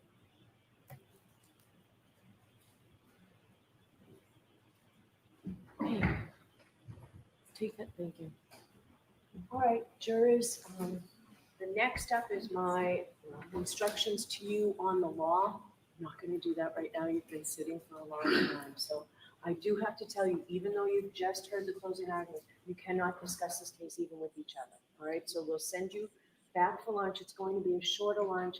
My instructions are long, and we want you to be able to get this case to start deliberations today. So I'm going to send you back maybe about a half an hour. Is that enough time for you folks? All right, so we'll give you a half an hour for lunch and then we'll come back. I'll give you my instructions on the law and then the jurors will go out to deliberate. I know there are 18 of you. We seat only 12 deliberating jurors, so 6 of you are going to be alternates. I can just tell you that, you know the odds, right? And I can tell you it's Mr. McDermott's least favorite part of his job is still. So we'll do that this afternoon. Do not discuss this case. See you in about a half hour. I don't know, man. I think it kind of came across flat to me. I'm trying to be not so biased, but I mean, just how do you go up against Alan Jackson and even be in the same ring with him? And when you have the truth on your side as well, I mean, he's not trying to get Spectre off or you know, something like that. You know what I mean? It's like he's just doing his job with the right tools and the facts on the side. Yeah. Counsel, can I see you just a second? I'm counting that as a sidebar. That's a you play a lot. Oh yeah, every day. So I thought it fell flat. By the way, hey to your audience, how you doing? And Mike, if you want to like walk away at any point, grab food and hit the head, you know what I mean? But anyway, I thought Brennan's closing fell flat. One of the things, in my opinion, that makes an attorney who's a trial lawyer, because not all lawyers are trial lawyers. When lawyers come out of law school, they choose a pathway. They don't just choose a specialty. So when you have when you get through law school and you pass the bar exam, you kind of hit a point where you're like, okay, what do I want to do? And some people will become trial lawyers or litigators, and some people will become what's known as transactional lawyers, things like real estate, estate law, contracts, all of that stuff. But as a trial lawyer, I thought that this closing from Brennan fell so flat. And to be a good trial lawyer, you have to feel and believe what you're arguing. And it just didn't feel that way. I didn't get that sense. And I'm fully biased, so I don't, that'll color everything I tell you all. But before I kind of get into it, as I'm talking to myself and all of you, I don't even know how many people are watching, but I would let you know, in my opinion, and it's a subtle point, but unless I misheard or didn't hear it at all, Brennan committed like a little cardinal sin for me, which was he didn't even thank the jurors at the end. He kind of just, whatever he closed on, whatever he ended, and he just said, she murdered John O'Keefe, and then walked away and sat down. But he kept pacing across the courtroom all the while that he had been doing his closing, like I wasn't sure if he was going to come back with more bullshit, which he didn't at that point because he didn't come to a quote conclusion. Anyway, as far as Brennan's closing is concerned, did any of you feel like he felt it? I didn't feel like he felt it. How many times was he going to just smack his binder and make something so that isn't so? It's the data. It's the data. It's the data. Well, not only did witness testimony, conflicting expert witness testimony, all of that showed that there's at a minimum confusion and conflict between the data, amongst the data that forms the entire crux of the Commonwealth's case. And I don't think Hank was able to really fully explain it. He also didn't do a good job at explaining just the very issue of the drop in temperature of the battery, to kind of correlate that to something meaningful to this jury. I don't believe I heard, although I was a little bit distracted getting onto this stream, I don't believe that I heard him talk about the drop in body temperature because the unrefuted testimony from La Posada was a very clear, although I don't remember exactly what it was, but a very clear discussion about how the temperature of a dead body will fall at whatever rate it is over whatever period of time. Now, Alan Jackson discussed that in his closing, but Hank didn't really address it here. So, of course, when any lawyer is doing a closing, you're not going to mention all of the weaknesses in your case. You don't do that. You hit your strong points. And you guys know the old saying by now, if you have the law on your side, argue the law. If you have the facts on your side, argue the facts. And then obviously the converse comes along with that. If you don't have the law, argue the facts. If you don't have the facts, argue the law. Here, Brennan seemed to just be, again, further gaslighting the audience. And by audience, you have the jurors sitting in there and their heads are spinning. I also find it a little notable that, they're wrapping for a brief lunch, which I think the judge should have given them a whole hour. They're about to presumably have to sit through a really boring charge conference or whatever, the jury instructions, jury charges, which is going to just make their eyes glaze over. And then they're going to have to start deliberating on a Friday afternoon. So I think she should have given them a bathroom break or a stretch your legs break between the defense closing and the Commonwealth's closing. And I think she should have given them a long lunch break. Those are the little things I noticed, because uncomfortable jurors, they're not your friend. So, and by that, I mean, they're probably not going to be that friendly to the Commonwealth, in my opinion. I'm trying to think of what else was notable to me. I wasn't with you all when the defense did its closing, but I thought it was very good, very solid. I mean, the defense took some lessons out of trial 1.0 and realized, okay, let's really hammer reasonable doubt. They did that. I loved what AJ was saying about, if you have any question about this or that, it's not guilty. Like, he just said it all different ways and then continually thrust it back upon the Commonwealth in terms of what's their burden, what they have to prove. And if they haven't convinced the jury of all of the aspects of these charges, then it's not guilty. So AJ did a very, very good job without kind of digging into the minutia of what all of the elements of each crime are, of basically saying, if you have any question whatsoever, if you are not certain on any piece of this whatsoever, it's not guilty. That's as high of a standard as beyond a reasonable doubt is. And then I'm trying to think what else. And I can see your chat. So if you guys have any questions, I don't control this platform, but if anyone has any questions for me, let me know, because I don't have Mike with me. He's probably eating something or going into his hot tub. But I also wanted to mention, as far as Brennan is concerned, I had put a tweet out somewhere during his closing, which I thought was kind of interesting. It seems like the Commonwealth has misappropriated the Free Karen Reed term of look the other way. And I had put a tweet out saying, I guess we should throw some plagiarism charges on top of ethics grievances for Brennan. Whomever's throwing these on the screen, that's great. But whomever told Brennan to kind of steal our catchphrase, yeah, all right, well, if that's the only thing that's going to help him, good luck.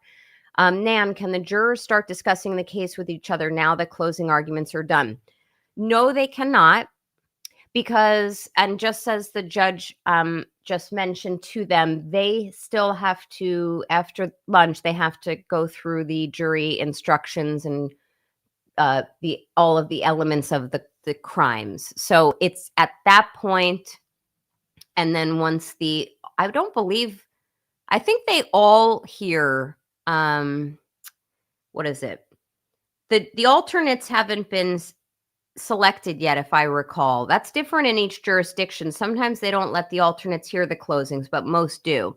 So they still have to have the bingo balls, which I did hear. I was a little busy this morning, but I did hear that the judge denied the defense request for transparency in that process, which is unbelievable. By the way, if anyone and I'm on the Seeking Justice stream right now, so if anyone's like throwing things into Tom CPU's chat, I don't know if I see that. But if you guys are having any issue hearing me, let me know. All right. The 11 of clubs. You must be a card player. Does the Department of Justice in DC follow this? And in my opinion, they do. So the Department of Justice, just so you all understand, that is the legal agency that governs the Federal Bureau of Investigations, the FBI. The FBI is the agency that is, in my opinion, still investigating this. And when I say this, I mean, they're not investigating whether or not Karen Reed struck John O'Keefe with her vehicle. For the feds to be involved, they would be looking at things like corruption. They would be looking at, you know, if there's some type of network designed to cover up deeper brooding problems within a community up there in Massachusetts. Holy crap, who's flipping these faster than I can read them? All right, you can see it, Nan. What can I see? What can I see, Shelby? Oh, I can see their chat too. Okay, good. Dave, do you think they still are? All right. Anyway, one thing you'll learn about me, I'm not great at multitasking, but who better to have lunch with than the Nanners, right? And pardon me, this is my lazy hair day. I didn't have a lot of time to get situated. All right. So let's talk more.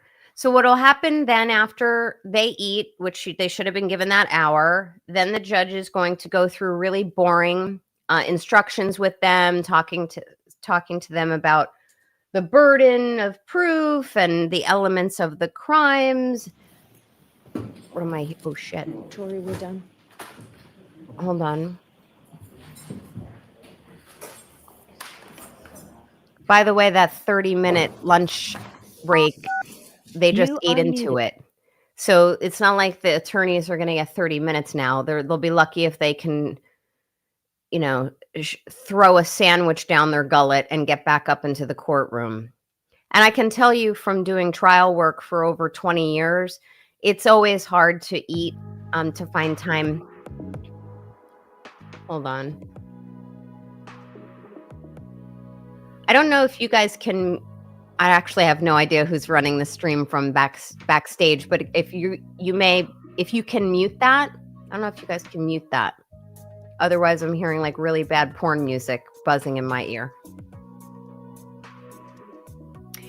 All right, well, whatever. So, Nan, did I hear Bev denied transparency for the bingo balls? Yes, she did. So, I don't really know why she would do that. There's no reason why, upon reasonable request, that a judge should deny that. You know, there's no reason. And they had every reason. The defense had every reason to request that. They want to, you know, after what happened the first trial and all of the allegations that they put in their motion to dismiss the charges for extraordinary prosecutorial misconduct, the defense had every reason to request transparency, and the judge has no reason. That's probably a better description for it, customer service background music. But anyway, the judge had no reason to deny that request, which means something suspicious is going on. What I don't know is, and I only follow some of the reporting, some of the live tweeting that goes on in the courtroom day to day. But what's interesting to me is that I don't recall if there's anyone reporting like Jess Machado or Turtle Boy who has said, yeah, this particular juror is someone who always rolls her eyes, or that particular juror is someone who always does this or that. When I was in the courtroom, I don't know when that was, a couple weeks ago. Yeah, I guess it was. Time flies. But when I was in the courtroom a couple weeks ago, my takeaway was there was a lot of emoting from the jurors. Now, I was there on a kind of boring day. It was the day that Dr. Isaac Wolf testified, and the finished testimony of Christina Hanlon, the lab tech. So they were kind of rolling their eyes. They seemed annoyed and frustrated because it's kind of boring stuff. But it'd be interesting to know if once the alternates are selected, if there tends to be some type of correlation between jurors who have been visibly with the defense, if they're the ones who are selected as alternates. We'll have to wait and see. Anyone, I'm wondering if anyone thought Brennan's closing was good, because I don't see it. I do not see it that way. So when I approach like looking at a closing argument, I want to see, and this is the way I try to argue, is am I able to put things before a jury that makes them want to hear more? And all I heard from Brennan was something like kind of nastiness. You know, it was just retorting back that, well, you know, the defense is saying this, and I'm not going to disparage the credibility of another lawyer, but so it was these kind of backhanded insults to the defense throughout. And that didn't make the jury want to hear more. I would be shocked if the jury gave Brennan a higher grade than they did AJ. What do we got here? Nan, why does Bev act so entitled? Do you think she's aware of how she looks to the public? I'm 100% certain she's aware. She's definitely, you know, I don't think she cares. Let me be clear. I don't think she cares that she's perceived this way, but she's a punchline across the country. Even lawyers who have tried to stay neutral for a very long time, of which I am not one of them, have kind of said she's just awful. And many of them have gone from she's not just biased. Well, first it started with she's making bad rulings. Then it was, no, there's clear, clear sign of bias. Then many of them are teetering towards corruption, which I'm at full-blown corruption for Canoni. Albert Norda, can the jury realistically come back from deliberations in under an hour and the verdict be accepted, or would they be asked to go back in and make really sure? No, they can. I mean, let me be very clear, Albert. Yes, a jury can go in and come back in under an hour. I once got a verdict in 8 minutes. After the case was handed to the jury and the judge gave instructions like stay within 30 minutes, you know, be on call within a 30-minute radius, that type of thing. I hadn't even completed going to the ladies' room to leave the courthouse, and I already got called back in for a verdict. So I want to set expectations. I don't think that's going to happen here. I was saying on, man, I think I was on the Young Jerks. Was it the Young Jerks yesterday? I need an agent. But anyway, I think I was saying it to Mike Crawford yesterday. I think that this jury owes it to John O'Keefe and to Karen Reed and to the taxpayers to kind of sit and deliberate and assure themselves whichever way they want to go. And for purposes of this example, I think even if they're going to acquit, I think they should say, you know what? Let's take a poll. Here's where we're at. We're all 12-0. Wonderful. But you know what? Let's just recap what was important to you. What was important to you? Did something convince you? And then see if they have any questions. Rest assured. They have to be sure either way they vote. And when I say sure, I mean beyond a reasonable doubt is a high standard. So if they're going to convict her, they should have moral certainty. If they're going to acquit her, they should have a level of certainty and comfort that they've considered everything and they've decided that the Commonwealth did not meet its burden. So, all right, misnomer. Nan, do you think the judge and the prosecution might get sanctioned? So I have to be thank you, misnomer. I have to be a little careful in how I answer this question, just because in general, lawyers should not kind of forecast with specificity as to possible consequences that may come to either other lawyers or certainly to judges, especially someone like me who has a pending application to get barred up in Massachusetts. But yeah, it's possible. It's possible. I mean, look, if the judge is acting within her discretion, if she's making decisions that are not an abuse of her discretion, for example, the bingo balls, she doesn't want anyone to see, she doesn't want transparency. Is that an abuse of her discretion? Probably not technically for purposes of an appeal, if there had to be an appeal. But at the same time, you know, it doesn't really look good for her. So when you look at the totality of Judge Cannoni's rulings and the imbalance, the rulings tend to strongly statistically favor the Commonwealth to the defense's detriment. Yeah, I think she may have some questions to answer moving forward. Okay. Oh, where's my glasses? All right. Dave's channel. Nan, are the feds going to go after the real killers? So the feds aren't interested in who the real killer or killers are.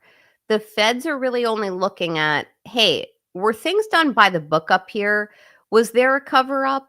Was there some type of illegal conduct between the Commonwealth's prosecutor, meaning Michael Morrissey, and or Lally or McLaughlin or Brennan, and effectuating justice here? Was there some type of corruption that undermined this whole process? The feds have like limited jurisdiction.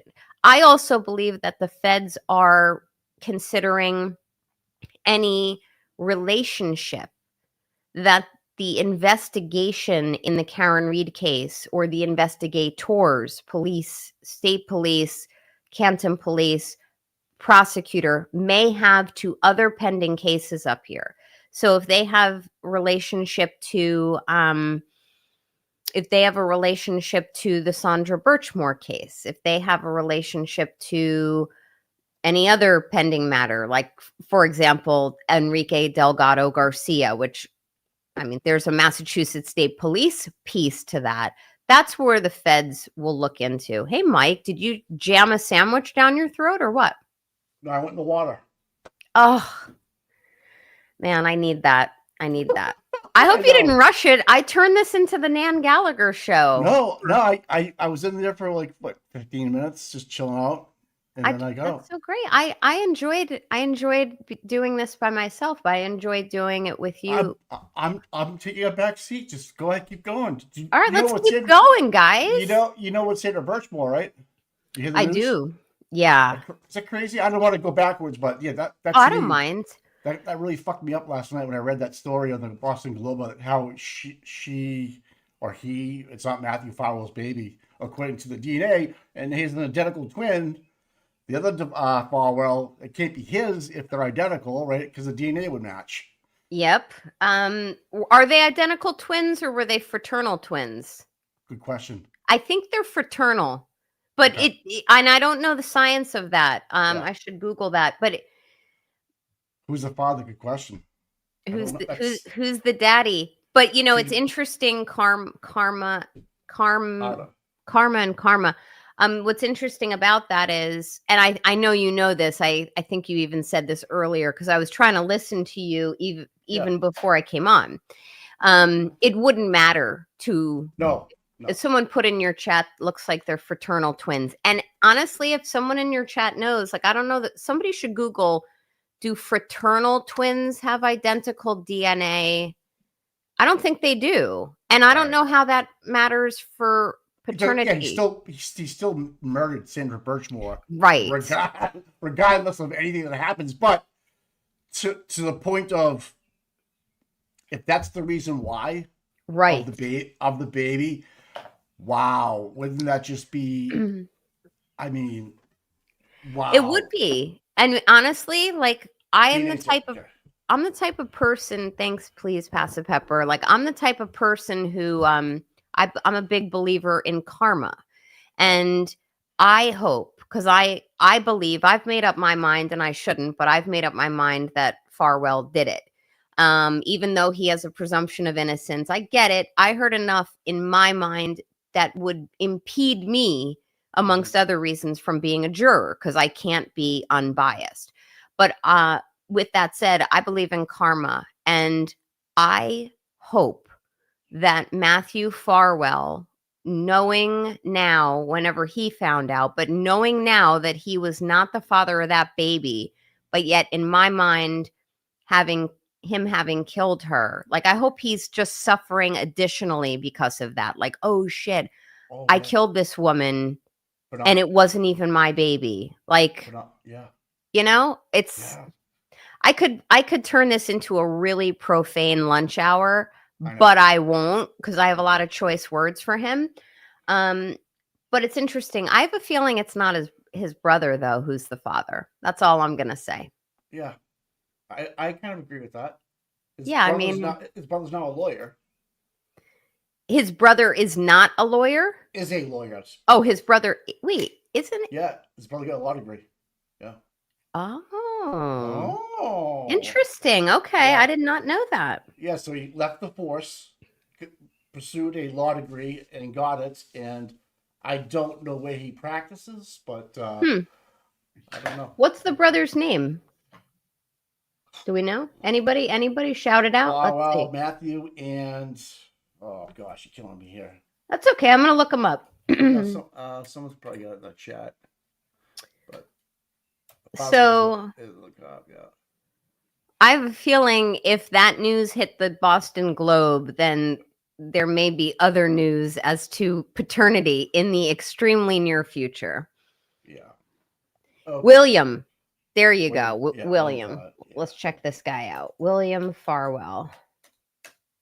Let's do the Googs machine on him. Yeah. Let's see. He was decertified, William. Ooh. Yeah, the decertification order. Hold on. Yeah.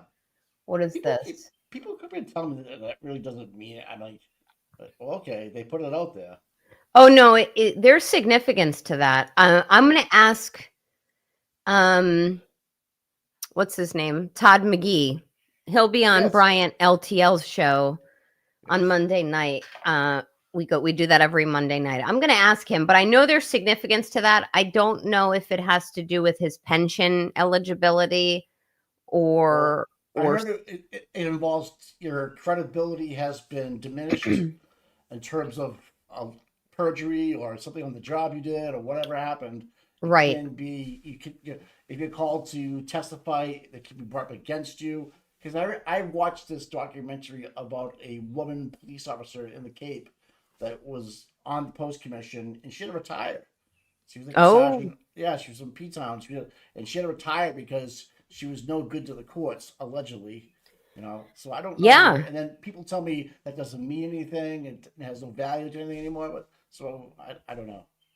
Well, this order that was entered. Someone just said William agreed to remove his certification, so he did voluntarily.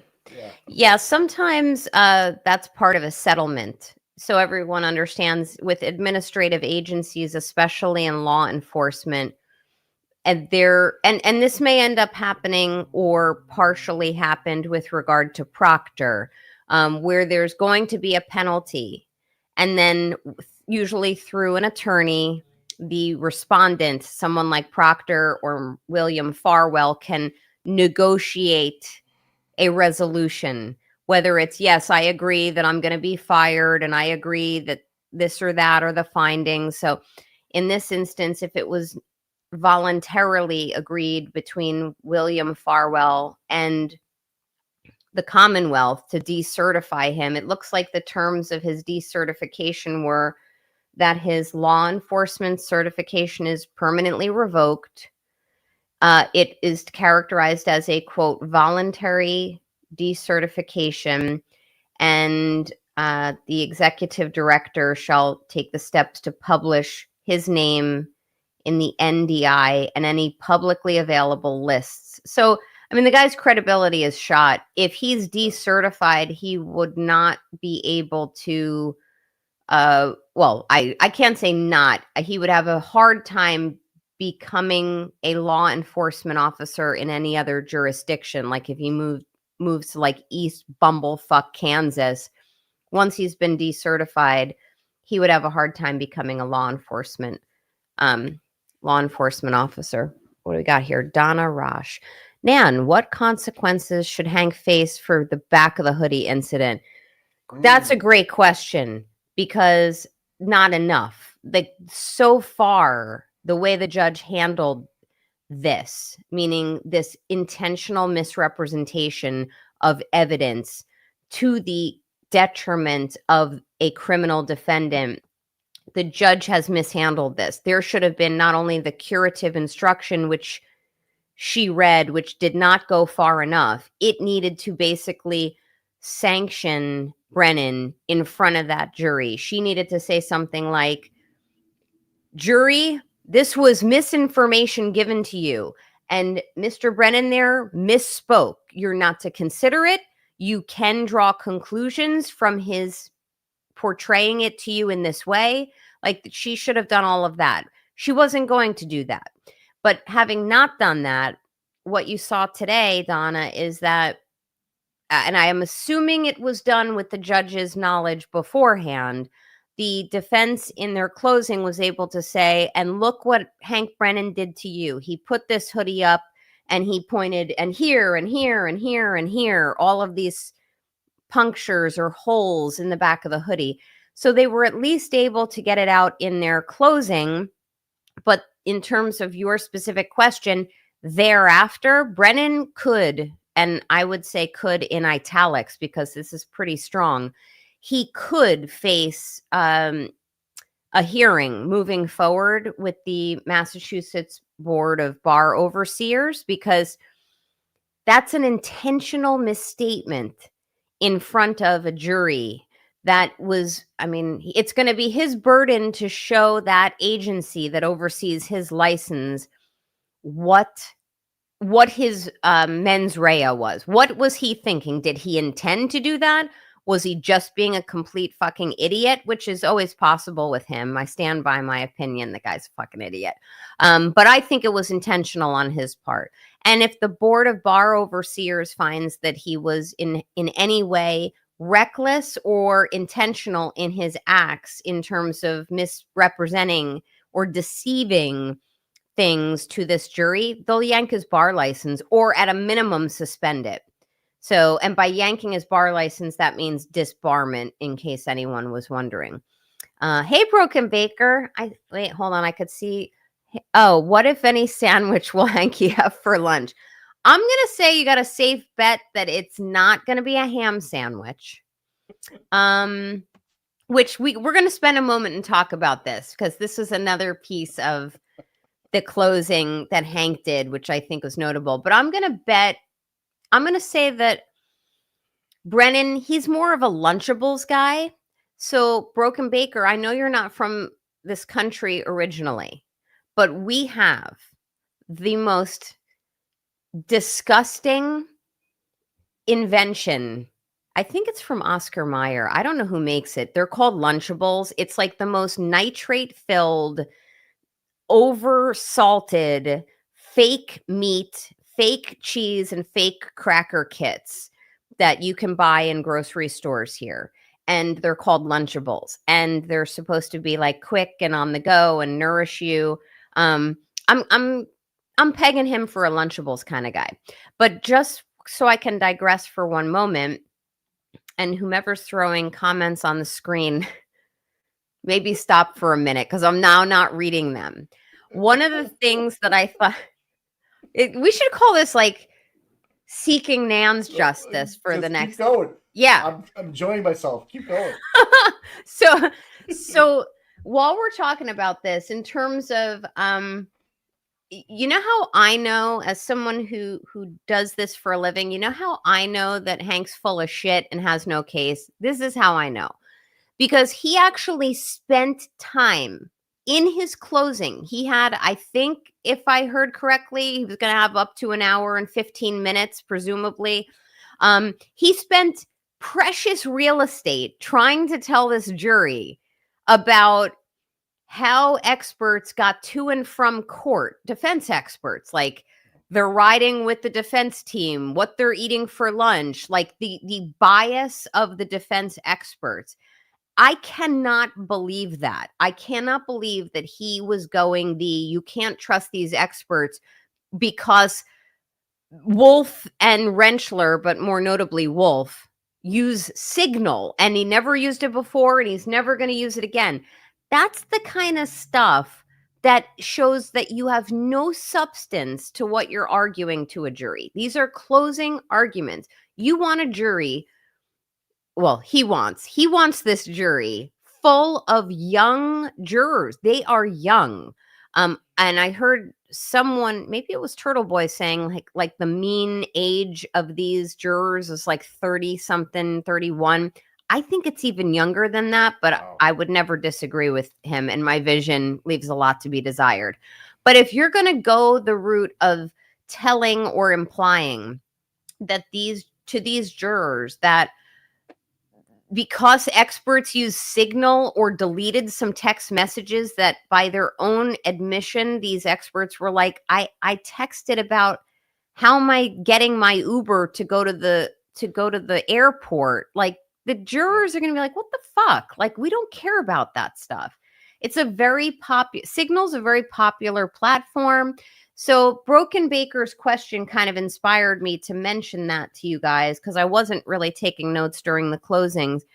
I definitely wanted you all to know that that is a big signal to someone like me that his case is full of shit.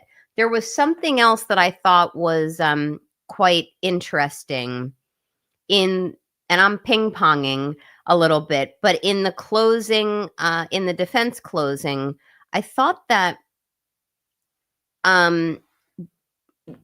AJ's metaphor of science being the silent witness, like I think that really resonated with me. It might not, I'm literary, so I feel like, ooh, I feel that. I like that.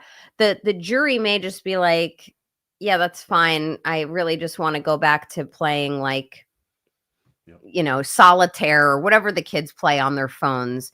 But I thought using science as the silent witness throughout was a more effective way to metaphorically kind of impart to this jury that it doesn't lie. And it's just there. You have to look at the science, whether or not the car was in a collision, whether or not Karen was intoxicated, which I don't believe that the Commonwealth even proved that. So that was a really good metaphor for me. What do we got, Pepper? I use Signal all day, every day for work, especially with my overseas clients. They swear by it everywhere except here. Yeah. And I feel like one of the interesting things too, and I want to say Aiden was saying this within the last week, and I think he said it previously. He was saying this on one of his shows in the past week. He was like, do you know why people use Signal? Because they don't want the government to invade their privacy. That doesn't mean they're hiding something. Like, I know right now, I don't want the government reading my text messages, what they would see if they did. So there's nothing wrong with that. That, by the way, Mike, that's not an invitation for you to send me inappropriate texts. All right. I'm sorry. Anyway. I was going to say the same about you.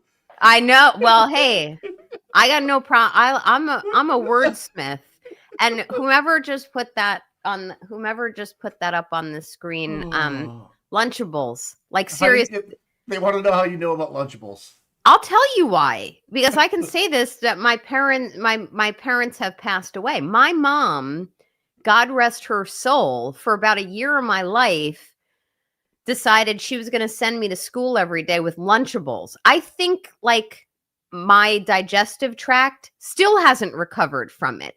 Lunchables, if they're like, I don't even think they're really food. I don't know how the FDA even approves them.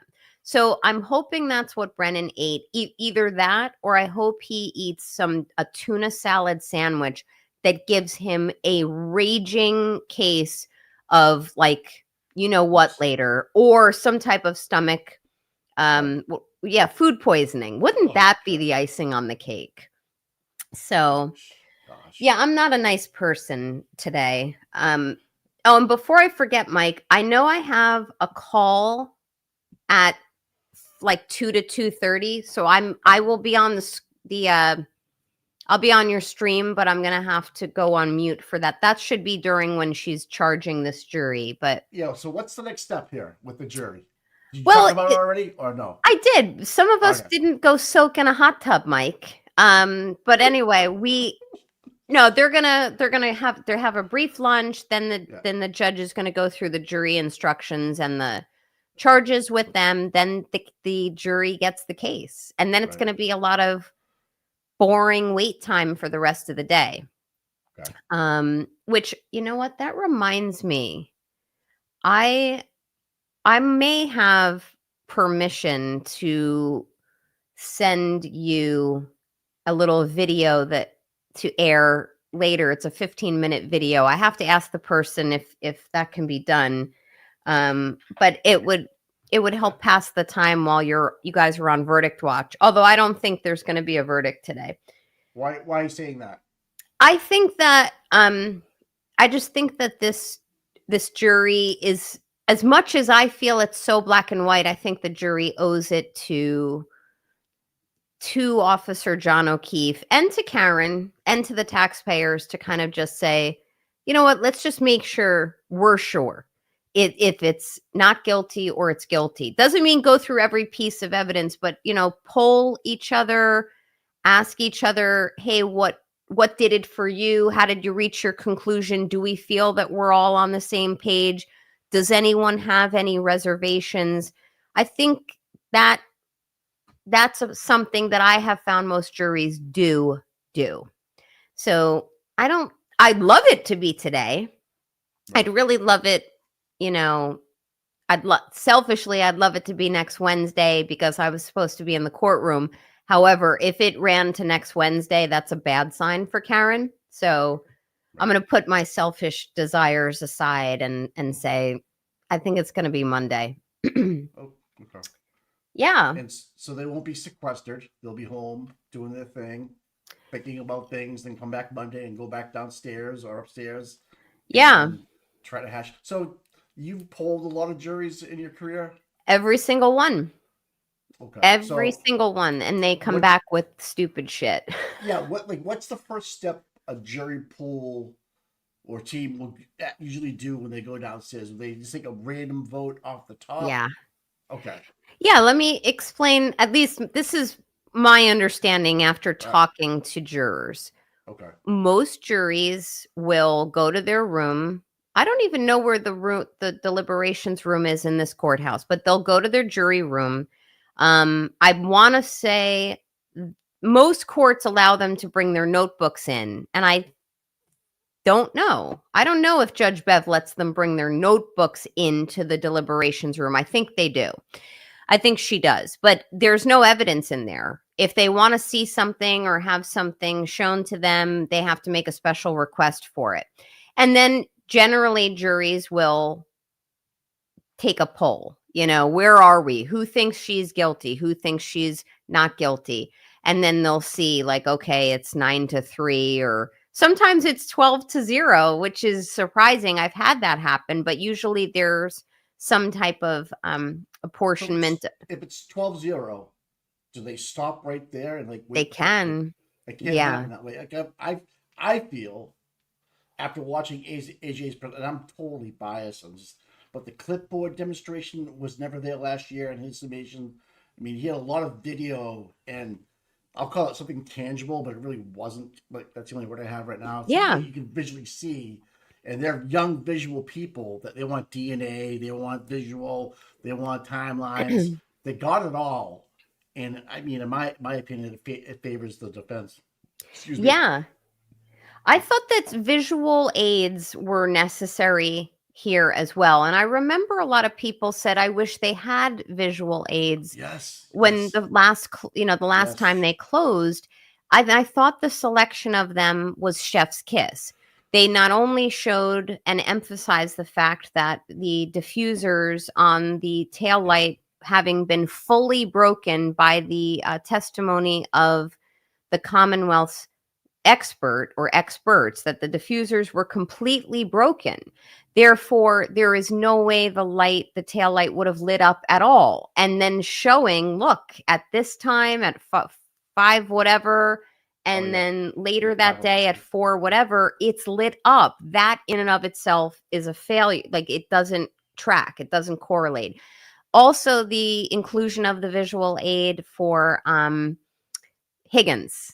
The fact that, the waterfall video, and I know he didn't create it, but I want to give a special shout out to JFK and James Jackson right now, who really just for the last several months, I mean, many months, have gone out of their way to emphasize the importance and significance of the waterfall video and the recreation of the waterfall video. So they're my guys. I love them very much, and I wanted to just give them a shout out. But the whole inclusion of the key pieces of the waterfall surveillance video in the closing argument by the defense team is very notable. And if you all noticed, and considering everyone who's watching is probably a little biased here, if not fully made up their minds, but considering the fact that, what's his name? Oh, AJ accurately described the video. He didn't pontificate. He didn't say, and then you're going to see, and there was this wild gesture. No, he's like, you're going to see.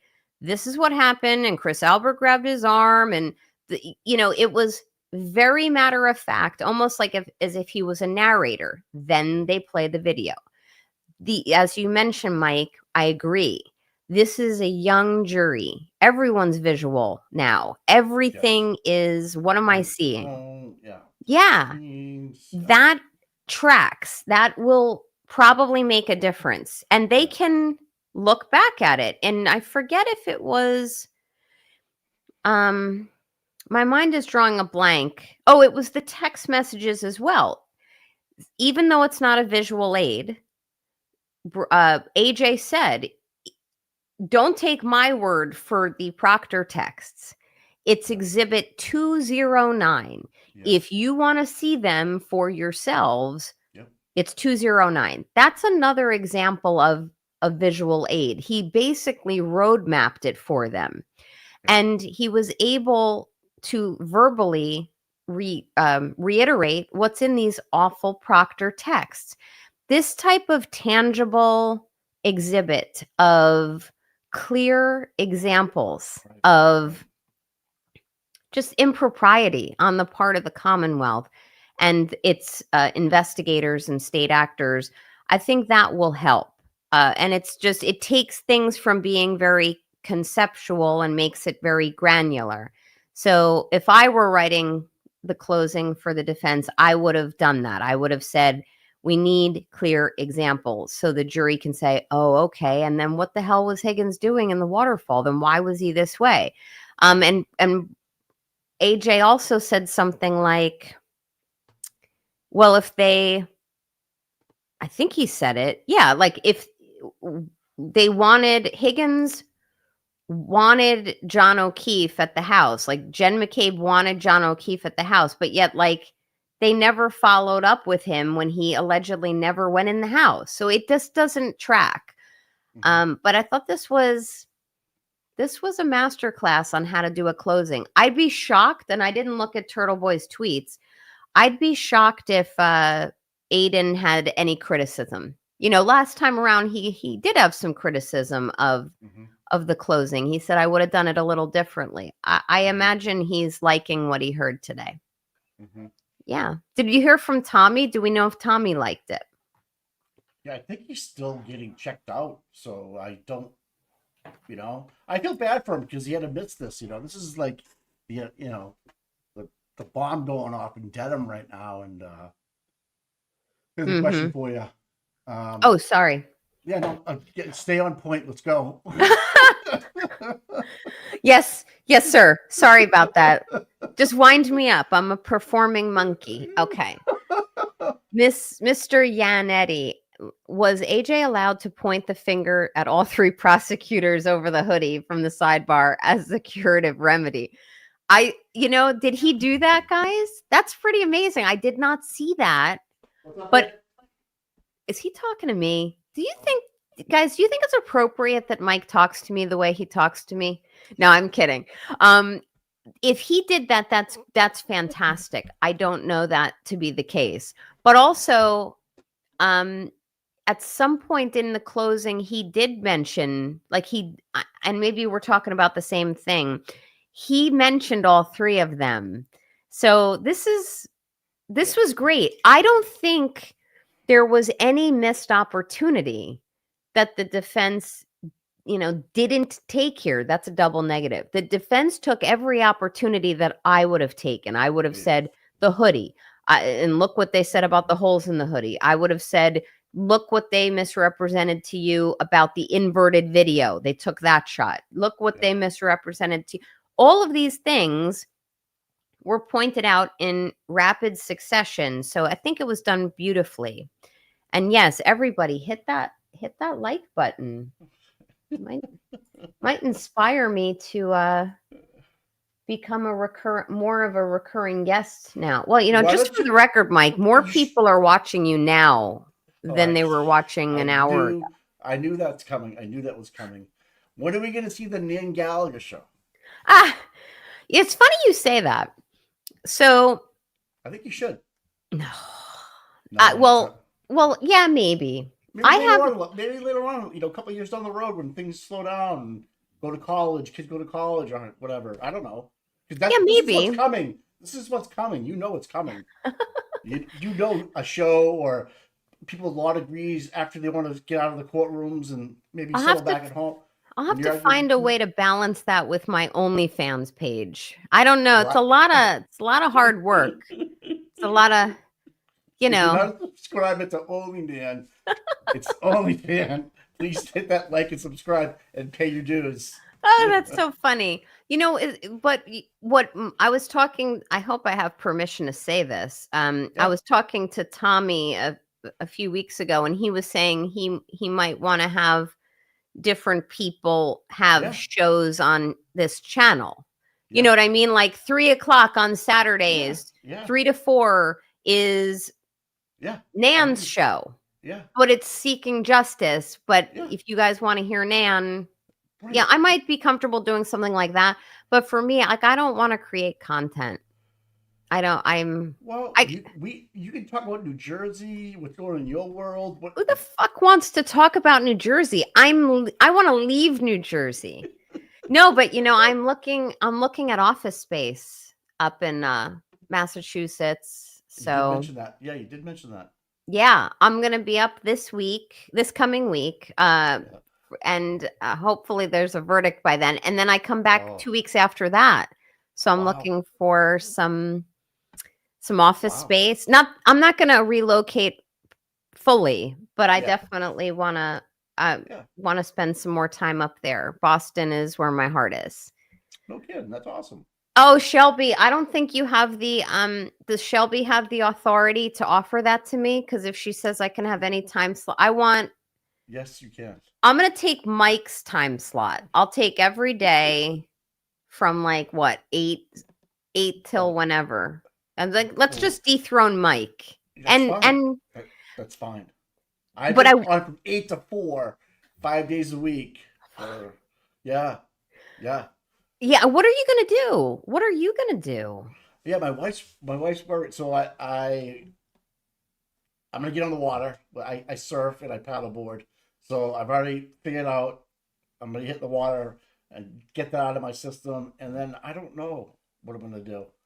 I don't know what Tommy has. Tommy wants to take a Winnebago and go across the country and pick up people from FKR and go do something out in LA eventually. I'm like, dude, that'd be something awesome to stream. That You would know, be fantastic. I guess you can take Route 80 all the way out there and take 2 or 3 hour, people, get them in an RV, maybe drop them off 2, 3 states away, and they can get a train back or whatever. But you can interview them. I don't know. He's got these weird ideas. He comes up with content though. You He's know got what he's got though? Like I what? feel like it'll all work out. I think Yeah. everyone's gonna have a everybody's gonna go Is through there an a yeah? There's a adjustment, like yeah. withdrawal. Everyone's gonna Oh say, yeah. "Oh my God, what do I do?" And once they get through that, first off, there's going to obviously still be work to be done moving forward, even if and hopefully if there's an acquittal.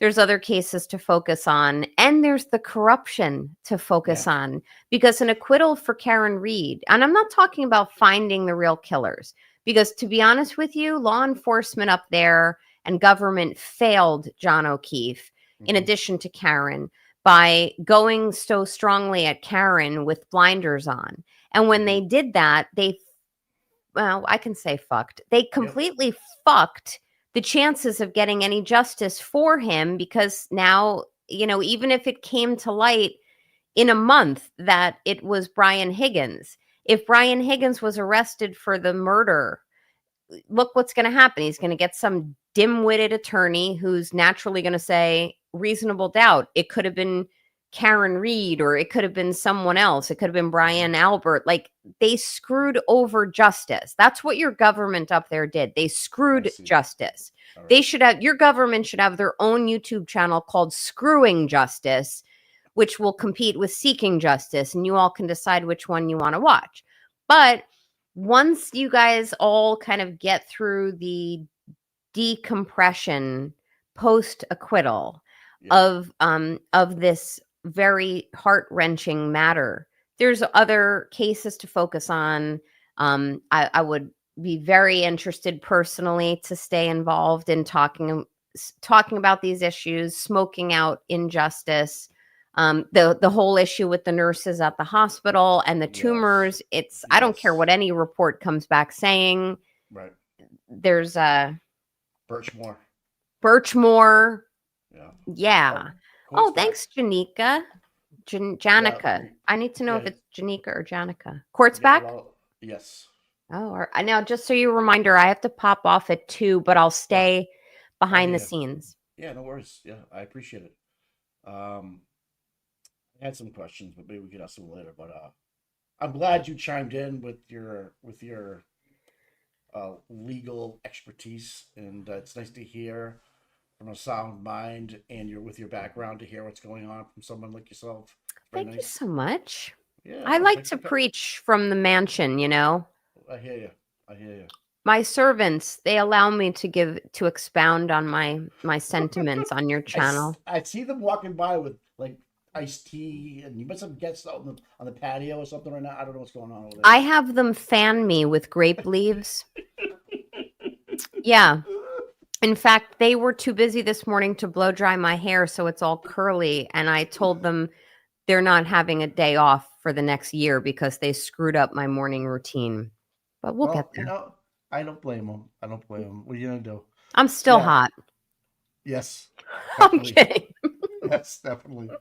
So, before you, the O'Keefes, you and I can see this injustice happening. What's going through their minds? Are they just as biased as we are, but in their own bubble, is what I think to myself. And no matter what happens, it's always going to be Karen Reed's fault. You know, or at least knew the father. Okay. Yeah. Yep. I think he knows fully that Karen didn't do this, but hold him aside. It is my personal opinion, and not that of this channel, that Peggy and Paul know what happened, know it wasn't Karen, and are fully committed to getting their wrongful death civil judgment. And to win a civil case for a lot of money, they have to buy into the narrative. Okay. Is there any sound here? Am I missing something or what? The jurors are just coming in now. Oh, and now it's the fan. Yeah, I think Peggy and Paul they've been snowed by Jen McCabe. Yeah. And I think at this point, having heard all that they've heard, unless they are complete idiots, which I don't think they are. I think they're easily manipulated, more so Peggy than Paul. And I think they're just at the point where they're like, you know what, let's just continue on this pathway. We've been deceived, but we're going to get a payday someday if they convict Karen. It's all monetary as far as I'm concerned. I agree with that. But what about the crash daddy's All right, testimony jurors. in civil law? Going to give you the instructions now in the law. But first, I want to thank you for serving on this jury and for being so attentive. You'll soon deliberate for the purpose of reaching a verdict. But before you do that, it's my responsibility to give you the instructions concerning the law.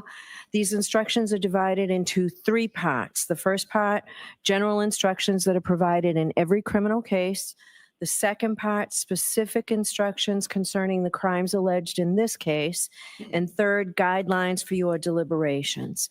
Please listen carefully to all of the instructions. Do not ignore any instruction or give any special attention to any other instruction.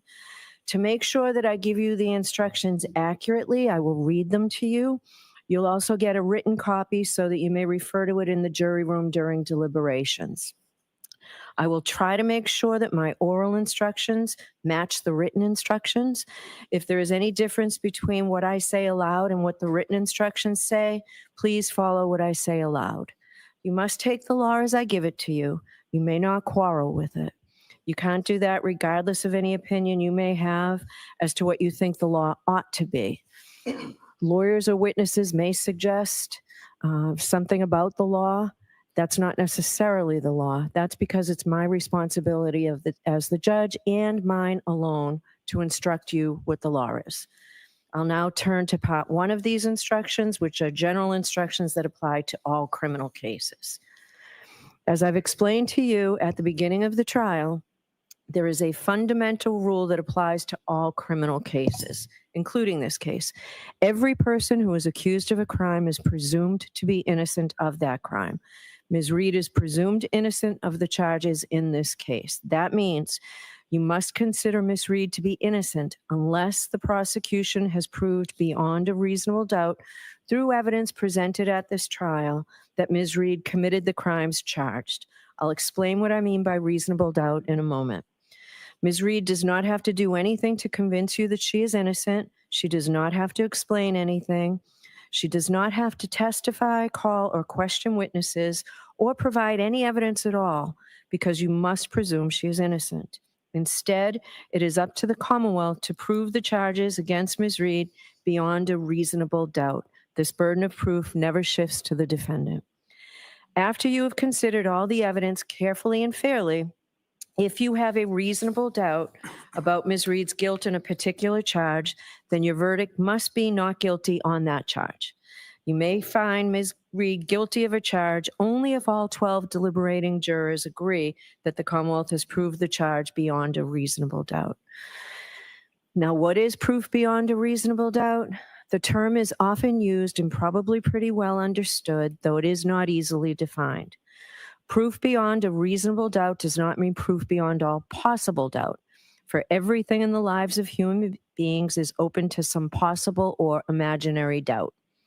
A charge is proved beyond a reasonable doubt if, after you have compared and considered all of the evidence, you have in your minds an abiding conviction to a moral certainty that the charge is true. When we refer to moral certainty, we mean the highest degree of certainty possible in matters relating to human affairs, based solely on the evidence that has been put before you in this case. I have told you that every person is presumed to be innocent unless and until he or she is proved guilty, and that the burden of proof is on the Commonwealth. If you evaluate all the evidence and you still have a reasonable doubt remaining, the defendant is entitled to the benefit of that doubt and must be acquitted. It is not enough for the Commonwealth to establish a probability, even a strong probability, that the defendant is more likely to be guilty than not guilty. That is not enough. Instead, the evidence must convince you of the defendant's guilt to a reasonable and moral certainty, a certainty that convinces your understanding and satisfies your reason and judgment as jurors who are sworn to act conscientiously on the evidence. This is what we mean by proof beyond a reasonable doubt. How do you decide whether the Commonwealth has proven that each element of an indictment is true beyond a reasonable doubt? Let's talk about the roles we all have. First, the function of the jury. You are the most important people in this room. It all begins and ends with your function. You will determine the facts in this case, and that is your job and yours alone. You are the sole and exclusive judges of the facts. If there are any conflicts in the testimony, it is your job to resolve those conflicts if you can do so. Once you determine the facts, it is your duty to apply those facts to the law as I explain it to you, and to determine whether the Commonwealth has proven its case beyond a reasonable doubt. You must decide the facts solely and entirely on the evidence as you have seen, heard in this courtroom, and on nothing else. No prejudice, no bias, no fear, no favor. You must not be swayed by personal likes or dislikes. Your deliberations are no place for emotion, sympathy, passion, or prejudice. The Commonwealth and Karen Reed have a right to have the case judged by fair and impartial jurors. All parties who come before the court stand as equals before you. Therefore, your verdicts must be based on the law as I'm giving it to you, and on the evidence and the facts that you find, and nothing else. You cannot allow yourselves to be influenced by any personal feelings you may have about the nature of the crimes with which Ms. Reed has been charged or the consequences of your verdict. Just the cool, reflective, and impartial sifting of the evidence so that here in this courtroom, justice may be done. Your focus is on the evidence. I am the judge of the law. My job is to teach you the law that you must follow in the case. However, I have no opinion about how you should decide this case. You should not consider anything I have said or done during this trial as reflecting any opinion by me about how you should decide this case. If you believe I have an opinion about the facts of this case, you must disregard it. You must decide this case based solely on your evaluation of the evidence. The arguments of the lawyers are not evidence. They are not witnesses. If a lawyer during argument made a mistake in summarizing the evidence or argued something not supported by the evidence, you must disregard it. It is the jury's collective memory of the evidence that controls the matter. Lawyers' objections are a proper part of the court procedure and are not part of the evidence. So don't hold it against the lawyers or their client if they made objections, motions, or other requests. They're simply doing their job during the trial. There was testimony at trial that the lawyers interviewed witnesses when preparing for the trial. You may not draw any unfavorable inferences solely from that fact. There is nothing improper about conducting such interviews. On the contrary, the lawyers are obliged to prepare their case as thoroughly as possible and may interview witnesses. The verdict must be based only on the evidence and the jury's collective reasoning applied to the evidence in a fair and impartial manner. The extent to which you believe or disbelieve a witness or what an exhibit purports to show, and the importance to give any testimony or other evidence is entirely up to your own good judgment. The evidence consists of the testimony of the witnesses and the exhibits that were introduced in this trial. You will have those exhibits with you in the deliberation room. In addition, as you heard during the trial, the prosecution and defendant agreed that certain things are true. Therefore, you must accept those things as true. There are some things you have heard about that have not been introduced into evidence, such as previous testimony of witnesses, police reports, autopsy and accident reconstruction reports, and perhaps other reports. You may naturally wonder why neither side has introduced any of them into evidence. The answer is that under our rules of evidence, such reports usually may not be admitted, although the parties may refer to them for certain limited purposes while questioning witnesses. So you should not hold it against any party that you do not have them, and neither should you speculate on what they may or may not contain. Similarly, as you review the exhibits, you may find that some information has been removed because it is not relevant. Please ignore that and don't try to guess what may have been removed from there.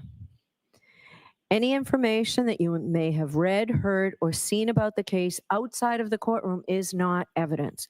My instructions to you and any other comments I made, the lawyer's opening and closing statements and any comments they made, are not evidence. If the lawyers or I made any comments during the trial, those comments are not evidence, and you must base your verdict only upon the evidence. In an interaction between a lawyer and a witness, you may consider only the witness's testimony as evidence. Answers that I struck from the record and told you to disregard are not evidence. Only the testimony of the witness, that is, their answers to the questions and the exhibits, are evidence.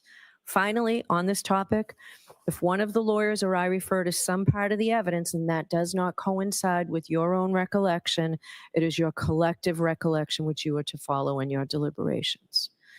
It is important to remind you folks that the verdict cannot be based on emotional reaction or sympathy for any person or side of this case. Certain of the testimony and exhibits may have provoked an emotional reaction in all of us. You may feel sympathy for the family of Mr. O'Keefe, and you may feel sympathy for the defendant as she sits here in the courtroom.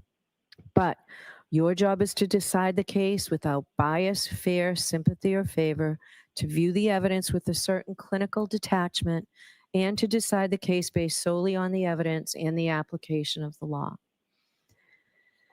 I have allowed you folks to take notes during the trial if you chose, and you may refer to those notes during your deliberations. But remember, they are not evidence or a substitute for the evidence and your recollection. They are for your personal use. Please do not share them with the other jurors.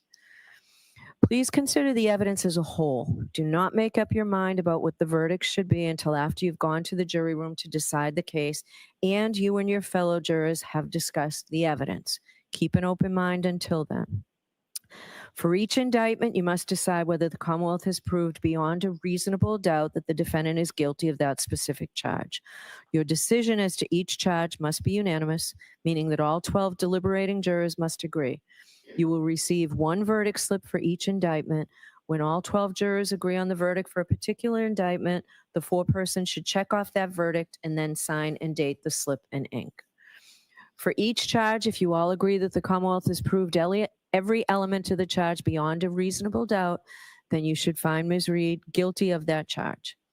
On the other hand, if you all agree that the Commonwealth did not prove one or more elements of a particular charge beyond a reasonable doubt, then your verdict must be not guilty on that charge. You'll remember that we took a view in this case. It seems like a very long time ago, but we took a view in this case. The purpose of the view was to help you better understand the evidence that you heard during the trial and to help you appreciate the locations and their surroundings. Your responsibility in the view was to see the places, observe them carefully, and remember what you saw. The view is part of this case. You may use and consider the observations that you made while on the view in your deliberations in reaching a verdict. The same is true about the demonstration we saw from the witness stand. The demonstration was done simply to help you understand the evidence, and you may consider it in your deliberations.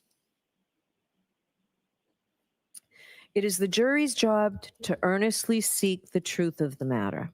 In doing that, the jury must decide questions of credibility and reliability. The jury must decide how truthful or reliable or convincing any part of the evidence is. You should evaluate the testimony of a police officer in the same way you would evaluate anyone else's testimony. You must not automatically believe or disbelieve a witness just because the person is a police officer. In deciding questions of credibility and reliability, you may rely on your common sense and reasoning powers and your life experiences. Consider a witness's testimony in the context of all the other evidence, not in isolation. You may consider the demeanor, candor, and appearance of the witness in testifying. Who was the witness? What relationship did they have to the case, to the other witnesses or parties? Did the witness have any bias, reason, or motive to give false or shaded testimony?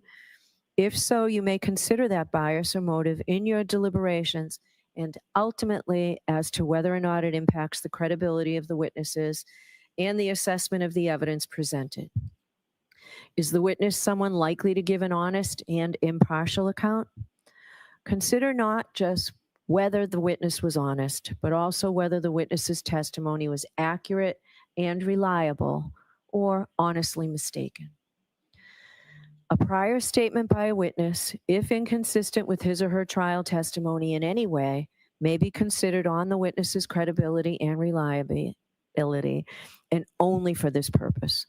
Also, if there has been a suggestion that a witness recently contrived their testimony, you may take into account any earlier statement the witness made which was consistent with their present testimony. The prior statement is relevant only as to the witness's credibility and reliability, and only for this purpose. You have heard some evidence suggesting that the Commonwealth did not conduct certain scientific tests or otherwise follow standard procedure during the police investigation. This is a factor you may consider in evaluating the evidence presented in this case. With respect to this factor, you should consider 3 questions. First, whether the omitted test or other actions were standard procedure or steps that would otherwise normally be taken under the circumstances. Second, whether the omitted tests or actions could reasonably have been expected to lead to significant evidence of the defendant's guilt or innocence. And third, whether the evidence provides a reasonable and adequate explanation for the omission of the test or other actions. If you find that any omissions in the investigation were significant and not adequately explained, you may consider whether the omissions tend to affect the quality, reliability, or credibility of the evidence presented by the Commonwealth. All of these considerations involve factual determinations that are entirely up to you. And you are free to give this matter whatever weight, if any, you deem appropriate based on all the circumstances. During the trial, I gave you some instructions on how you were to consider some of the evidence you heard, and importantly, how you are not to consider the evidence. I'm going to summarize those limiting instructions here. Ms. Reed is not charged with committing any crime other than the charges contained in the indictments. You've heard evidence about interactions that Ms. Reed may have had with Mr. O'Keefe in Aruba and others in Aruba. The evidence was admitted solely for your consideration as evidence of the nature of the defendant's relationship with Mr. O'Keefe and whether it goes to her knowledge or intent or motive on January 29, 2022. You may not consider the evidence as proof that she has a criminal personality or bad character. You may not take the defendant's prior acts as a substitute for proof that the defendant committed the crimes charged here, or to conclude that if she committed the acts in Aruba, she must have committed the offenses with which she is charged here. You can only use the evidence for the limited purpose of how it goes to the defendant's state of mind, motive, and the nature of her relationship with John O'Keefe. Before you consider any electronic communication in your deliberations, you must first find that it is more likely true than not that the persons who authored the electronic communications were in fact John O'Keefe, Ms. Reed, Michael Proctor, Brian Higgins, or others alleged to have authored or created them. If you do not find it is more likely true than not that the persons alleged to have authored or transmitted or created the communications were the persons alleged to have done so, then you may not consider the electronic communication in deciding the case. Photographs have been entered into evidence, and in some instances, those photographs will be inside an envelope when they go back to you to the deliberation room. The photographs may be graphic and unpleasant. As I told you when you first saw them, your verdict must not in any way be influenced by the fact that these photographs may be graphic or unpleasant. The defendant is entitled to a verdict based solely on the evidence and not one based on pity or sympathy. Consider a photograph only as it may show a medical condition, the nature of the injuries, or the details of the incident itself. You heard evidence of statements made by John O'Keefe. These statements were admitted only for a limited purpose of establishing John O'Keefe's state of mind. You are not to consider this testimony as proof that the defendant has bad character or propensity to commit crimes. The testimony of witnesses recounting conversations with Mr. O'Keefe or messages the defendant's phone received from him can only be used as they go to the defendant's motive or intent on January 29th, and only if you find that Ms. Reed was aware of Mr. O'Keefe's state of mind at the time of the crime and would be likely to respond to it. There need not be direct evidence that the defendant learned of Mr. O'Keefe's state of mind, so long as you can reasonably infer from the evidence that she did learn of it. Now, you have heard testimony about statements allegedly made by Ms. Reed. Before you may consider any such statement, you're going to have to make a preliminary determination whether it can be considered as evidence or not, and for what purpose it may be used. You may not consider any such statement in your deliberations for the truth of any such statement unless, from all of the evidence in the case, the Commonwealth has proven beyond a reasonable doubt that the defendant made the statement that she's alleged to have made and that she made it voluntarily, freely, and rationally. In determining whether or not any statement made by the defendant was voluntary, you may consider all of the surrounding circumstances. You may consider any evidence you have heard about the defendant's physical and mental condition, her intelligence, age, education, and experience. Your decision does not turn on any one factor. You must consider the totality of the circumstances. Some testimony came from witnesses who saw or heard something. Some witnesses also told you about opinions or conclusions they reached based on some special training or experience. But special training or experience does not necessarily make the witness's testimony any more believable or important than any other evidence. So you should consider the same questions about witnesses' testimony that I mentioned earlier, including any bias or motive these opinioned witnesses may have had to testify in a certain way. You may also consider the witness's level of experience and training and whether they base their opinions on the facts that you find to be true. There were hypothetical questions asked of some of the witnesses. You may give whatever weight you deem appropriate to the opinion based on the hypothetical, but only if, after careful consideration, you find that all the facts in the hypothetical were true. Remember that witnesses, even those with special training or experience, do not decide cases. Juries do. It is up to you whether to accept or reject, in whole or in part, any opinion or conclusion that a witness offered during the trial. You have the same powers with respect to the exhibits that you do with respect to the witnesses. Look them over and decide the weight, that is the value, that they deserve to receive in helping you resolve the case as you make your ultimate judgment about whether the Commonwealth has proved its case beyond a reasonable doubt. You do not have to believe something simply because it's written on a piece of paper or appears in a photograph. You are not, of course, required to disbelieve it because it appears there. You decide whether to believe what an exhibit purports to show and how much weight, if any, to give the exhibit. Certain charts and summaries not admitted into evidence have been shown to you as testimonial aids intended to summarize, clarify, simplify evidence, or to help explain the contents of records, documents, computer data, or other evidence introduced in the case. Charts and summaries are not new evidence, and you should give them only such weight as you think the underlying evidence deserves.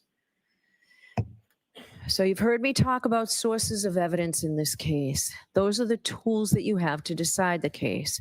Now, with that evidence in mind, what can you do with it? As jurors, you may bring to bear all your knowledge and experience. You don't check your common sense at the door to the jury room. Just the reverse. I instruct you to use your common sense. Give the evidence a reasonable and fair construction in the light of your common knowledge and experience. In determining the facts in this case, you may draw reasonable inferences from the evidence that you believe because you're entitled to rely upon both direct and indirect or circumstantial evidence. Direct evidence is evidence of what a witness claims to have seen or heard or touched or somehow perceived with their own senses. Indirect or circumstantial evidence exists where a witness does not testify directly to the fact that is sought to be proven, but you are provided with evidence of other facts and then asked to draw reasonable inferences from them about the fact that sought to be proved. Such inferences may be considered with all of the other evidence in reaching your verdict.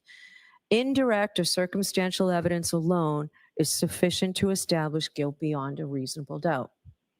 Now, what do I mean by an inference? An inference is a logical deduction or conclusion that you may, but are not required to draw from evidence that you have accepted as believable. Inferences are little steps in reasoning, steps in which you take some known information, apply your experience in life to it, and then draw a conclusion. Sometimes you can draw more than one inference. You have to decide which inferences are reasonable and decide which seem more reasonable to you. Remember, when you're dealing with inferences, you never have to infer anything. You may, but do not have to draw inferences whatsoever. An inference drawn from indirect or circumstantial evidence need not be necessary or inescapable, but any inference which you do draw must be reasonable and possible. It must be logical. It must be a natural one, which is not too remote in the ordinary course of events. You may not guess. You may not speculate. You may not engage in surmise. You should not pile inference upon inference until the pile gets so high that it tips over logically, or that the chain gets so weak that it doesn't hold together anymore.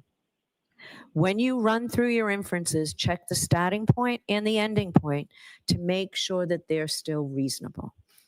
Further, when the evidence tends to equally give rise to either of two inconsistent propositions, the Commonwealth has established neither proposition. In order to convict the defendant, you must find that all of the evidence and the reasonable inferences that you have drawn, taken together, prove that she is guilty beyond a reasonable doubt. Let me give you an example of an inference. Suppose that the issue you must decide is whether the U.S. Postal Service delivered the mail today. If you go home and someone in your household hands you the mail and states that they observed the letter carrier deliver the mail and retrieved it from the mailbox, this would be direct evidence that the U.S. Postal Service delivered the mail. The witness perceived the events with his or her own senses and told you what he or she observed. The issue you would have to decide is whether that witness was credible. On the other hand, if you go home from court and find mail in the mailbox, you may infer that it was delivered by the U.S. Postal Service today. You draw this reasonable inference based on the following known facts. The mailbox was emptied yesterday. You know that the mail is delivered by the U.S. Postal Service Monday through Saturday. The letters in the box are postmarked. You have exactly the same power in this case, not the power to speculate or to guess, but the power to draw reasonable inferences warranted by the evidence in the fashion I've just described. You may have noticed that Ms. Reed did not testify at this trial. Defendant has an absolute right not to testify, since the entire burden of proof in this case is on the Commonwealth to prove that the defendant is guilty. It is not up to the defendant to prove that she is innocent. The fact that Ms. Reed did not testify has nothing to do with the question of whether she is guilty or not guilty. You are not to draw any adverse inference against the defendant because she did not testify. You're not to consider it in any way or even discuss it in your deliberations. You must determine whether the Commonwealth has proved its case against the defendant based solely on the testimony of the witnesses and the exhibits. Now that completes the first part of my instructions. Now I'm going to turn to the elements of the charges against Ms. Reed. The Commonwealth has alleged that on January 29, 2022, Ms. Reed did assault and beat John O'Keefe with the intent to murder him, and by such assault and battery did kill and murder John O'Keefe.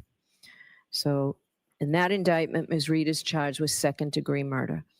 Now I just want to tell you that our Supreme Judicial Court has promulgated jury instructions on homicide charges that I have to read verbatim. So I want to make sure to do that right. So murder in the second degree.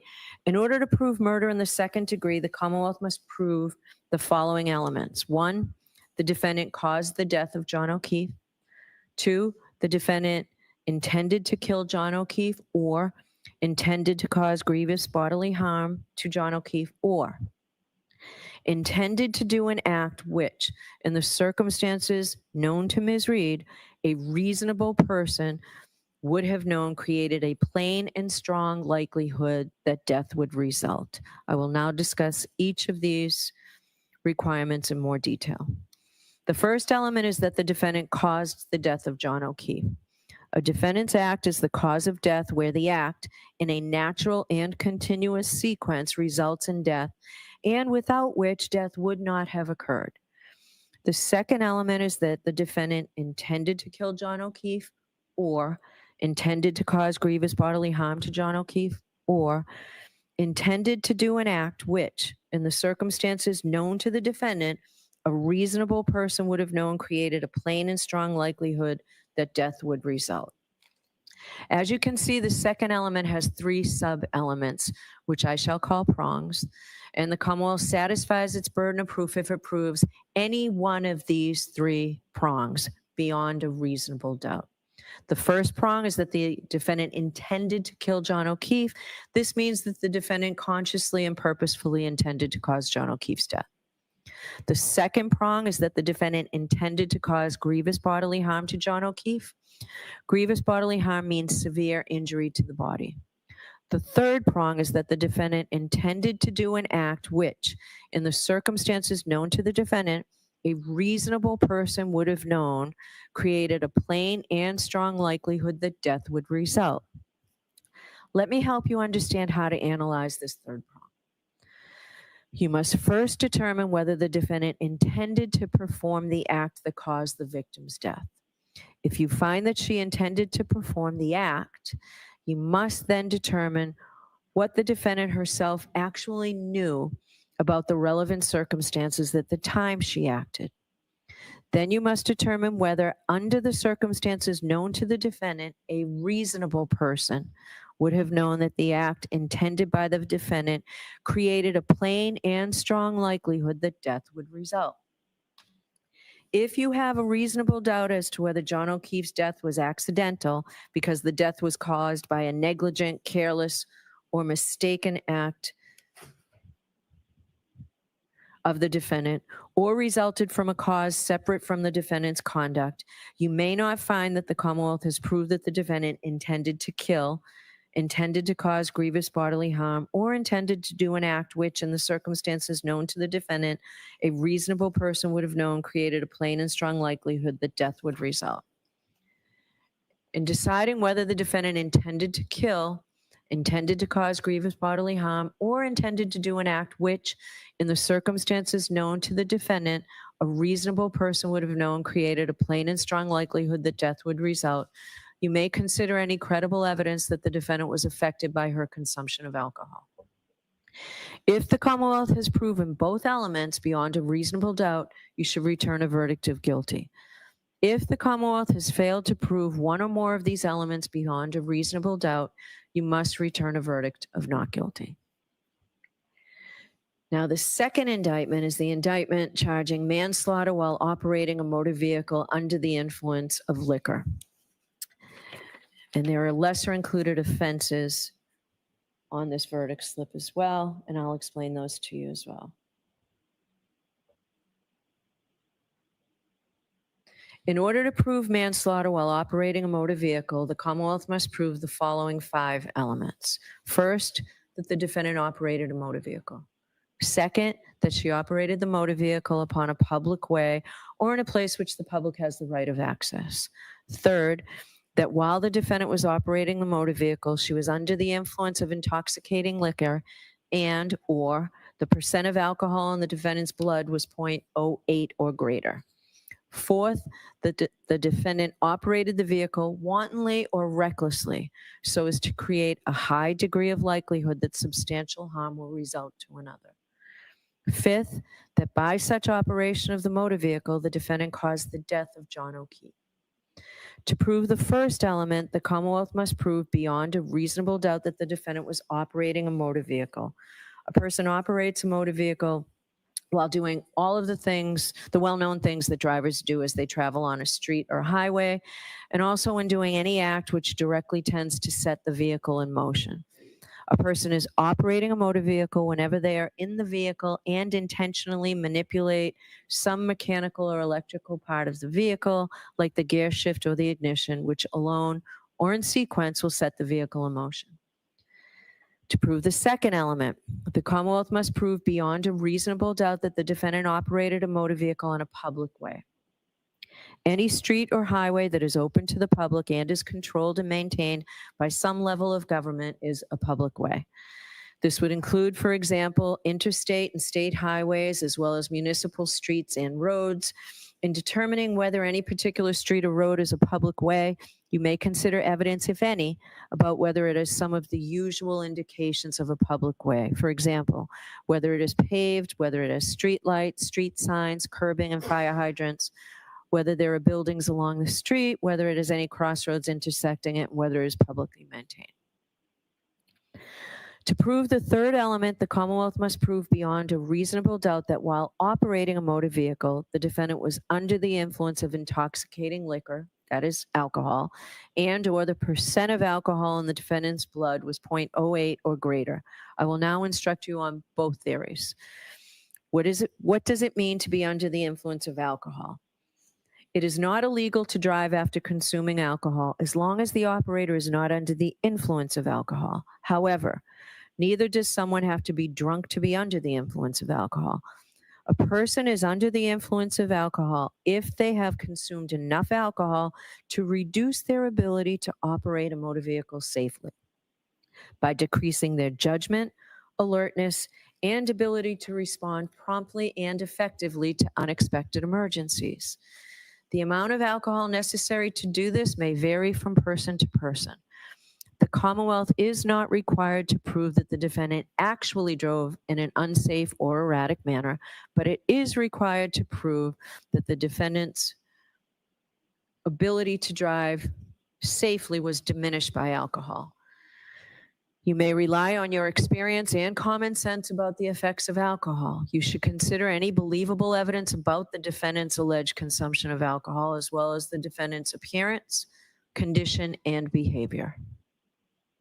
In deciding this theory of whether the defendant operated a motor vehicle under the influence of alcohol, you may also consider whether a blood test showed that the defendant had consumed alcohol. However, no matter what the reading is, the blood test is not sufficient by itself to prove that the defendant was under the influence of alcohol. Under the second theory, the Commonwealth must prove beyond a reasonable doubt that at the time of operation, the percent of alcohol in the defendant's blood was 0.08 or greater. The Commonwealth may prove a person's blood alcohol level by a chemical test or analysis of their breath or blood.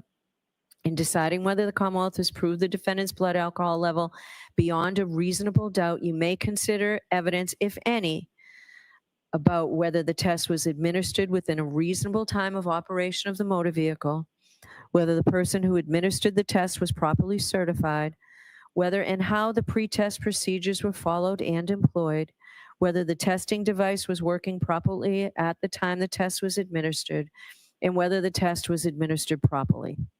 You may also consider any other evidence pertaining to the test or the test results. The fourth element the Commonwealth must prove beyond a reasonable doubt is that the defendant operated the vehicle wantonly or recklessly. A person drives recklessly when they ignore the fact that their manner of driving is very likely to result in death or serious injury to someone, or they are indifferent to whether someone is killed or seriously injured. It is not enough for the Commonwealth to prove that the defendant acted negligently, that is, acted in a way that a reasonably careful person would not. It must be shown that the defendant's actions went beyond mere negligence and amounted to recklessness. The defendant was reckless if she knew or should have known that such actions would pose a grave danger of death or serious injury to others, but chose, nevertheless, to run the risk and go ahead. Whenever I refer to the defendant's state of mind or her intent, you may consider any credible evidence that the defendant was affected by her consumption of alcohol. A defendant may have the requisite state of mind or intent, even if she consumed alcohol, but you may consider such evidence in determining whether the Commonwealth has proved this element. Here, the defendant must have intended her acts in the sense that they were not accidental. But it is not necessary that the defendant intended or foresaw the consequences of those acts, as long as a reasonable person would know that they were so dangerous that death or serious injury would probably result. As such, the Commonwealth does not need to prove that the defendant intended to kill John O'Keefe. Rather, this is in that category of cases where public safety requires each driver, once they know what the situation is, to determine and to adhere to an objective standard of behavior.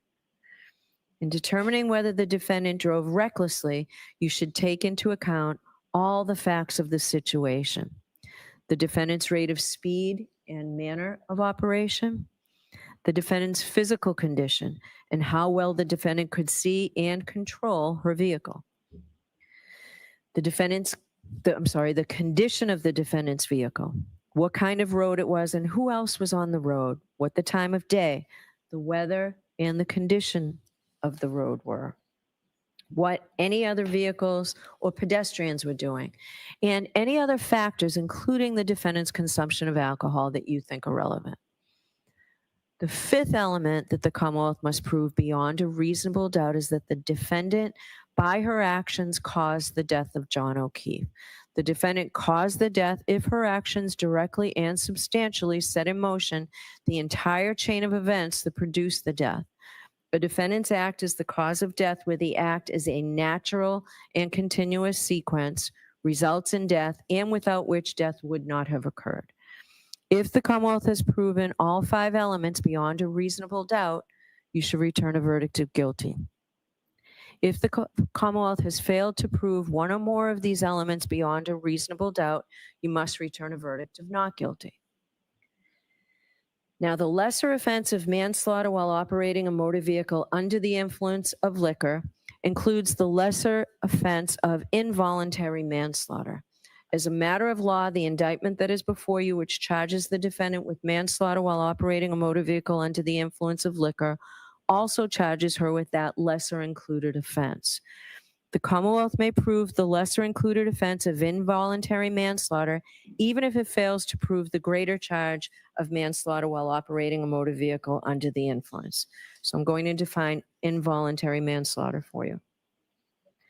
To prove that the defendant is guilty of involuntary manslaughter because of wanton or reckless conduct, the Commonwealth must prove the following elements beyond a reasonable doubt. First, that the defendant caused John O'Keefe's death. Second, that the defendant intended the conduct that caused John O'Keefe's death. And third, the defendant's conduct was wanton or reckless. I will now discuss each element in detail. The first element is that the defendant caused the death of John O'Keefe. Remember, Ms. Reed caused John O'Keefe's death if her actions directly and substantially set in motion the entire chain of events that produced the death.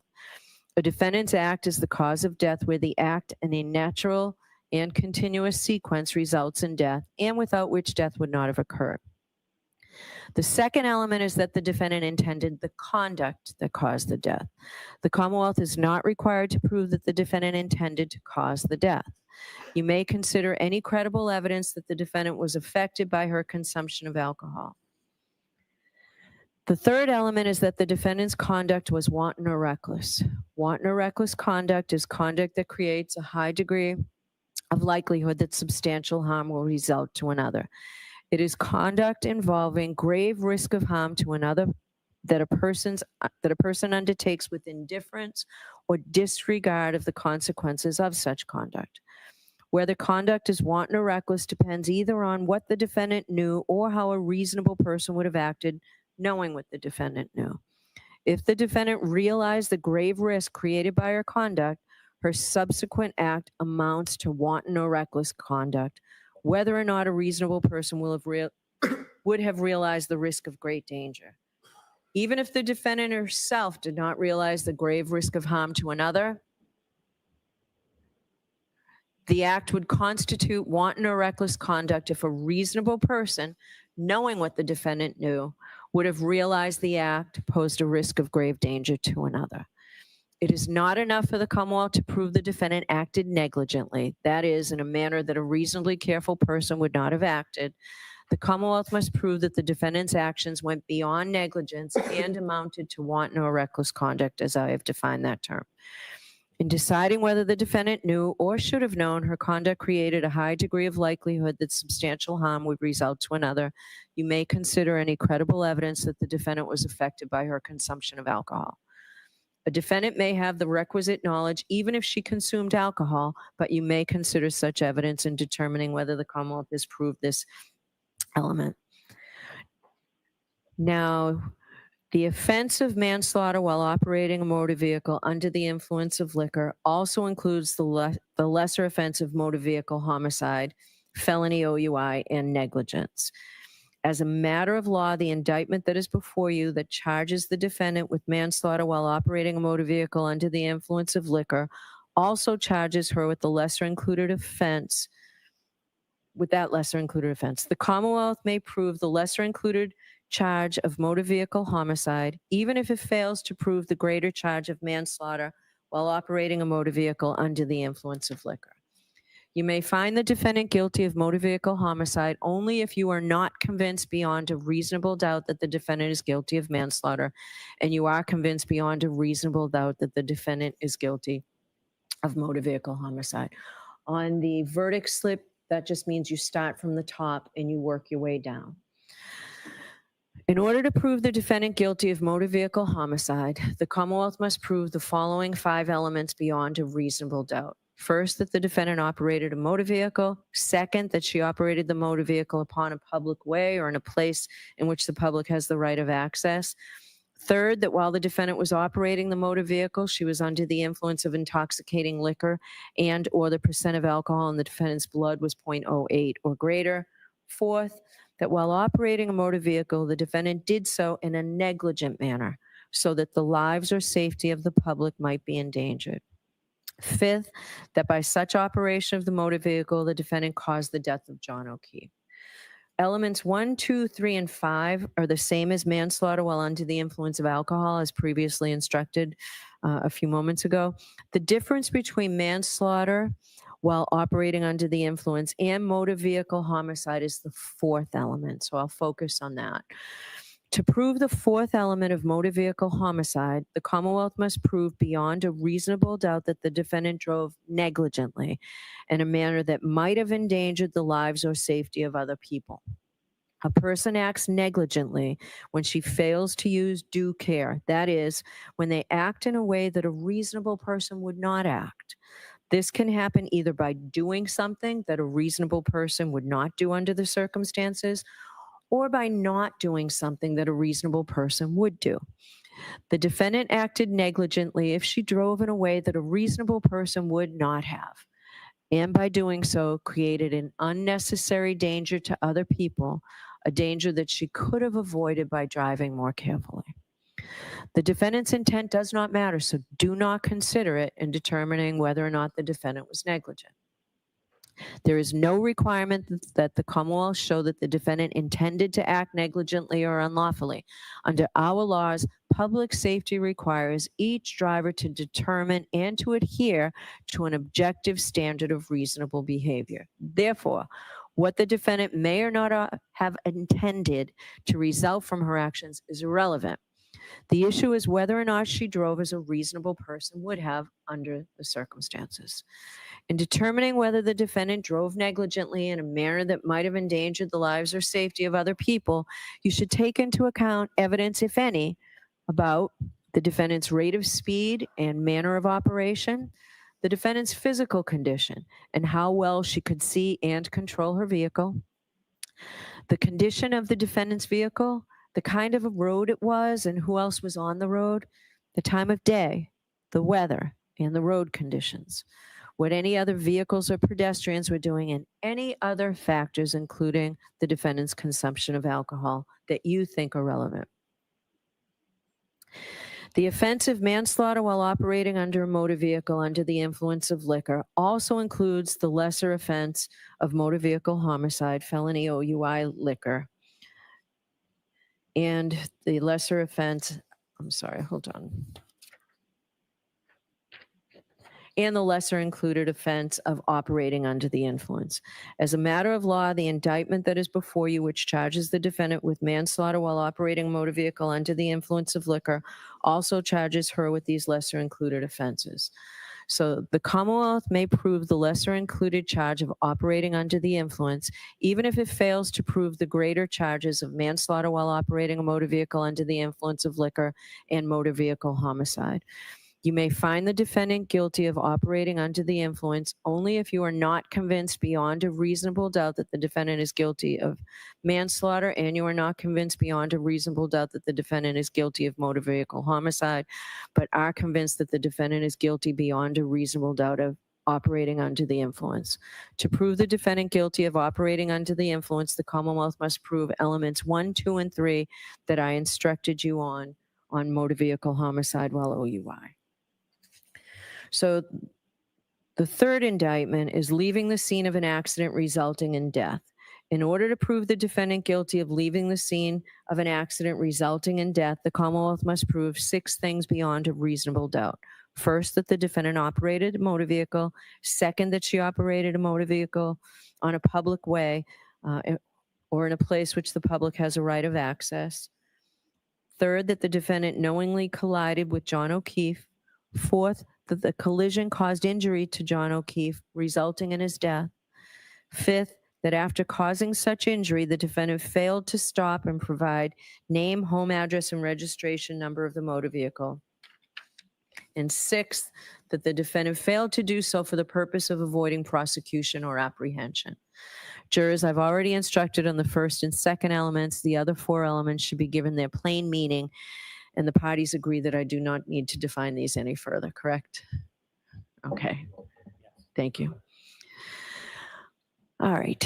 As a general rule, you're permitted but not required to infer that a person who intentionally uses a dangerous weapon on another person intends to kill that person or cause him grievous bodily harm or intends to do an act which, in the circumstances known to him or her, a reasonable person would know creates a plain and strong likelihood that death would result. An item that is normally used for innocent purposes can become a dangerous weapon if it is used in a dangerous or potentially dangerous fashion. The law considers an item, in this case a motor vehicle, to be used in a dangerous fashion if it is used in a way that it reasonably appears to be capable of causing serious injury or death to another person. In deciding whether an item was used as a dangerous weapon, you may consider the circumstances surrounding the alleged crime, the nature, size, and shape of the item, and the manner in which it was handled or controlled. That completes my second part of the instructions. I'm now going to turn to the third and final part, which is shorter. In order for a jury to return a verdict, that is, to reach a decision in a criminal case, the law provides that there may only be 12 persons on the deliberating jury, and you will note that there are 18 of you.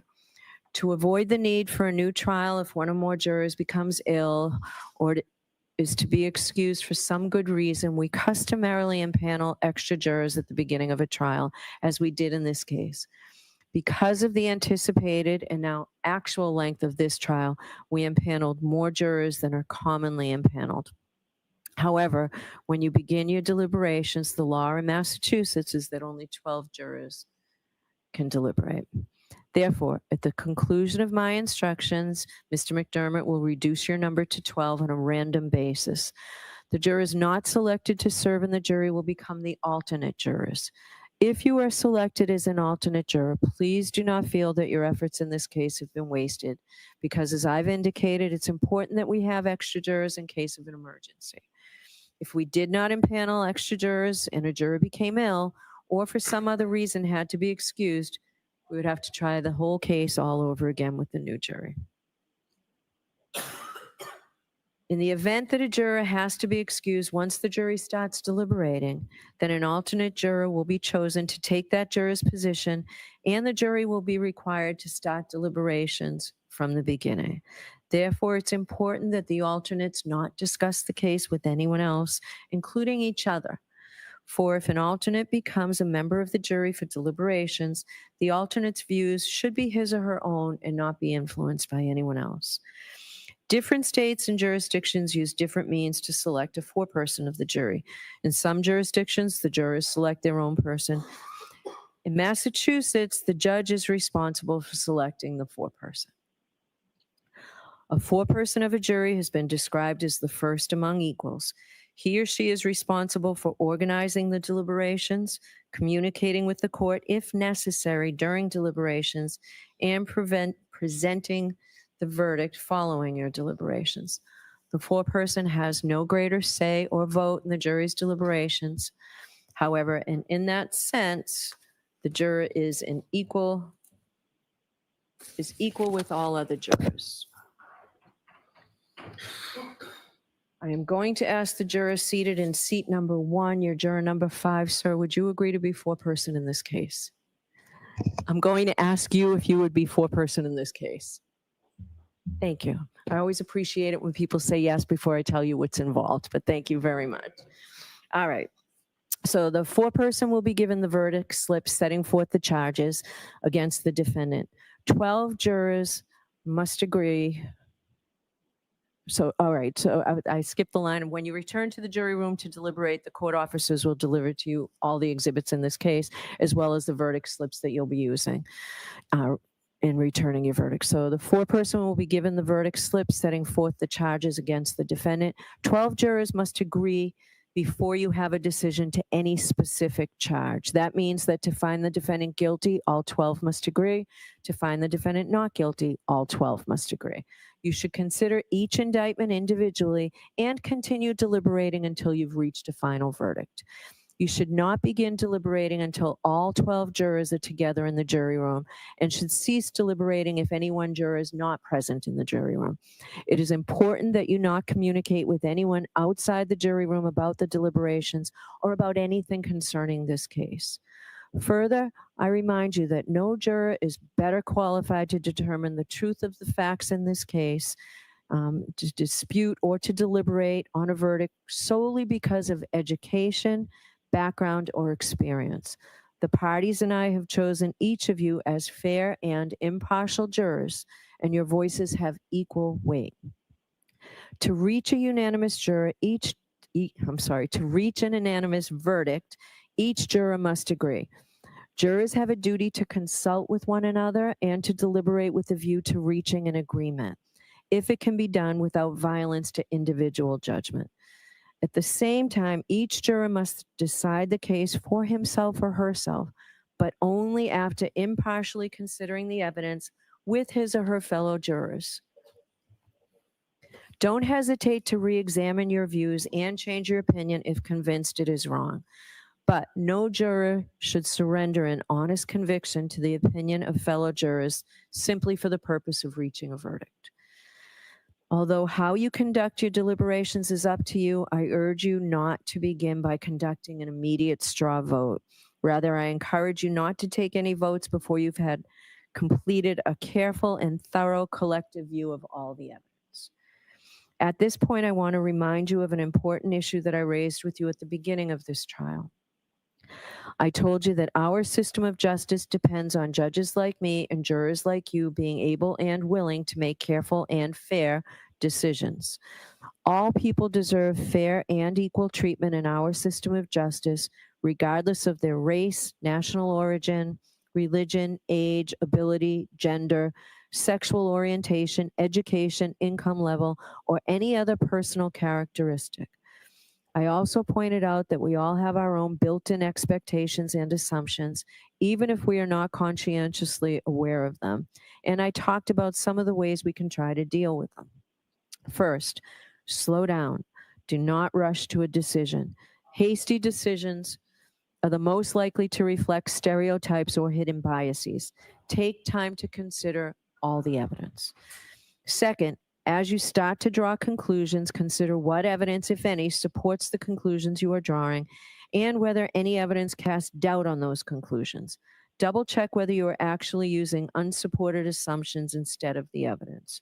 Third, as you think about the people involved in this case, consider them as individuals rather than as members of a particular group. Fourth, I might ask myself, would I view the evidence differently if the people were from different groups, such as different racial, ethnic, or gender identity groups? Fifth, listen to your fellow jurors. They may have different points of view. If so, they may help you determine whether you are focusing on the facts or making assumptions, perhaps based on stereotypes. Of course, your fellow jurors could be influenced by their own unstated assumptions, so don't be shy or hesitant to speak up.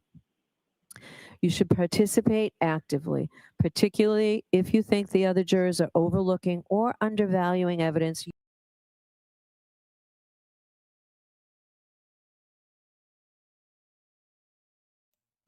Hold on a minute. I don't know what happened. My father's keeper, the fix is in. Yeah? She picked that guy right out, number 5. I can't wait to see what Turtle Boy says about him. All right, so Auntie Bev has chosen the juror in seat number 1 as the foreman. He's a middle-aged black man who was the only juror who didn't take any notes the entire trial. Okay. Okay. That I don't like.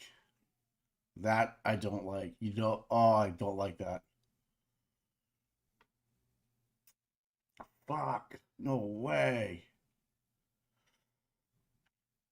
Hey, you guys out there, are we getting this thing back up or what?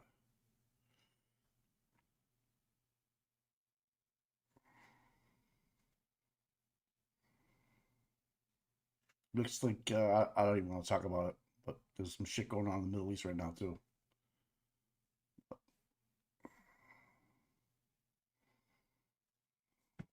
Okay, Shelby, you guys there? I don't see if anybody else has got the feed going. Oh, Federo and Claire are talking. No, she's still up. We're not missing much, but she's just talking about Ganesh. Working on it. Okay, Shelby's on it. Okay, thanks, Shelby.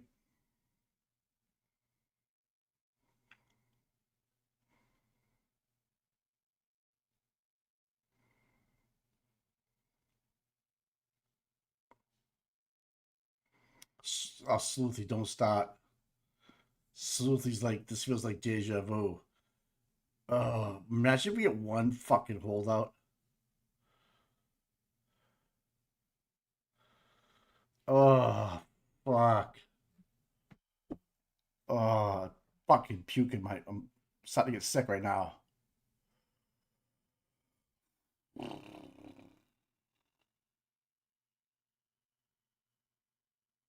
Yeah, Iran just launched missiles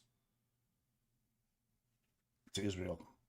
That shit's going down right now. Yep. Wow. Wow. 100. Oh, man. Okay. I'm not going to get distracted. I'm not going to get distracted. I'm not going to do it. I'm not going to do it. But it's kind of a big deal.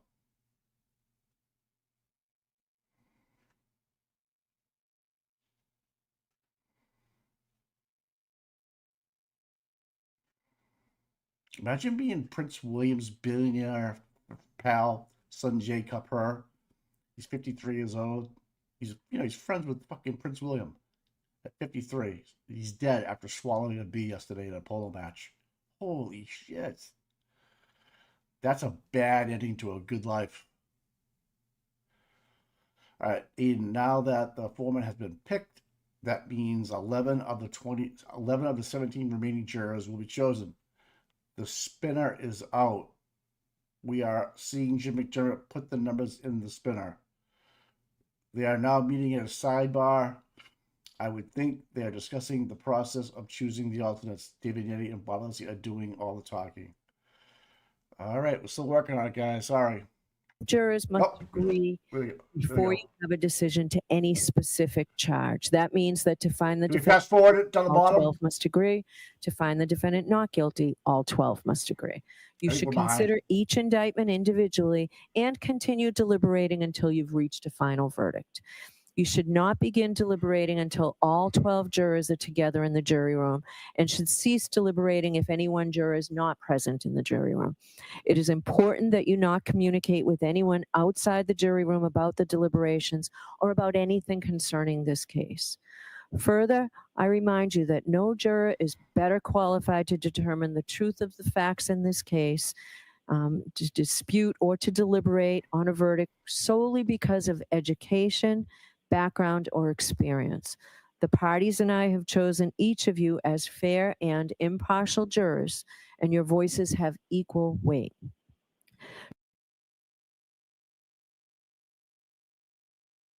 Yeah, just forward it. Fast forward it. All the way at the end, grab the red dot. Nope. Nope. Down bottom, you were there. Okay.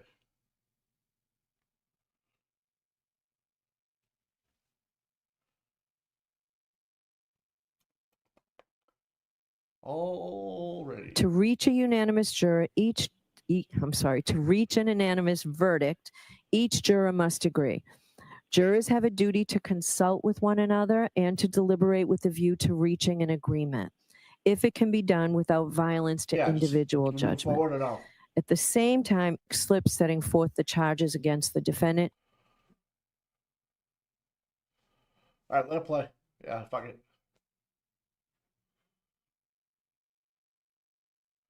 Can we get rid of Your father's verdict. keeper? Bullshit, don't go over there. My father's keeper.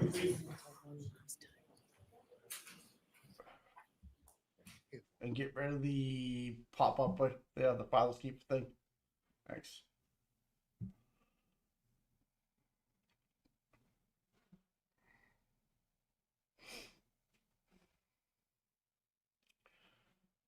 I guess not.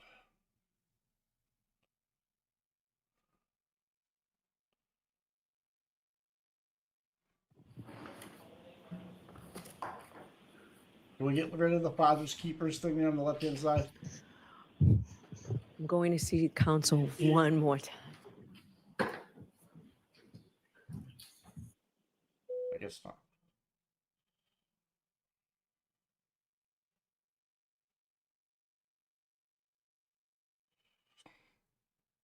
It's muted. They're okay. I'll let them figure it out.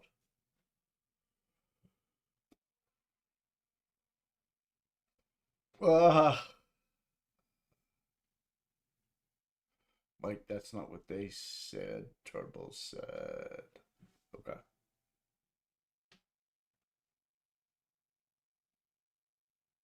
Oh, okay. The remaining 2 black jurors were just eliminated. Okay.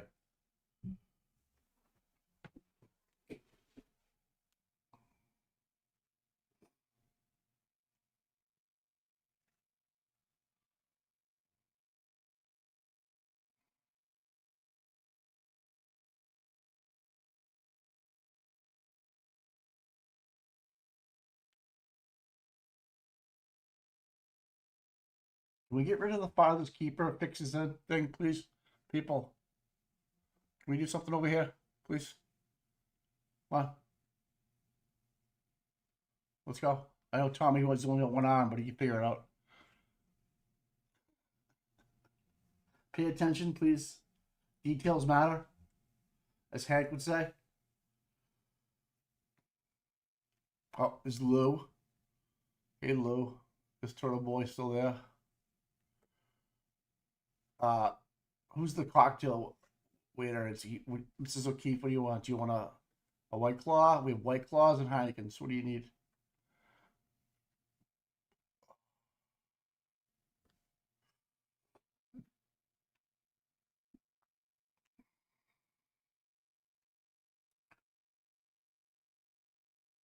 Note taker juror did not make the jury and is an alternate. Okay. That was just Machado. So Christina Rex, judge picks juror in the seat number one black man to be the full person in this case. Okay. So he never took any notes. He based on memory. He was the first juror ever selected during the jury selection. Okay. And then into 2 black jurors were just eliminated. Okay. Okay. I don't know what's going on. So yeah. Breaking news, Iranian Supreme Leader Khamenei, Israel started a war. Oh, it's on. Oh no.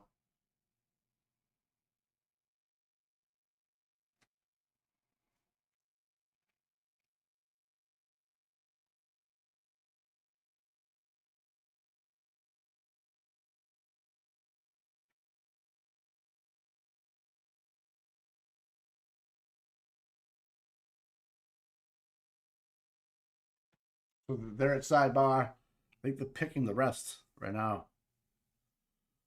Let's see what's going on in the world.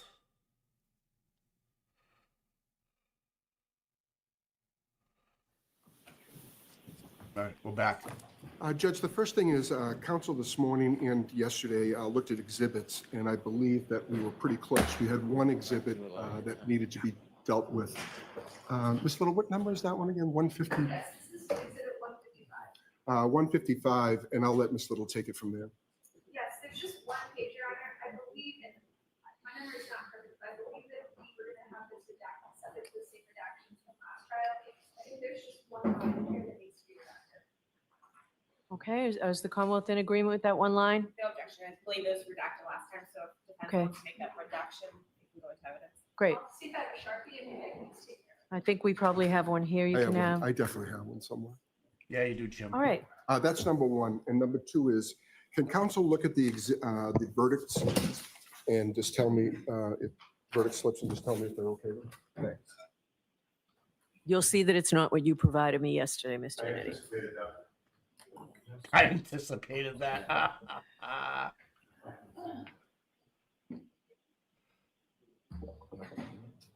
Here we go. Huddle up, guys.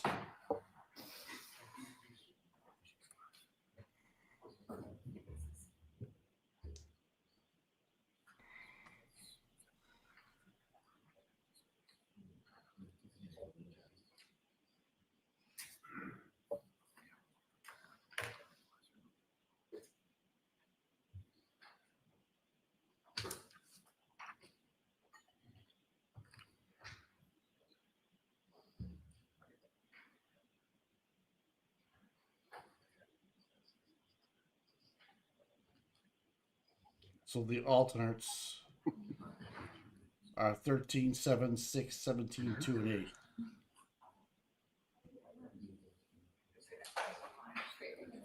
Thirteen, 7, 6, 17, 2, 8.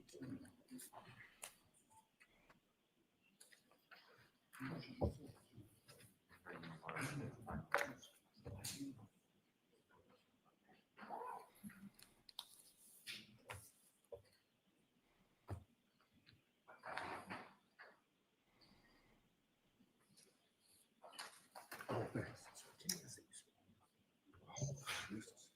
Sworn in first.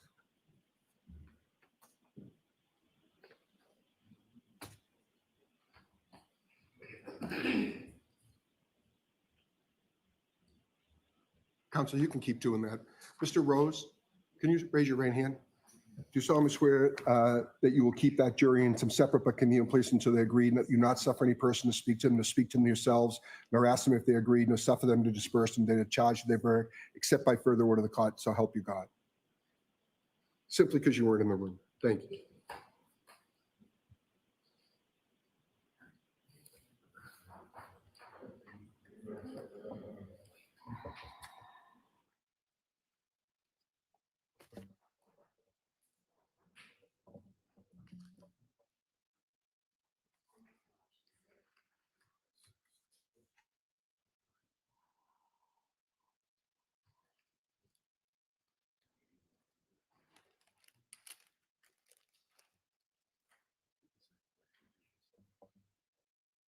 Is the Commonwealth content with the verdict slip? Commonwealth's content.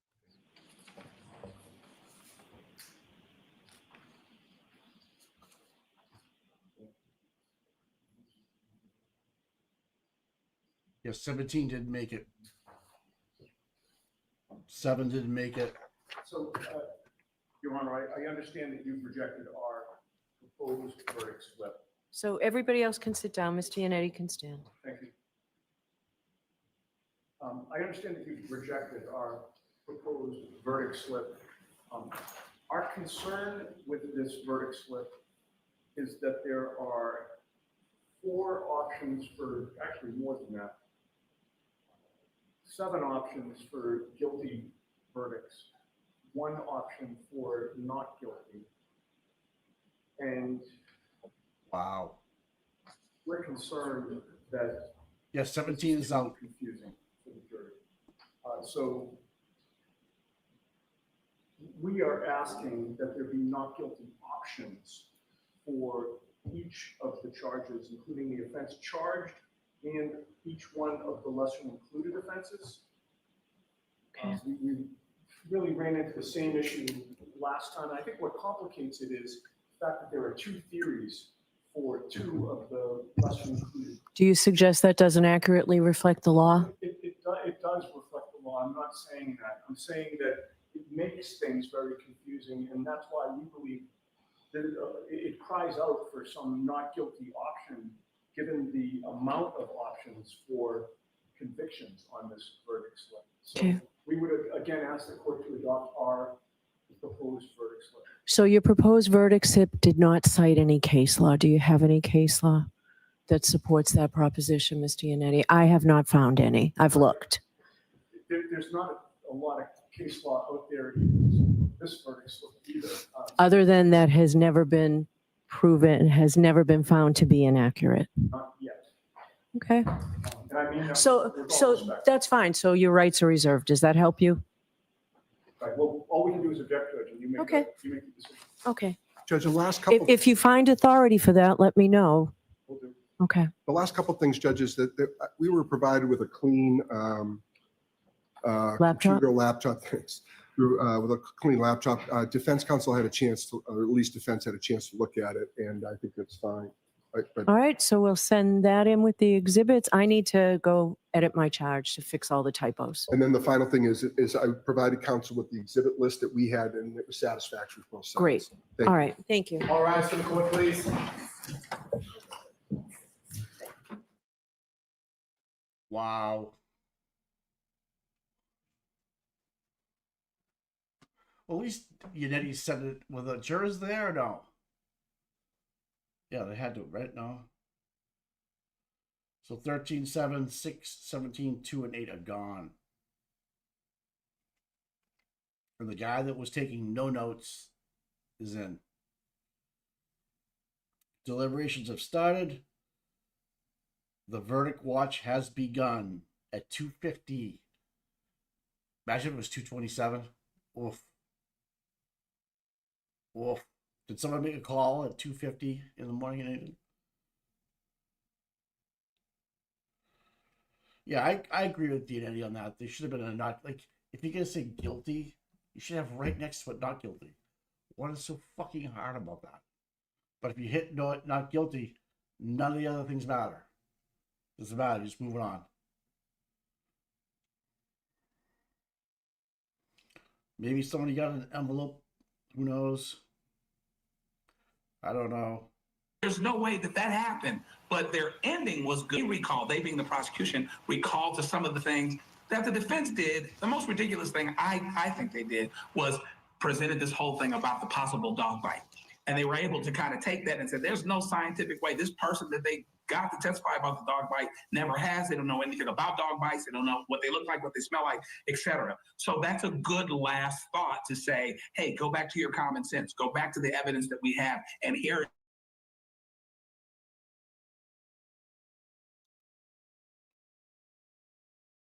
side.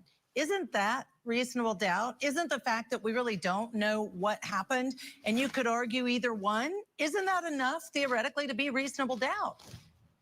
There's no doubt about it. And to be honest with you, if I had to pick a pony, I would say the defense is in pretty good shape here because it's just not as clear as it needs to. Sure, the prosecution had some things to say, but the defense, the idea that the chief investigator was not testifying at all this time means you make the whole case about him. That's what the defense was going to do.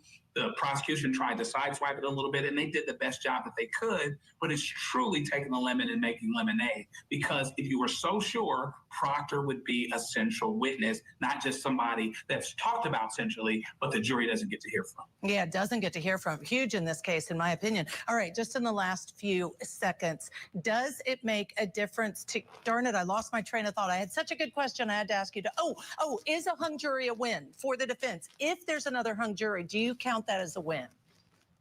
Absolutely, because they're over 2. But what they really want is they want an absolute acquittal, and I think that it could happen. And I don't know if they're going to prosecute her a 3rd time. Wow, it might happen. All right, we don't know what's going to happen. We're going to keep an eye on the verdict clock. It's 11 minutes, 25 seconds. Again, the jury is deliberating in the Karen Reed case. And you don't want to miss this. Matt Johnson is joining us live next. He is there outside that courthouse. Look at the people gathered. We'll bring you that up next here on Court TV.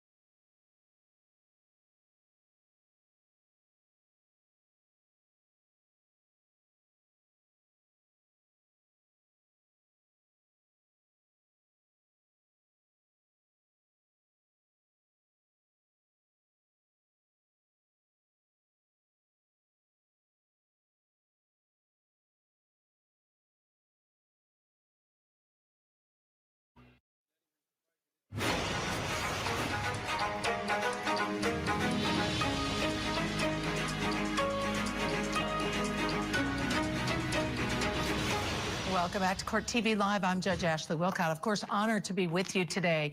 Court TV is in Dedham, Massachusetts, where the fate of Karen Reed is now in the hands of the jury. You can see the clock is up. 16 minutes is how long this jury has been out deliberating.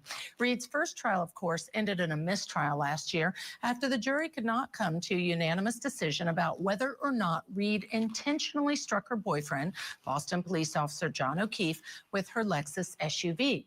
Prosecutors point to fragments of Reed's taillight at the crime scene as evidence of a collision, but the defense believes that Reed is the victim of a wide-ranging cover-up by O'Keefe's friends and local law enforcement. Right now, let's bring in Court TV crime and justice correspondent Matt Johnson, who is live outside of the courthouse. I say this every time to remind everyone, Matt, that you were there the entire first trial. You've been there the entire second trial. So tell us, if you would, please, first, the mood at the courthouse right now. Yeah, it's a bit of deja vu, Judge Ashley. We are standing outside the courthouse here in Dedham, Massachusetts. This jury, the deliberating jurors, are now in that jury room, and we are officially in a verdict watch. Just a few minutes ago, this defendant, Karen Reed, along with her attorneys, were walking down the courthouse steps, making their way through the crowd of supporters, hundreds of people that are here at this courthouse in Dedham Square, along with media from all across the country. They are all also in silence as they stand behind this defendant. Let's listen to Alan Jackson from earlier today. Take a listen. This means more to us than you can imagine. But if the volume comes up even a little bit, we're gonna be ordered to stay in the building, and y'all are gonna be ordered off the lawn. So just please do us that favor. This means as much as you yelling out. Bless your heart. Thank you, Jackson. God bless you. All right, and again, just moments ago, as I mentioned, they just left the courthouse here as we're in verdict watch. Let's listen together. Happy with the jury selection process for y'all? Alan, guys, we're not going to make any comments right now. We will see you in a couple of minutes, though.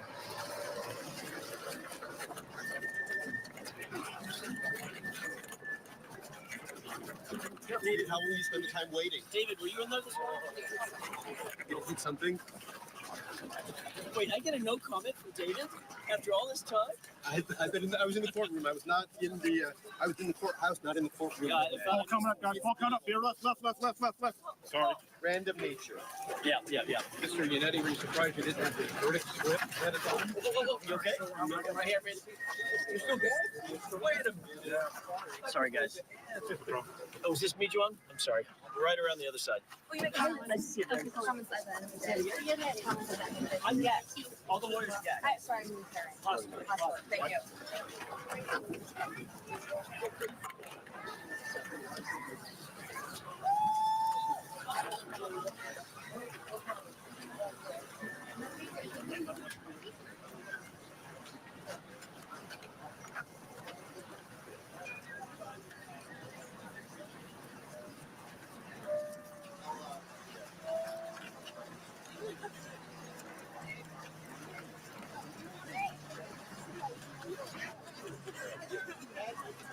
Karen, do you have a message for your supporters?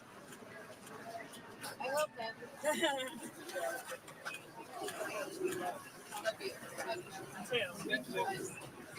You stay strong. You stay strong.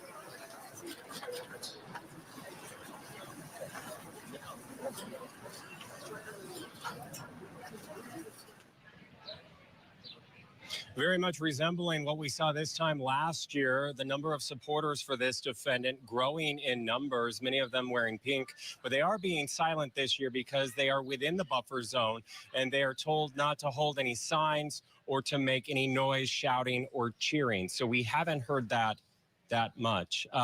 But last year, if we are going to compare again, the deliberations ran approximately roughly 3 to 4 days over a span. And of course, that ended in mistrial. Today, we're learning that they are allowed to deliberate this second jury until 5, maybe 5:30 today. All right, Matt, now tell us, what specifically do we know about this jury? Right. So 11 weeks ago, jury selection began here at the courthouse behind me. So what was impaneled was a panel of 18 jurors that heard the case all the way through. We did not lose a single juror throughout the process. We had 9 men and 9 women. It was a complete split, and they heard testimony from 49 witnesses over 8 weeks of trial. The deliberating jury, we just learned just moments ago, that is comprised of 5 men and 7 women. The jury foreperson chosen by the court. That person is seated in the first seat of the jury box. That was the case last year as well. And as I mentioned, that's a man. All right. Now, talk about these closing arguments. I'll tell you what, they both came prepared. No surprise. You've got very good, zealous, great attorneys on both sides. What stood out to you about these closing arguments, Matt? That's a good way to put it. Very zealous, very energized, and completely silent courtroom. And keep in mind, it's a very tiny room. We had Alan Jackson and Hank Brennan, the special prosecutor, squaring off for the closing remarks. The defense goes first in the Commonwealth of Massachusetts, doubling down on reasonable doubt and a faulty police investigation, as they put it. And the prosecution, the Commonwealth, doubling down on her own admissions, playing clips of TV interviews, but also each was referencing their experts, especially their crash reconstructionists. Let's listen. There was no collision. There was no collision. There was no collision. You folks are the last line of defense. The last line of defense between an innocent woman and a system that has tried to break her. She made a decision about herself. In her Lexus, she drove away.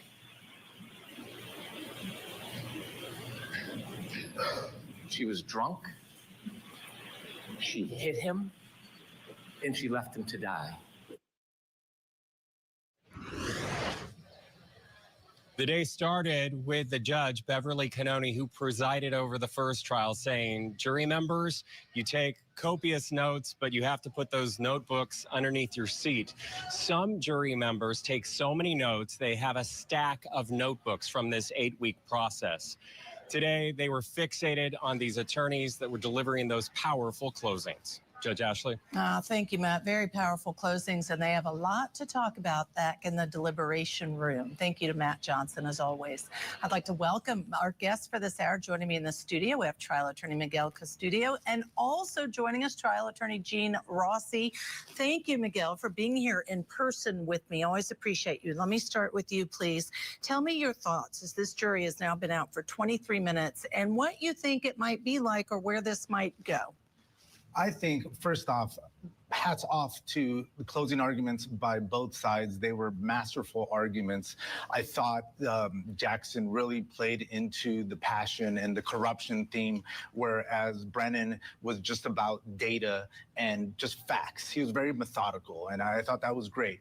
I personally think that the jury here is going to be very, very confused about where to go. I really think that there's a lot of doubts that have come up here as to the investigation of the police, and I think that really just doesn't sit well with jurors.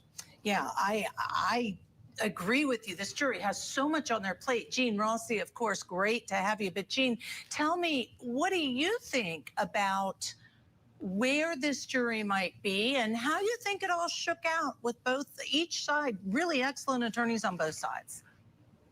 My view is this, based on winning some and losing some. When you have two powerful closing arguments in a case that focuses on data, and there's no eyewitnesses, and there's a lot of conflicting testimony, I think that inures to the defendant's benefit. That's point one. Number two, if we get a verdict today, it's going to be not guilty. But we're not going to get a verdict today. The jury is exhausted. They want to go home. There was a mention of the stacks of notes. They're going to deliberate probably till 5 p.m. today and come back Monday. I predict a verdict by late Tuesday or Wednesday. And if I had to bet money, if I was in Vegas, I think the odds are in favor of her getting, at best, an acquittal, and at worst, a hung jury. And here's why. it goes back to what I said a couple days ago, Judge Ashley, when you have a battle of experts and you know, the prosecutor kind of led with his chin in the sense, this is about data. Well, if you have a battle of experts and one side says, oh, there was this hit and then the car was moving this way and that way at the right time, and then you have another couple of experts that said, no, this didn't happen, a jury is going to be torn with that. And I think that the defense looked at the first trial and pruned their case in a brilliant way. And we talked about this a couple of days ago, where they got rid of some witnesses in the house. So they got rid of all that stuff. And now they're just focusing on data. So when the prosecutor said this is a case about data, it could easily be said that defense is about data. So that's why I think it's leaning in my gut, my Malcolm Gladwell gut, is that she has either a hung jury or an acquittal. Wow. All right. So Miguel, weigh in on that. And I have to say this, as Matt said, 3 to 4 days last time when there was a hung jury, Gene. And what must it be like? 2 questions for you. First of all, where do you think they might land? But second of all, what must it be like for any defendant, much less a Karen Reed, that the entire nation, likely world, is following, watching, and either supporting or not, to have to wait while this jury deliberates? I think there's going to be a hung jury again, and I just don't know if the prosecution really convinced the jury here in this case. I mean, there's just too many little holes here that I think creates a reasonable doubt. Karen Reed right now is probably very confident. I think she's very confident in what's going on. Obviously, she's nervous. She's very, scared of what's going on, right? Because there's always a consequence that she can go to prison. But I really think that she's in a really good position right now. And I'll tell you, watching her today, no comment when they left the courthouse, when the jury began deliberating. That's unusual. She's been saying things. She seems very hopeful. This time, she didn't have anything to say. I want to listen together, gentlemen, and then circle back to Eugene, what the judge had to say about the jury instructions, because we know the defense was concerned about them, argued for some changes because they wanted to be clear what was in those. Let's listen to that together, please. And I will give some version. I know that there was a lot of attention paid and some appellate decisions on the each individual indictment. I'll give some further language on that. You've got an instruction proposed on page 4, reaching a verdict. I will make it crystal clear, though. I think it was, and I was upheld on it. So I will make it crystal clear. All right, let me ask you, Gene, because I believe All that right, you may I'm know back. this judge, and I think to me what it meant was, listen, it was clear before, but I'll look at it again because we want to make sure the jury knows exactly what the law provides for that they have to follow. Absolutely. A full and fair disclosure. I'm a big fan of the judge. You guys let I me know if teach you at can hear Harvard me. Trial advocacy law. And I was the trial. So I was the one standing in front of her, sitting in front of her, swearing in the witnesses at the mock trials. All right. Wait, hold on. All right. Yeah. It's the Nan Gallagher show. It's the Nan takes over seeking justice. How we all doing? Yay. Okay. I'm seeing that. Thanks, guys. And thank you, Sammy, for helping me. Appreciate it. All right. So, oh my God. All right. It's a lot of Nan. It's a lot of Nan in the afternoon. But it's great to be here. And thank you so much to Boston Mike for manning the ship today, and to all of the mods who have helped out. Pardon my appearance. Oh, I got shelves there. So, all right. I did not listen to any of the jury charges because I've heard that all before. And honestly, I don't even think the jury was listening. I'm happy to answer any questions. Also, I'm working on getting you a little exclusive treat for you to watch if you're interested. I'm just waiting to hear back from Just waiting to hear back from a friend as to whether I can release a little 15-minute video. We can watch it together. It's something I'm really proud of, but I don't want to say what it is until I have permission to play it for you. But with that said, so where are we? I was on a phone call. So we had the closing arguments, which I kind of went over earlier. We also had the jury instructions, and I don't think you're getting a verdict today. Does that mean I want you to log off? No, it does not mean I want you to log off, because you might get a verdict today, and wouldn't that suck if you heard about it indirectly? You might be present for, where's my pink attire? I look better in blue, Alan. I don't know who you are, Alan, but blue is my color. It matches my eyes. No, but anyway, I look horrible in pink. We should do a poll. Like, does Nan does not look good in pink. So I rock in the blue today. But honestly, yeah, the jury, I didn't even really look at the jury slip. But as far as I'm concerned, this jury is going to hopefully they're in a position where it doesn't confuse them. And Judge Bev should have hashed that out with the attorneys well in advance of today, at least a week earlier. So let's hope. By the way, what is a CRIP? I'm looking at this RVA. Nan's a CRIP. What is a CRIP? Oh my God, this is gonna be endless comedic value. I'm sure the trolls are gonna be all over the fact that I have no idea what I'm doing, but that's okay. Anyway, Nan, what is GOS? Willing, I'm just gonna keep these on. You guys have a problem with that? All right, willing, it's not guilty. There's no collision. Will that kill the civil suit?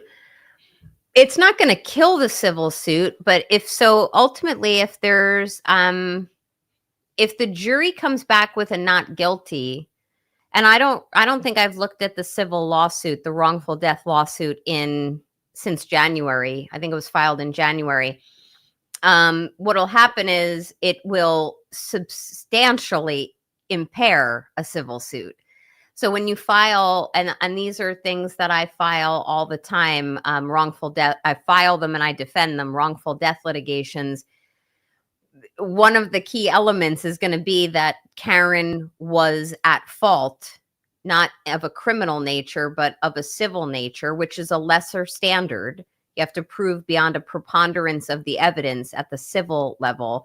But if Karen is shown in the civil suit to beyond a preponderance or by a preponderance of the evidence to have caused the death of John O'Keefe, whether through reckless disregard of, her duties to operate a motor vehicle safely and to not drive under the influence, or if she was to be negligent in the operation of her vehicle, both civil standards, which are less than criminal standards, she could get a civil verdict against her. It sure impairs that lawsuit if at the criminal level she is acquitted.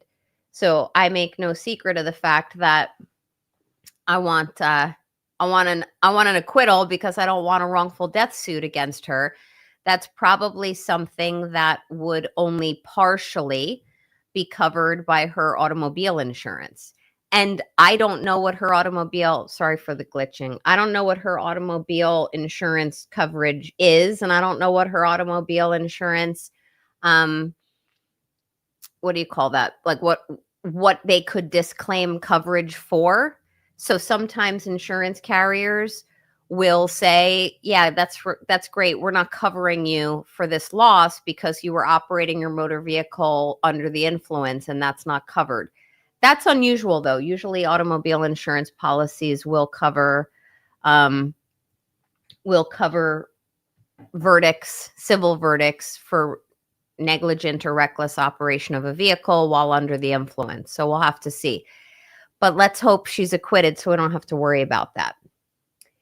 Anyway, what do we got? Yeah, let's keep good vibes, folks. Like, I have a good feeling. I just don't have a good feeling that you're going to get a verdict today. And I was listening before I hopped back on, and it looks like whomever was squawking on court TV was saying things like, yeah, the jury's exhausted. You're not going to get a verdict today.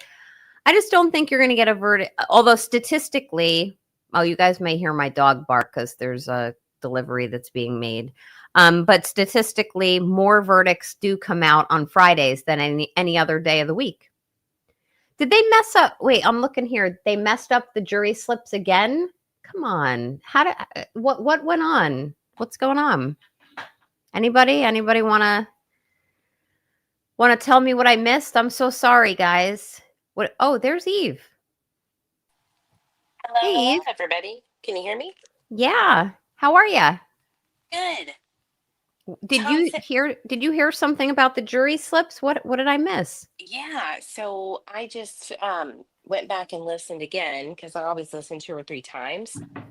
And the way that they have the verdict slip now is one option for not guilty of the main charge and 7 guilty selections for the remainder.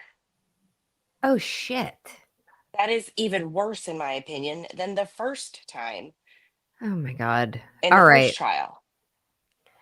But are you riding out the rest of the day with me, Eve? I think so. I think I'm here until Yay. my legs give out because I really I am so hopeful, and 90% of me feels this is going to be not guilty. But these jurors, you never know, and You I always never get know. nervous. Yeah. Yeah. I mean, look, if that's what they did to these jury slips, there's a high risk that there's going to be confusion on the part of the jury. Everyone should remember the fact and be very mindful of the fact that jurors, they don't know this case. They only know the evidence that they've been presented in light of judicial rulings. So there's plenty of the story that they don't know, but that we do know. So it's very hard for us to put our biases aside and our knowledge base aside and just pretend that we're these jurors for a moment. The other thing is, jurors don't understand the law. That's why it's always my opinion that if you have a lawyer in the jury pool and they survive any challenges that are filed of a peremptory nature, it's always best to make the attorney the foreperson. So, Eve, I just because I was on a phone call and I wasn't watching, did they do you have any insight, or can your chat clue me in as to like who got bounced or what feelings are about what jurors were selected as alternates? I saw someone sent me a post that said like, Yeah, I have a list. So Aiden put out his version of what he thinks is the most strong pro Karen of not guilty, and then he lists it down, and it was pretty even keel. So the alternate jurors that were not selected, that they're the alternate jurors, were pretty scattered. So it wasn't like it was all the top ones that would say not guilty. It looked like it was pretty even keel. So that's good. But what I'm worried about is the fact that Beverly said, is there case law to Yannetti, because Yannetti was the one that was telling her that he thinks it's going to confuse the jury, just as you just said. And I agree. But she wants case law. And his point was, well, there's no case law for this style of a verdict slip either, which is perfectly said. That's exactly what I was saying as he was saying it. Because I've looked up, I'm not a lawyer, guys, obviously not, but consider yourself lucky. I look at case law, and I looked at the last trial and all of that debauchery, and I saw nothing about going outside of the norm for verdict slips unless there was a specific, charge or lesser charges, right? And those are the most, those trigger appellate issues all the time. And they're usually disregarded. It has to be blatant confusion on the jury. And I think 7 guilty spots on the verdict slip and only 1 not guilty That's just outrageous. I've never heard of that. Have you seen something like that with lesser includeds ever?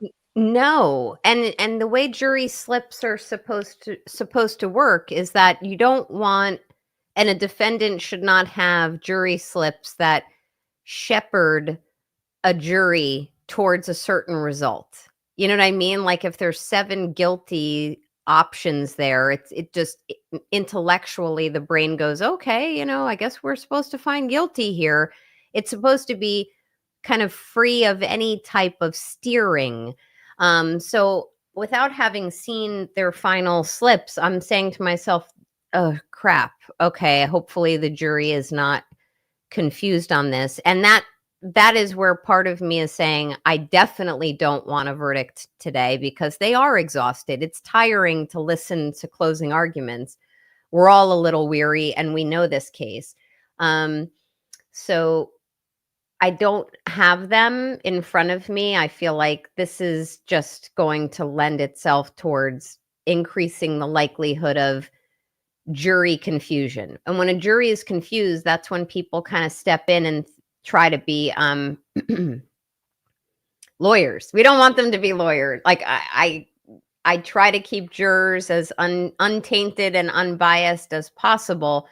So if they're like confused and they think, okay, I'm supposed to check guilty here, that's a problem. And we don't even want that on any of the charges. So I don't love this. And I feel bad that I missed that process. And I feel bad that I missed the jury, the bingo balls, which in and of itself, I don't know why Judge Cannoni would not allow transparency in that process. You know, if anything, you all, well, not you, Eve, because you're not from Massachusetts, but all of the taxpayers up in that community, like they pay for transparency and they didn't get that today. So hopefully there was no shenanigans going on. I'm just not 100%.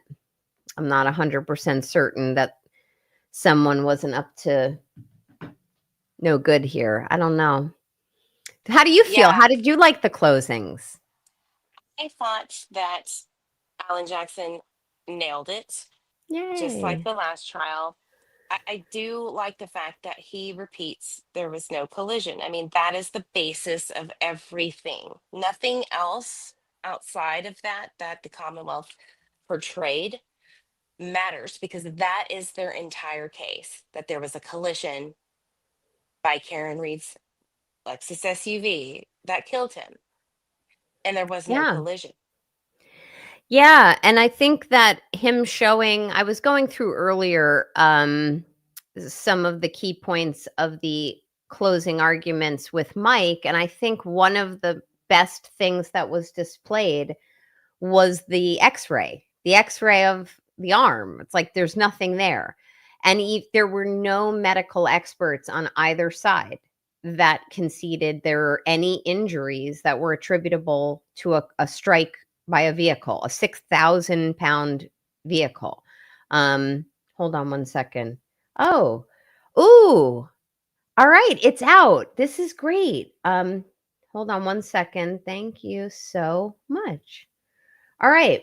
So I have been told you guys have a little treat. So I guess I should say this so Sammy can hear me. There's a video of yours truly on social media that was put on social media by Brian LTL. I'm sorry. Wow, it's really bad glitching. Of me giving a speech. I was asked back in April to give a keynote speech at a fundraiser held by one of the Reed family friends. And that was one of the times that I came up to Massachusetts. And it's about 15 minutes long. I was really nervous when I was asked to give that speech, and Brian LTL filmed it, and it's out. He's been holding on to it for the right time, and I guess the right time is now, which is wonderful. So I don't know. I guess I'll ask you guys if you want to see it. I'm happy. I would love to hear it. Yeah, I don't really know how to get it. So, Sammy, I'm at your your beck and call. Oh, looks like she's going to put it up. So just let me give a little bit of a lead in. I was asked to, and Sammy, you just text me if you can't find it, but I was asked to give this keynote. I was really nervous about it, and when I gave it, it was at a venue. The first, I would say, 5 minutes are a little loud because people were there having libations and partying, and it was a big pep rally. And after I told people to shut the fuck up, they kind of, and Mr. Reed stepped in and kind of said, "Hey, be quiet." Lafurio's speaking, but it does quiet down. So the first 5 minutes are a little hard to discern, but the room did quiet down.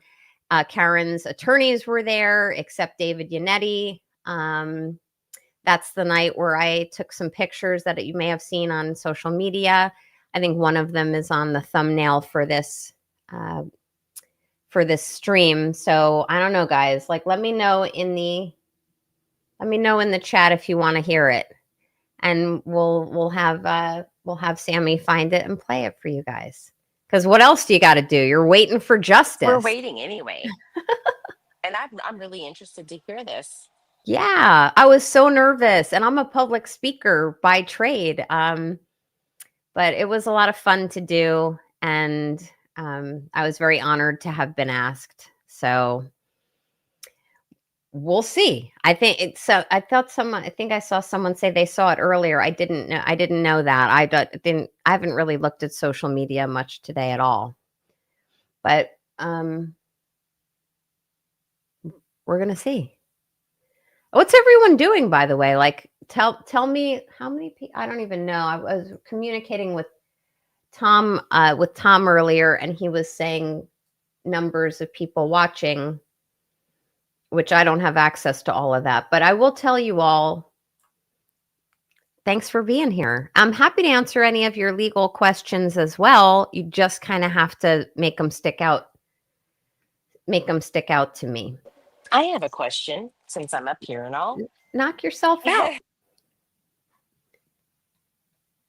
I do you see a ton of appellate issues? God forbid this goes negatively, and I know that there are, in my opinion, but I would love to hear your thoughts on which bigger appellate issues you foresee potentially. Yeah. So hold on. See the present button, click it, and go to your video. Hold on. All right. So Sammy, I know you're listening. I'm going to do that momentarily. Go to my video. Okay, wait, just a quick question. Sammy, if I go to my video, does that mean I have to go into my social media and call it up? Or is it somewhere in the queue on this page? If I have, oh, you'll put it up. Okay. All right, you're going to put it up. So Eve, like, I'm not an appellate lawyer, which is a specialized craft. I should preface what I'm saying with that, in that there are appellate lawyers who are sitting in that room right now who could spot all of the issues. But what I can tell you from doing 20-something years of criminal work is that I see a whole slew of grounds for appeal, ranging from, and in no particular order, and by the way, nobody, don't look at my speech. Don't go online. You're going to hear it. You're going to watch it here, folks. Just slow your roll.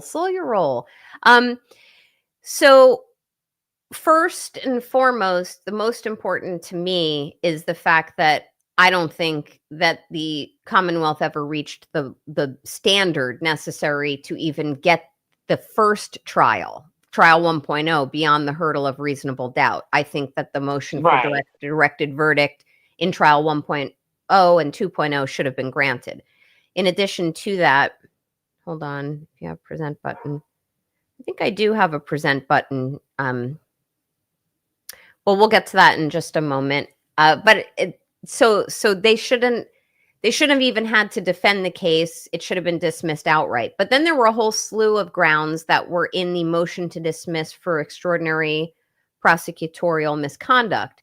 things involving the presentation of an inverted video to the first jury, which completely misrepresented and the facts and evidence to them, plus the just the confusion that would have caused. And I'm kind of coupling 1.0 with 2.0 trials when I say this kind of stuff. The issue that happened this week involving the holes in the hoodie as presented to the jury, and you're all going to hear my dog barking as my son gets home from school. So I apologize. You guys are dog people, so you're not going to care. It will stop. But anyway, the issue involving the holes in the hoodie and the fact that Brennan, who I think did it intentionally and didn't make a mistake, but he presented it to them as having been caused by the tail light and or impact with the ground, that in and of itself is a grounds for appeal.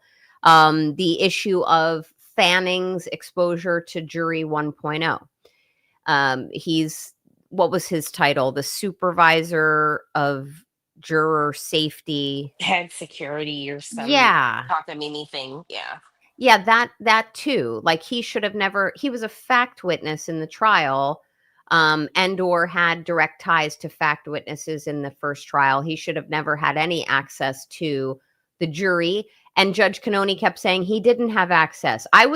Coincidentally, I was at court back in March, the day this motion to dismiss for extraordinary prosecutorial misconduct was argued. And it was amazing to listen to. Now I'm kind of going by memory as to all of the issues. I mean, that was a very long motion that was filed. It was a very long argument that was made before the court. But Judge Cannoni was saying things, Eve, like, what's his name? Lieutenant Fanning never had access to the jury, or he was never near the jury, or something like that. But he was, whether directly or indirectly. He was the one that reported to the court the fact that one of the jurors had alleged conversations 6 weeks earlier at a bar about the case and was heard publicly speaking about it. That was a juror who I believe is juror number 3, who was recently interviewed by Turtle Boy this week. So, and I don't, if for any of you who listened to that juror during her interview by Turtle Boy this week, you know, she was clearly not picking up what the Commonwealth was putting down. So she was, you know, quite visibly team Karen Reed, and she wasn't going to buy into the narrative. With that said, suddenly Fanning reports to the court that 6 weeks earlier within the trial that juror made comments publicly that would be grounds for her to be either made an alternate. I think, was she an alternate or was she dismissed? I think she was dismissed outright, although I could be wrong on that.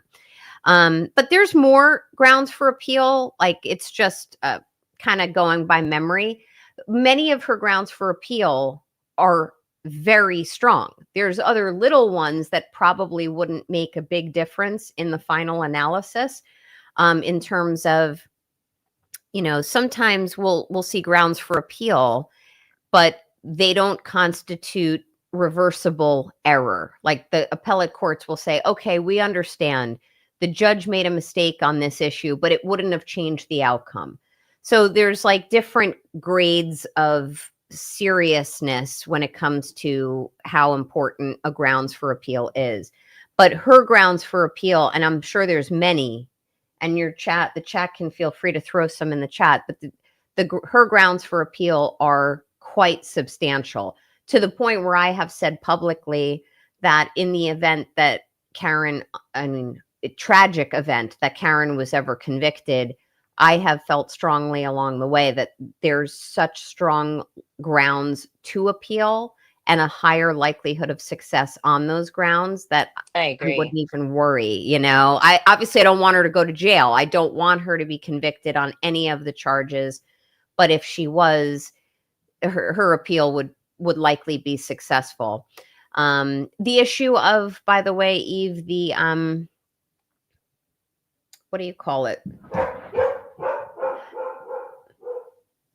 Roselle wants to join the conversation. The issue of the what was it that went up on appeal recently? Oh man. Oh, The confusion on the original jury slips, like where yeah. they were confused as to the verdict, that led to the whole mistrial. They were not properly instructed. Had they been properly instructed and the jury slips were drafted properly, that's yet another grounds for appeal, although that one has played out and been exhausted. So right now, I think they should renew it, but I don't know if that would be the keys to the kingdom for her. But Maybe malicious prosecution. Oh, just, yeah. there's so much under that umbrella to really go after that. I mean, the possibilities are endless. There's so much evidence of that, in my opinion, that would probably, in my opinion only, would be a stronger one. However, it's not very common that an appellate court or even a Supreme Court would overturn a conviction because of that. From what I I've read. agree. I completely agree. And I think that,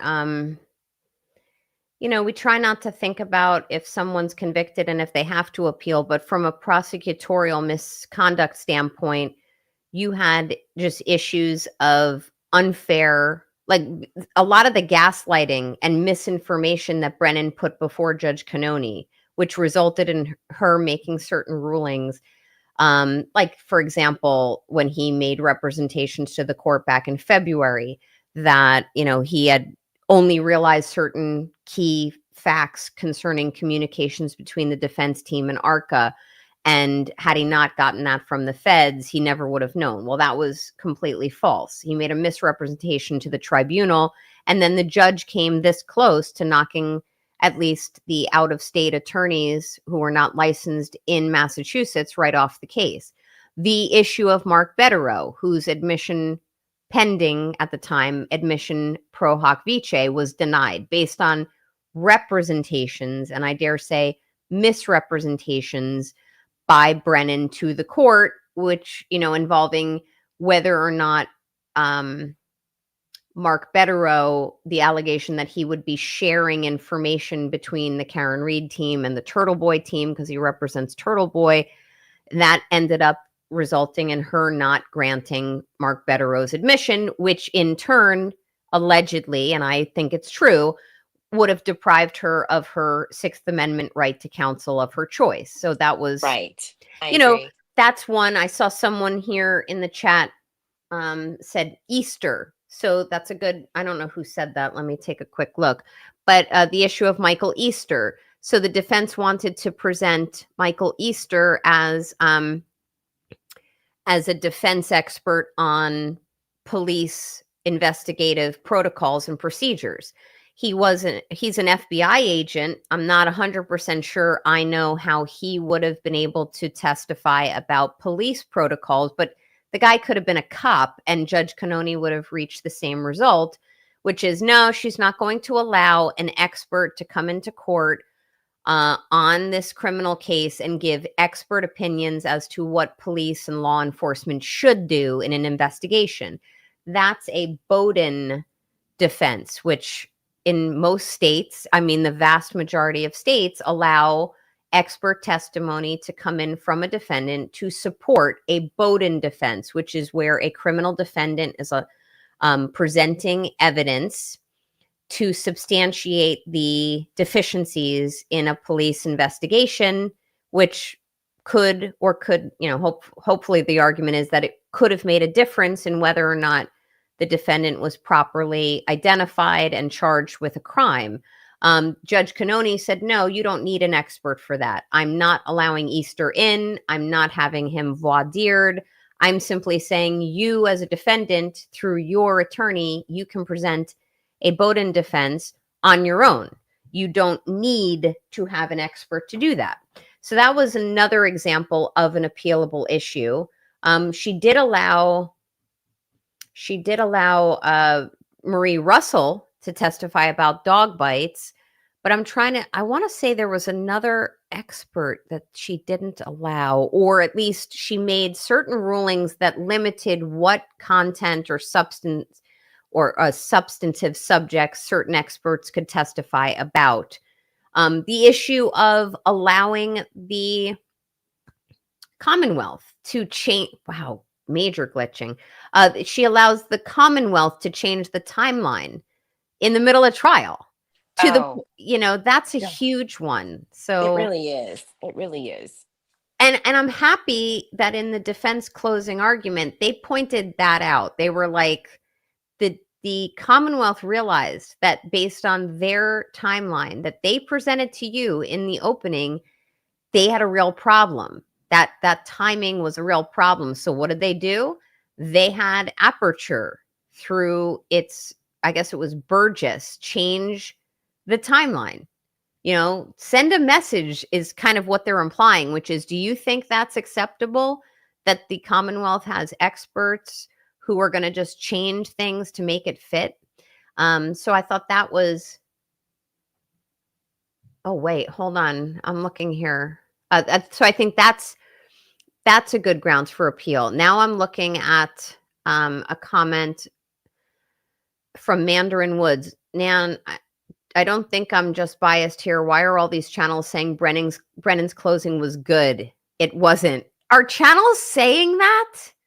I've been living I tweeted about it and I said, this reminds me of a toxic ex telling you that, yes, they cheated on you, but it's your fault. Oh. Prosecco. So let's see what happens. Here we go, guys. I'm going to be reading a little bit because I put a lot of effort into this, and it means a lot that I've been invited. Can you make that full screen? When I was asked to be here tonight, I literally glanced behind me, and I said, "Thank you. Are you. you inviting me? Why are you asking me to come?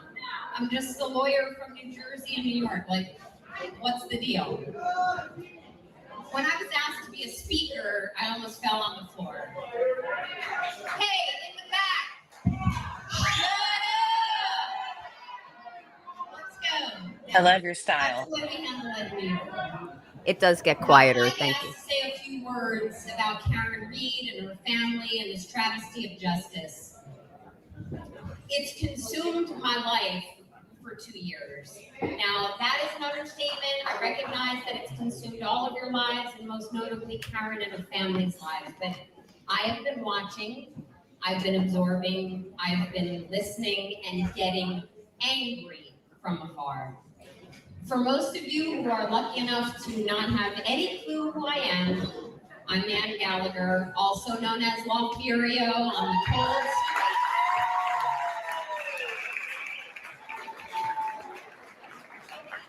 On the cold, dark streets of social media. If you don't follow me, it's probably a good thing because I can be a little brash. I can be a little blunt in pursuit and defense of moral certainty. Robert Alessi, the marksman. Wait, that was a huge jump.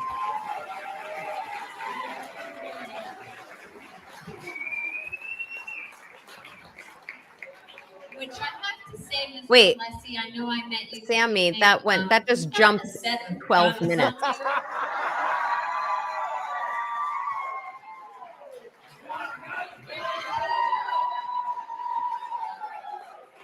I think it's a New York thing, but I'm very impressed.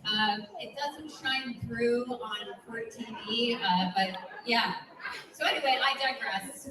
Robert Alessi, the marksman from New York. Hey, Sammy. With a deafening salvo rooted in truth. Eliza Little, fierce.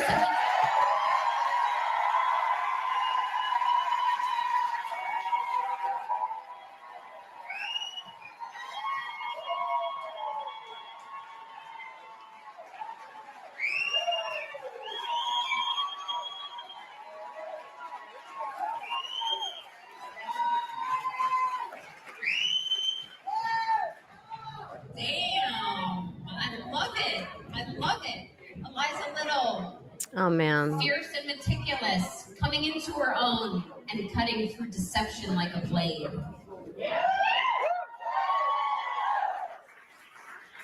Victoria George, the newest combatant.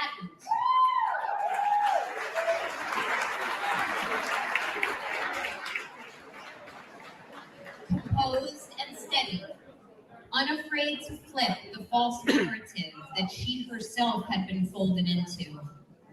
As for Lothario, I watch, I speak, I write, I keep showing up, and I ask that you do the same.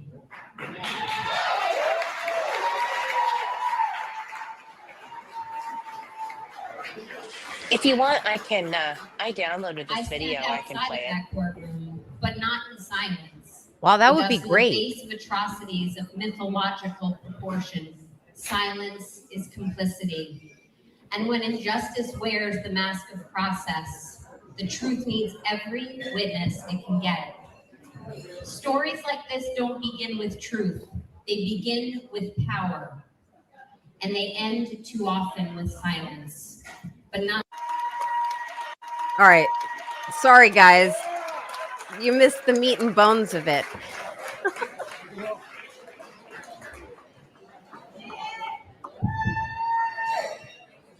Is this thing working? Thank you to Brian LTL for filming this. My New York boys. All right. Thanks everybody for having me. It's a pleasure to be here. Can you hear me okay? Because we're louder from the New York, New Jersey metropolitan area. Can you hear me? Not gonna lie, I speak for a living, and I'm extremely nervous, and I just threw back half a Prosecco. So, we'll see what happens. And I'm gonna be reading a little bit, because I put a lot of effort into this, and it means a lot that I've been invited to be here. When I was asked to be here tonight, I literally glanced behind me, and I said, are you inviting me? Why are you asking me to come? I'm just a lawyer from New Jersey and New York. Like, what's the deal? When I was asked to be a speaker, I almost fell on the floor. Hey, in the back! Shut up! Let's go. No, that's the way we handle it in New York. How can I be asked to say a few words about Karen Reed and her family and this travesty of justice? It's consumed my life for 2 years. Now, that is an understatement. I recognize that it's consumed all of your lives, and most notably Karen and her family's lives. But I have been watching, I've been absorbing, I've been listening and getting angry from afar. For most of you who are lucky enough to not have any clue who I am, I'm Ann Gallagher, also known as Lothario on the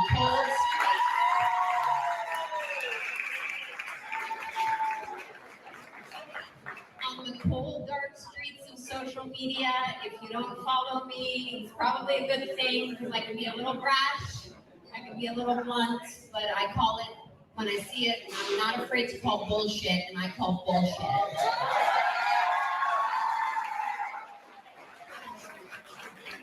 So when I first very recently entered the scene, I got called out for being a healthcare lawyer from New Jersey or New York. Like, what does a healthcare lawyer have to say about this? And just to get a little insight, yes, I practice in the healthcare law sphere.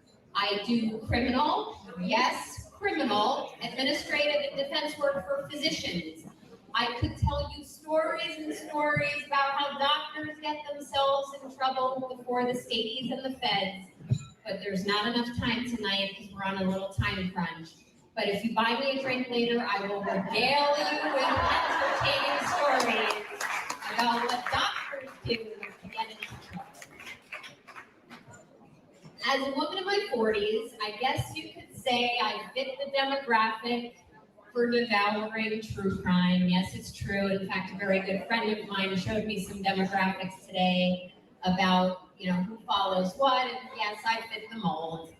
But if you ask my young children, I have an 11-year-old daughter and a 9-year-old son, what does mommy like? They will both shout, mommy loves murder, which is true. And after assiduously following Karen's case I've been following it since 2022, but most notably in 2023 when Amy Carney started reporting on it. I got very, very, very angry and very interested in the case just because of all of the missteps that I've seen, all of the procedural problems and so forth. I decided to use my voice and experience to start speaking up. In fact, another friend of mine reminded me a short while ago, another content creator, that I had reached out to him a year ago, June, saying, hey, I might have a few things to say about this case if you want to reach out to me.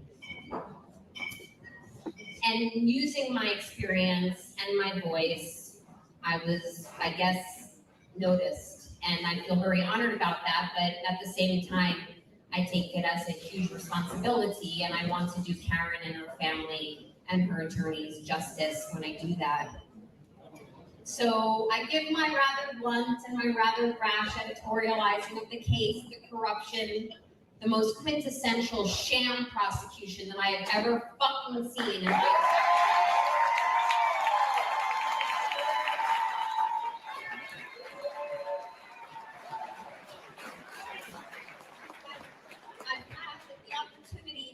Karen a handful of times, to meet her beautiful family and her attorneys.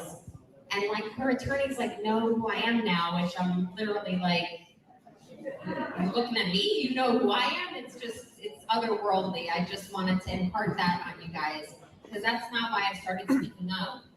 When I did start speaking up,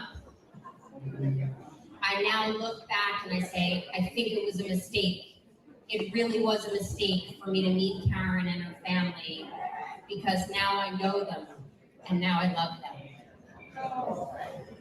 And it's through this lens of light and love that I wanted to come before you this evening and say a few words that mean a lot to me.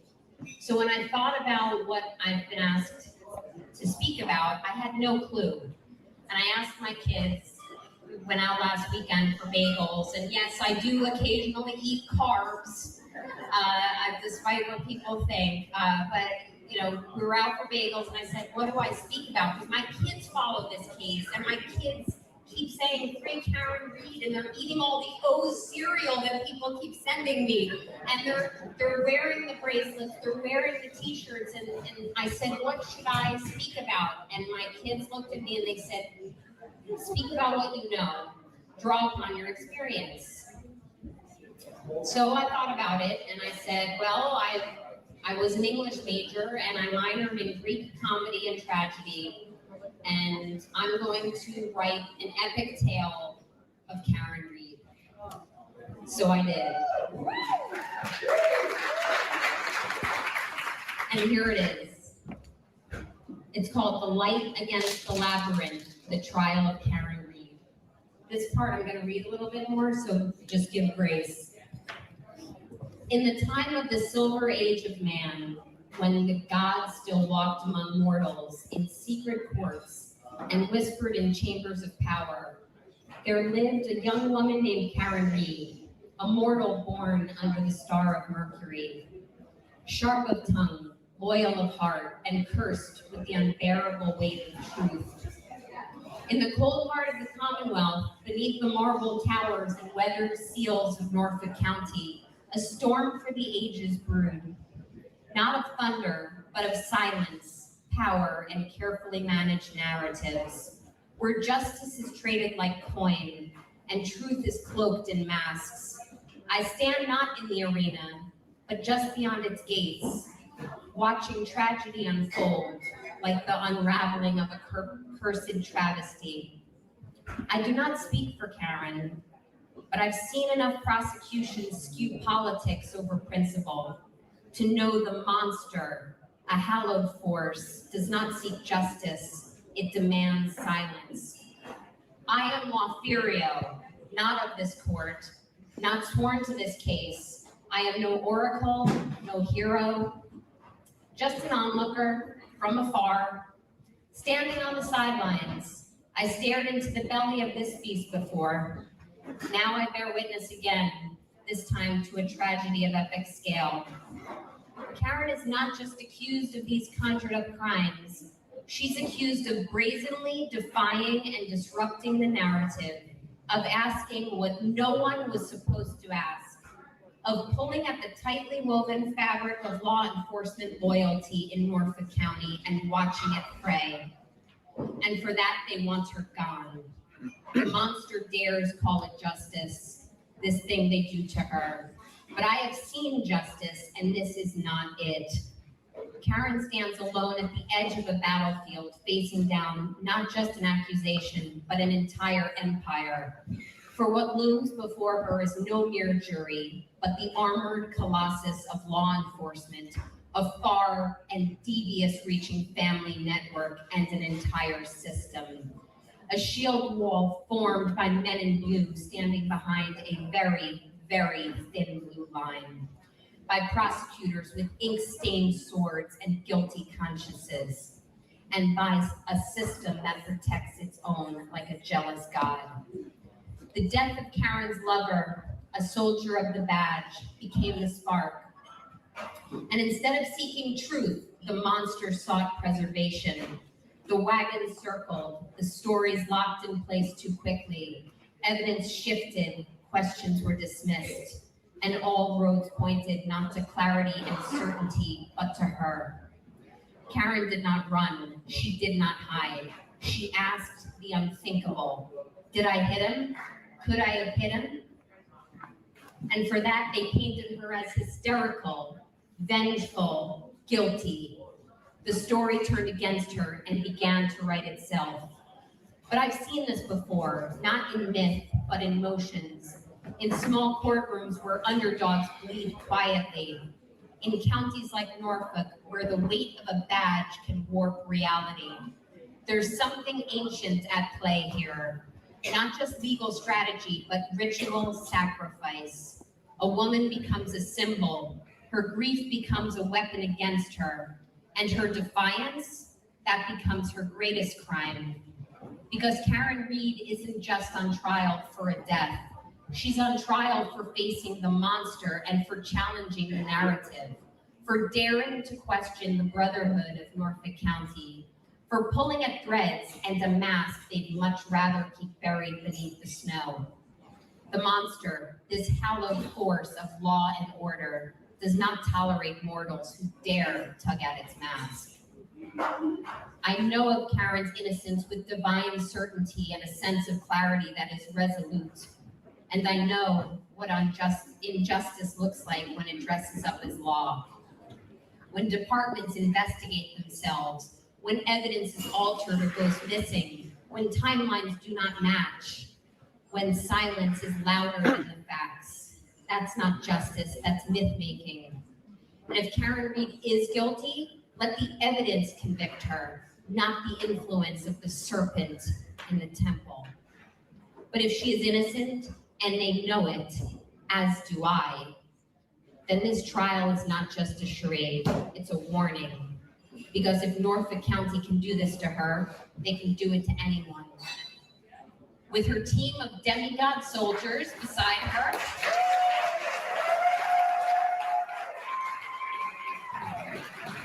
yes, you all to me are demigods. I very much have appreciated an opportunity to shake your hands. Her demigod soldiers beside her. Karen is armed for this fight, and they are not behind her, they are beside her. Alan Jackson, the seasoned tactician with biting wits.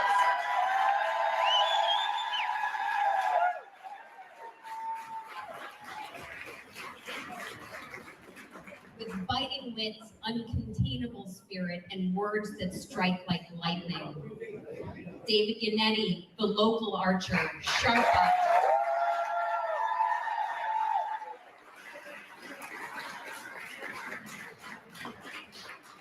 The local archer, sharp-eyed, unyielding, relentless in pursuit and defense of moral certainty.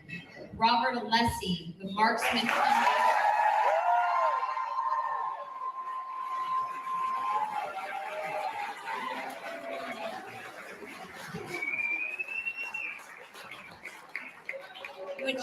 to say, Mr. Alessi, I know I met you this evening. You've got a set of guns on you.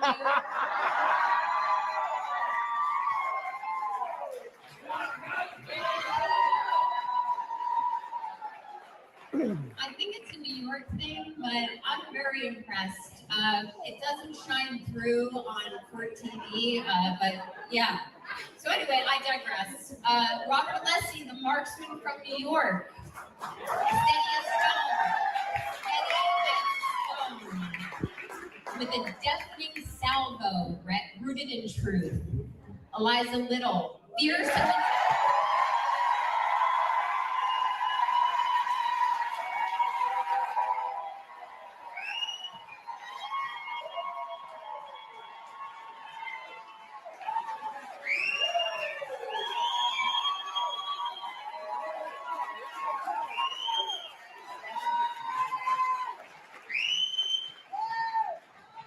damn, I love it. I love it. Eliza Little, fierce and meticulous, coming into her own and cutting through deception like a blade.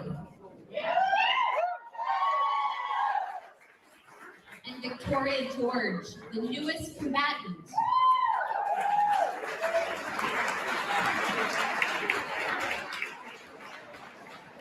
Composed and steady, unafraid to flip the false narrative that she herself had been folded into. As for Lawfuria, I watch, I speak, I write, I keep showing up, and I ask that you do the same.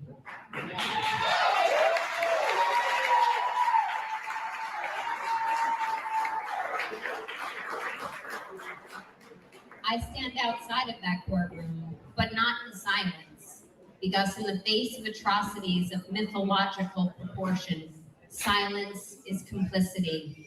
And when injustice wears the mask of process, the truth needs every witness it can get. Stories like this don't begin with truth. They begin with power. And they end too often with silence. But not this one. Not while I breathe. Not while my voice can rise. Not while the monster still fears the light. Thank you.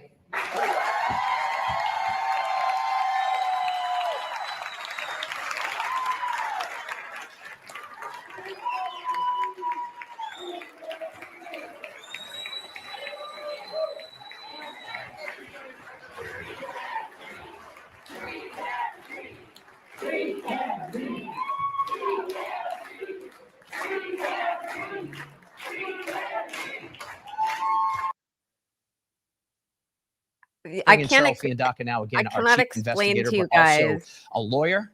Cheryl, thank you for joining us here. Oh my You've God, been I can't watching this even very look at Hank. closely. I cannot explain to you the weirdness of sitting here watching myself stream to you all, watching myself give a speech. It's weird. But anyway, I hope you guys liked it. I put a lot of work into that. So it's been, this has been a big passion project of mine. I feel so strongly about Karen's innocence, and it's not, to me, it's not just she's not guilty, she's innocent. And I know that many of you feel that way too. So I'm happy. Hopefully you guys liked it. Thank you. I had put part of that speech on social media a few weeks back before the trial started, and then I kind of reposted it a week or so ago.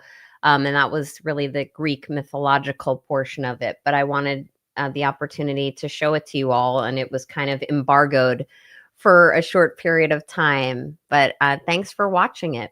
As for now, it looks like it's just me. So I don't know where Eve went, but I'm here. I'm happy to answer questions that you have. It looks like I was watching your chat.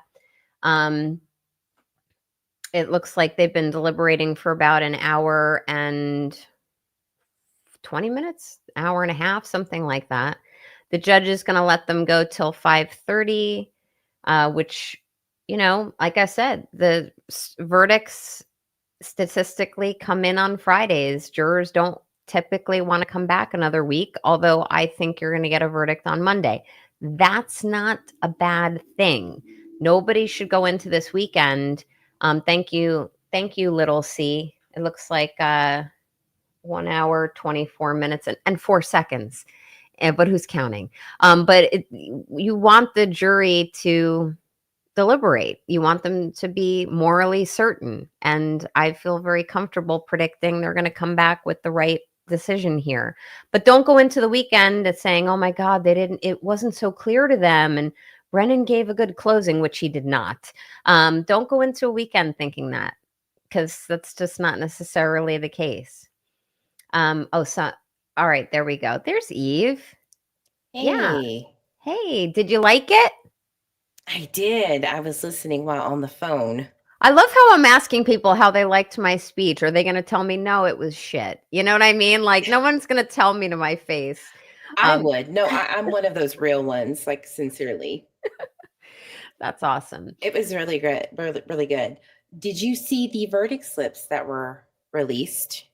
I have not. I'm happy to look at them if we, I just don't, I haven't taken a look at them. So I can't even, I've gotten more text messages and direct messages in the last 4 hours than I think I've gotten in the last 4 years. So did you look at them? Yes, I'm actually going to add them. Okay. And they should be there for you to look at and present.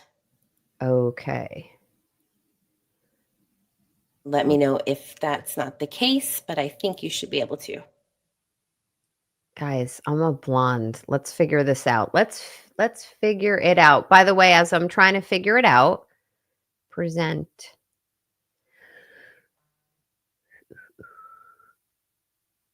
Slides and PDFs, video file, image file, share screen. I don't know what I'm doing. This is so bad. Are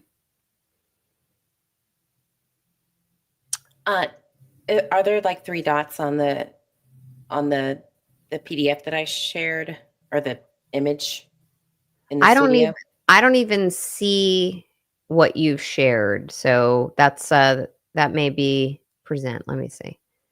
Slides and PDFs. It says I have no slides because I'm just a guest here, so I don't have like admin rights. Oh, okay. Okay. Let me But maybe try it one of another the way. maybe one of the girls has it. If you Yeah, let me see if I can. Oh wait, share screen. Okay, share screen. But if I share screen, it's not going to show. Oh wait, hold on. I'm going to go on mute for a second. Hold on 1 second.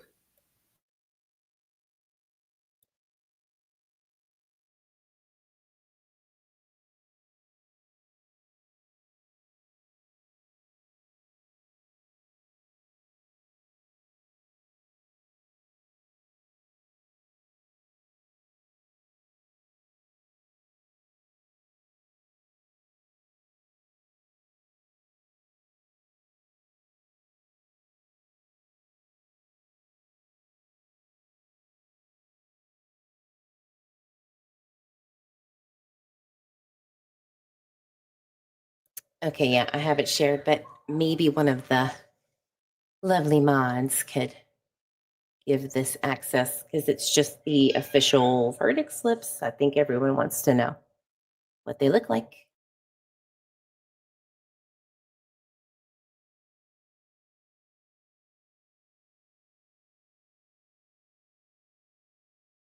Karen just rushed into the courthouse as Sam Poop. Lovely name. I'm going to go to X and see what's up.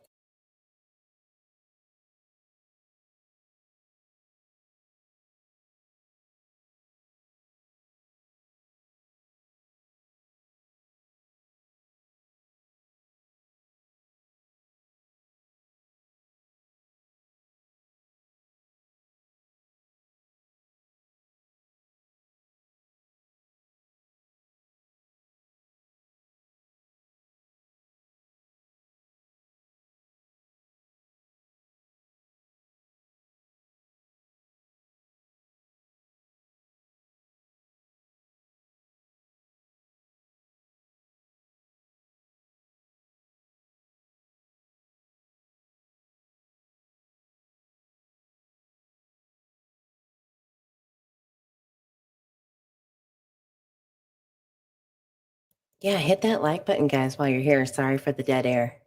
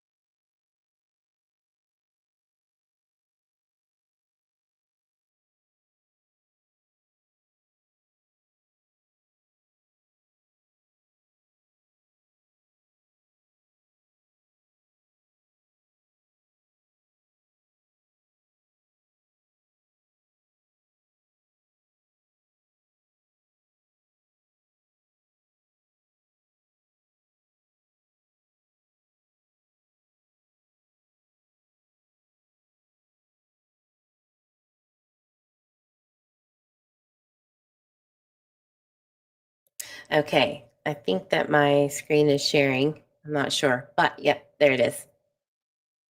So this. Okay. I'm back. Awesome. All right, so here's the first one. In the above entitled case, we, the jury, say that the defendant, on leaving the scene of an accident resulting in death, offense 3, not guilty or guilty. So these are allegedly the official verdict slips. All right. Wow. I'm going to look at them on my computer. Yeah, it's so small. Yeah. Okay. Okay, so offense 2, manslaughter while operating a motor vehicle under the influence of liquor. They have 1, not guilty of the offense charged or any lesser included offense, and then guilty on all of these lesser included. 5 Oh, of them or shit. 4. Well, okay. I mean, I'm looking at this. So everyone's getting my my take just at first blush, and in looking at this, the jury can either choose 1, not guilty of the offense or any of the lesser included. If you don't choose not guilty, you move on to the next one. And then there's the lesser included. So while I'm going to preface this by saying other law tubers may have a different take on this, but if I'm looking at this, I'm saying, okay, the first option is not guilty on the offense or any of the lesser included. That's good. So if you look at 2 and then thereafter, it's guilty. And there's options there for the lesser included. I don't hate this jury slip, Eve. Do you? No, I mean, the verdict slip seems, you don't move on to point B. Right. But I do understand their point. Like, they want not guilty for all of them, but I actually kind of like that it's not guilty for the first line, and that's it. You're done. But I hope that they understand that they don't skip over or any lesser included offense. Yes. I think more faith in them than that, right? I'd hope that they would read this. But yeah, this is a lot of words. This is a lot. This would overwhelm the hell out of me. So right. I do understand that too. Yeah, it's my current take that I don't hate this jury slip, but also what should have happened in 1.0 is that if the jury had a problem with the slip, they could have asked questions. And every jury is different. It sounded to me from some of the feedback that came from Ronnie, the juror. I can't speak to the feedback that came from juror number 3 because I didn't listen to her whole interview. I listened to most of it. But from Ronnie, the juror, there seemed to have been dominant personalities in the jury room. And the dominant personalities seem to have been the ones who kind of made it sound like, no, we know how this is supposed to go. You don't ask a question of the court because you either have to decide this or you've reached an impasse, and then your moral convictions or your morally divergent opinions kick in and therefore a mistrial. So let's hope there's no real overly dominant personalities in the jury room, but I don't hate that verdict slip. I did want to ask you, Eve, or anyone else, also hey to Tommy. It looks like Tommy was piping in the chat. I did want to ask your chat, did anyone hear or get any feedback on who was selected as the foreperson? I don't think we've discussed that yet. Did the judge just pick a foreperson and therefore they were absolved from the bingo ball process? I don't know. I think the judge just said sitting in number 1. If that is wrong, please correct me in the chat, but I'm pretty sure I 1. heard 1. Okay. And I'm trying to I think remember. she did that last time. Did she? Wait, or was it 4? I couldn't remember the first trial, but I know. Oh, sorry. It is confirmed. No, I'm sorry. It's confirmed. Seat 1. Juror 5 in seat 1. Okay. And usually that's what they do in the courts that I have admission to. They'll pick seat number 1, which is fine. I don't remember who was seated. When I hear juror 5 in seat 1, I'm a little confused. No offense, Megan J, but I don't know how the person seated in seat 1 is juror number 5 unless the judge shuffled them at some point. I know there was an issue with jurors a couple of weeks back. And it was also on, can you believe the stuff that happens on the day I'm in court? Because the day I was in court, they threw us all out for the first hour and a half because there was some type of shenanigans going on with the jury. And I never really got full validation as to what the issue was other than what I heard with my own ears, which I won't repeat because I don't want to jeopardize my ability to go back in that courtroom if they think I'm coming out and saying, oh, I overheard this and this is what I overheard. But maybe they shuffled the jury around. But that jury verdict sheet, maybe it's getting the verdict slip, maybe it's getting completely criticized on social media. I don't really hate that so much. But also, so the chat understands, or future viewers, one of the issues that I never liked about criminal prosecutions is that, and I don't understand how this is constitutional, sometimes a prosecutor's office will overcharge a defendant. So they'll overcharge and say it's second-degree murder, and then it's manslaughter with all of these lesser includeds, and then it's the OUI piece to this whole thing. And when they do that, they just overcharge. It's kind of like throwing spaghetti at the wall and seeing what sticks. And therefore, this is why I feel like it's unconstitutional, because the Commonwealth is stacking the deck. They're like, okay, let's try to get her any way we can. And we'll just hope that at a minimum, the jury nabs her with something. And most likely where the weakness area is, as it was in trial 1.0, was the second charge, the manslaughter charge, because juries feel ahead of time that, well, the defendant she was arrested. She's in the hot seat because the police obviously, or the prosecutor obviously thinks she did it. So it kind of, just by virtue of being named as a defendant, there's always a percentage chance that the jury inherently is going to presume in their minds, even though they're not supposed to, that maybe they nabbed the right person.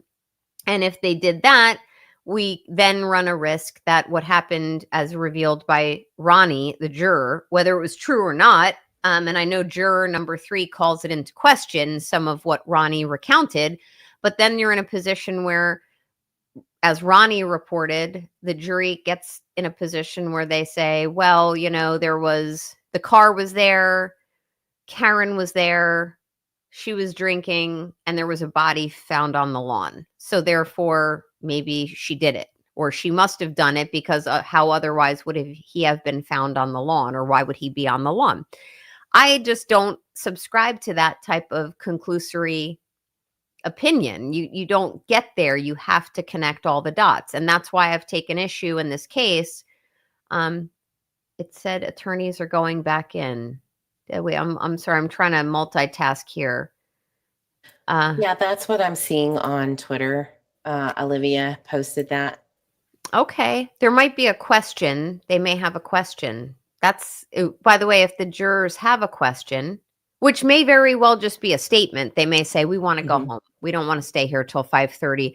We've decided we'd like to all, clear our heads, have a weekend and come back. That I've had that happen too, guys. I've had that happen on a Friday where the jurors were given until 6 o'clock to deliberate. And then by 4 o'clock, they were, all the attorneys were called back in, and we went in and the jury said, we want to go home. And, in the moment, you're like, well, what the hell does that mean? They're tired. But in retrospect, we found out they had all decided it was an acquittal and a not guilty, but they wanted to just take the weekend to, reflect and decide, let's make sure we're sure. So take your weekend, have fun with your families, go pick up your dry cleaning, go walk your dogs, and then come back on Monday. If you still feel the same way, we're going to come back with a not guilty. So I didn't know that at the time. At the time, I was like, ugh, okay, they're exhausted and they've got a big, amount of deliberation ahead of them. So interesting. We have the fan, and we're at 1 hour, 41 minutes. Interesting. Do you think jurors are just relieved that they are able to finally go, okay, yes, I got to get this off my chest right now? Because I feel like that would be me. Yeah. It has been me in a trial before where there was so much information overload that I had to kind of get it off of my shoulders. And so I wonder, and this was a civil issue, not a criminal issue, but I would assume it would be even more prominent in criminal trials. What do you think? Yes, I do. I think not only Karen Reed and her attorneys just returned to the courthouse. By the way, Mike, thank you for contacting the Nan Gallagher Law Group. And I appreciate that. So, but yeah, I think that juries in general, because they're not allowed to talk about the case at all. From my experience, they give each other glances and, they're having lunch, and, you can kind of tell how some people are vibing with the evidence as it comes in, or the personalities of the lawyers, etc. But they're not allowed to talk about anything involving the case. So they kind of bore themselves with small talk, or they bring books, or they, they're doing whatever they can do to distract themselves from talking about other stuff. But the sense of relief that I have found is that jurors, once it is put into their hands, they kind of exhale and say, okay, let's get this off our chest. And there's some jurors who are poker faced, and they're not, no one knows on what side they fall. So it can be very cathartic to kind of get it off your chest, like you were saying. And most jurors, from my experience, are of the mindset that they don't want this prolonged stress. They want it removed from their lives. These are people who haven't been able to go to work, see family, run errands, get their hair done, whatever it is. So many of them may be self-motivated by just the desire to, get a verdict in. And it's interesting to them to see how the others lie. They're also going to realize very quickly, like, okay, who are the alphas in the room? Who are the betas? Who are going to be the sticking points? Do we have commonalities? Did anyone bring up an issue that might not otherwise have been considered? And, oh, okay, you're bringing this up. And, or you mentioned that this particular expert talked about the rate of the development of hypothermia, or the dropping of a body temperature over X period of time. I didn't really think about that. And this wasn't a dead body. So maybe what I was thinking on this issue is not correct. Not everyone hears the things the same way. The jurors may realize that they misheard testimony as it came in. So yeah, it's very interesting. It's an interesting social experiment. You've got people from all walks of life. They all have at least attested to the court that they can put any pre-notions and biases aside. So we're going to see what happens. We're back. All right, jurors, I understand you want to go home. It's been a long day for us. We appreciate everything you've done today. I do have to tell you those same cautions. Please do not discuss this case with anyone. Don't do any independent research or investigation into the case. If you happen to see, hear, or read anything about the case, please disregard it and let us know. Do not talk to anyone, and that includes each other. So when you walk out the deliberation door, you have to stop talking about this case. Even when you come into the courtroom, don't mutter anything to each other, certainly not on the ride or anything like that. So it's very important that you remember that. And you cannot, even if you get here before you're called into court on Monday, you can't discuss the case then. And that goes for the alternates as well. So we really appreciate that. Watch your social media use and the papers and the news. Stay away from all of that if you can this weekend. See you Monday morning, ready to start fresh. Thank you.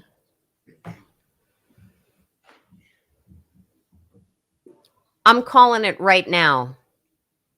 They're coming back with a not guilty on Monday.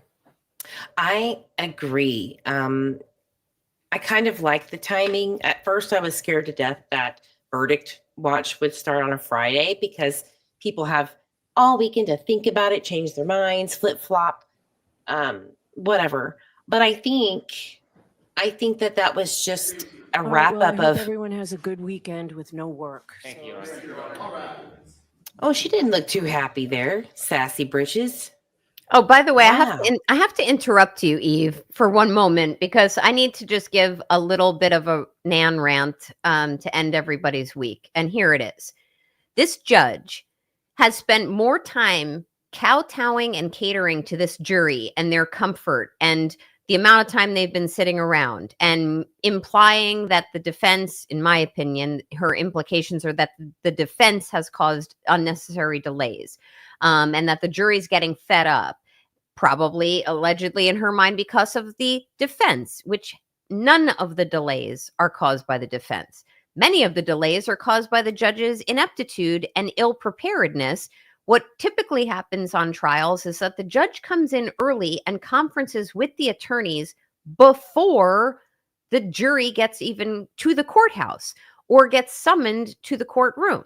So when we're in a position like we are right now, and I'm watching this judge who's like, oh, it's been a long week and you go home. I know you're tired and don't look at your social media. I'm looking at this going, shut up. It's so frustrating. Trial ever. And it was in Manhattan, and it was actually they big in are. the news because it was so stupid. I represented Look at that dream opera team. singer who got into a dispute with a pretty prominent medical doctor at Trader Joe's on the Upper West Side over who grabbed like pad thai or something. They had words, and basically the client ended up slapping her because she was in her face, and they charged her with assault. And it was the dumbest thing. And it was a bench trial. And there was a lot of attention just because it was Trader Joe's, Upper West Side, and a doctor and an opera singer and all of that stuff. And so after the closing arguments, the judge, who was, a female judge who was very into appearance, like just very into her appearances, said, all right, give me 10 minutes, I'll come back. All right. Oh, all right. I think they're muted now. You guys can hear me, right? You can hear me, Eve, right? Yes. Mhm. Okay. So anyway, I don't know whose channel is that? Is that Defense Diaries? But anyway, it's always good to hear Mark, and I'm sure he's been giving good insights. It's very useful to get insights from criminal attorneys on these matters. As far as my input is concerned, I would think that, everyone should be listening to people who try criminal cases, yours truly included, when they're talking about, the processes involved. But anyway, so the judge seems to be kowtowing to this jury instead of along the way kowtowing to the really both sets of attorneys, because she's really just calling balls and strikes in favor of the Commonwealth.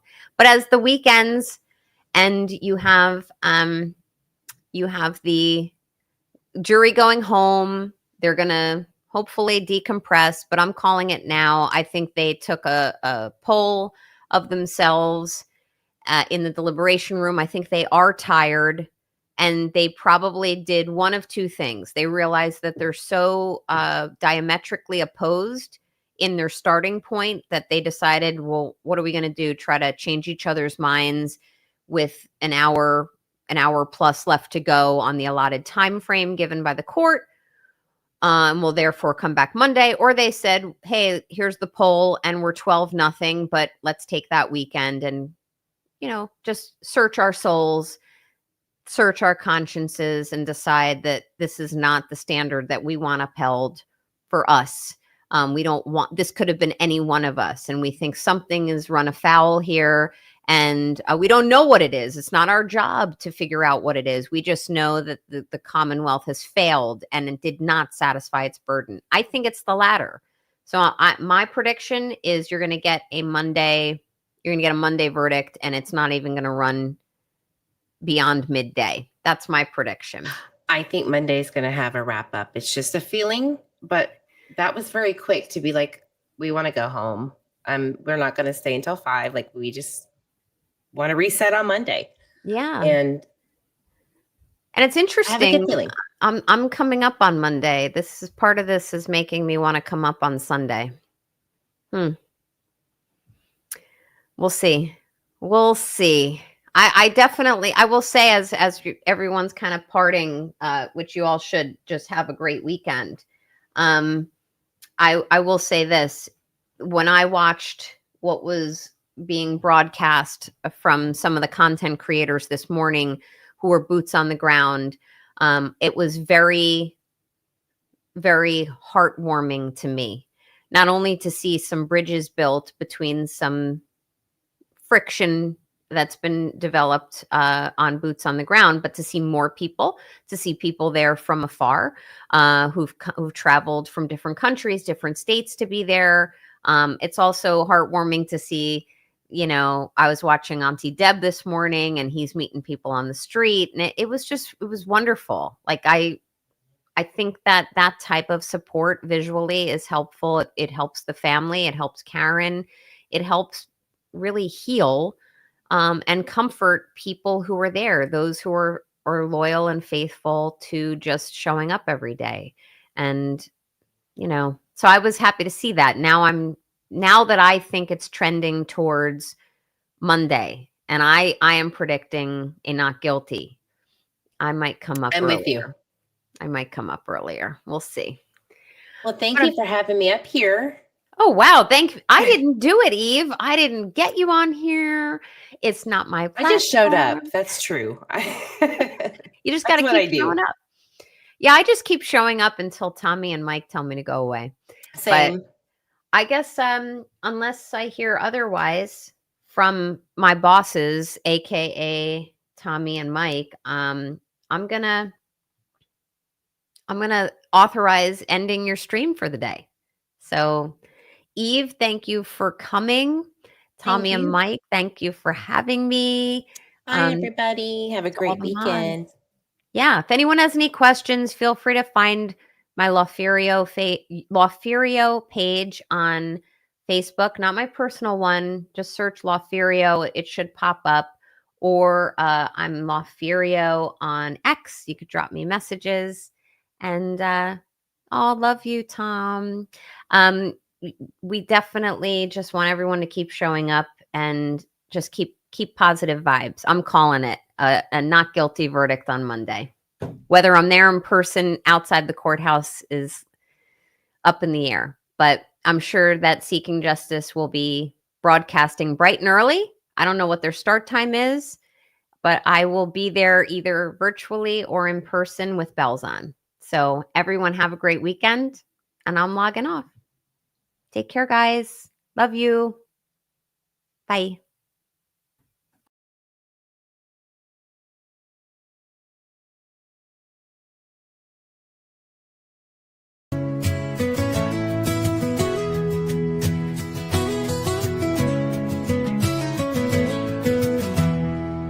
Cold mornings, cracked pavement, courthouse steps. He's there before sunrise while the world still rests. No cameras needed, no spotlight glare. Just a man with a purpose, always standing there. Facing the crowd, but the fight in his veins. Truth in his hands, pushing through the rain. Karen sees him, she knows what it means when you've got boots on the ground and you fight for your dreams. Boots on the ground, day after day, standing for truth in the hardest way. No fame, no worry, just a promise kept. Tom CPU, you never left. He don't ask for credit, don't ask for praise. Just fight in the good fight in 1,000 ways. When the cameras fade and the voices die, he's still right there, never asking why. He's got a handshake that you can trust, eyes that don't blink when it comes to us. Karen smiles because she knows it's true. She's got a soldier and his name's CPU. Boots on the ground, day after day, standing for truth in the hardest way. No fame, no hoarding, just a promise kept. Tom CPU, you never left.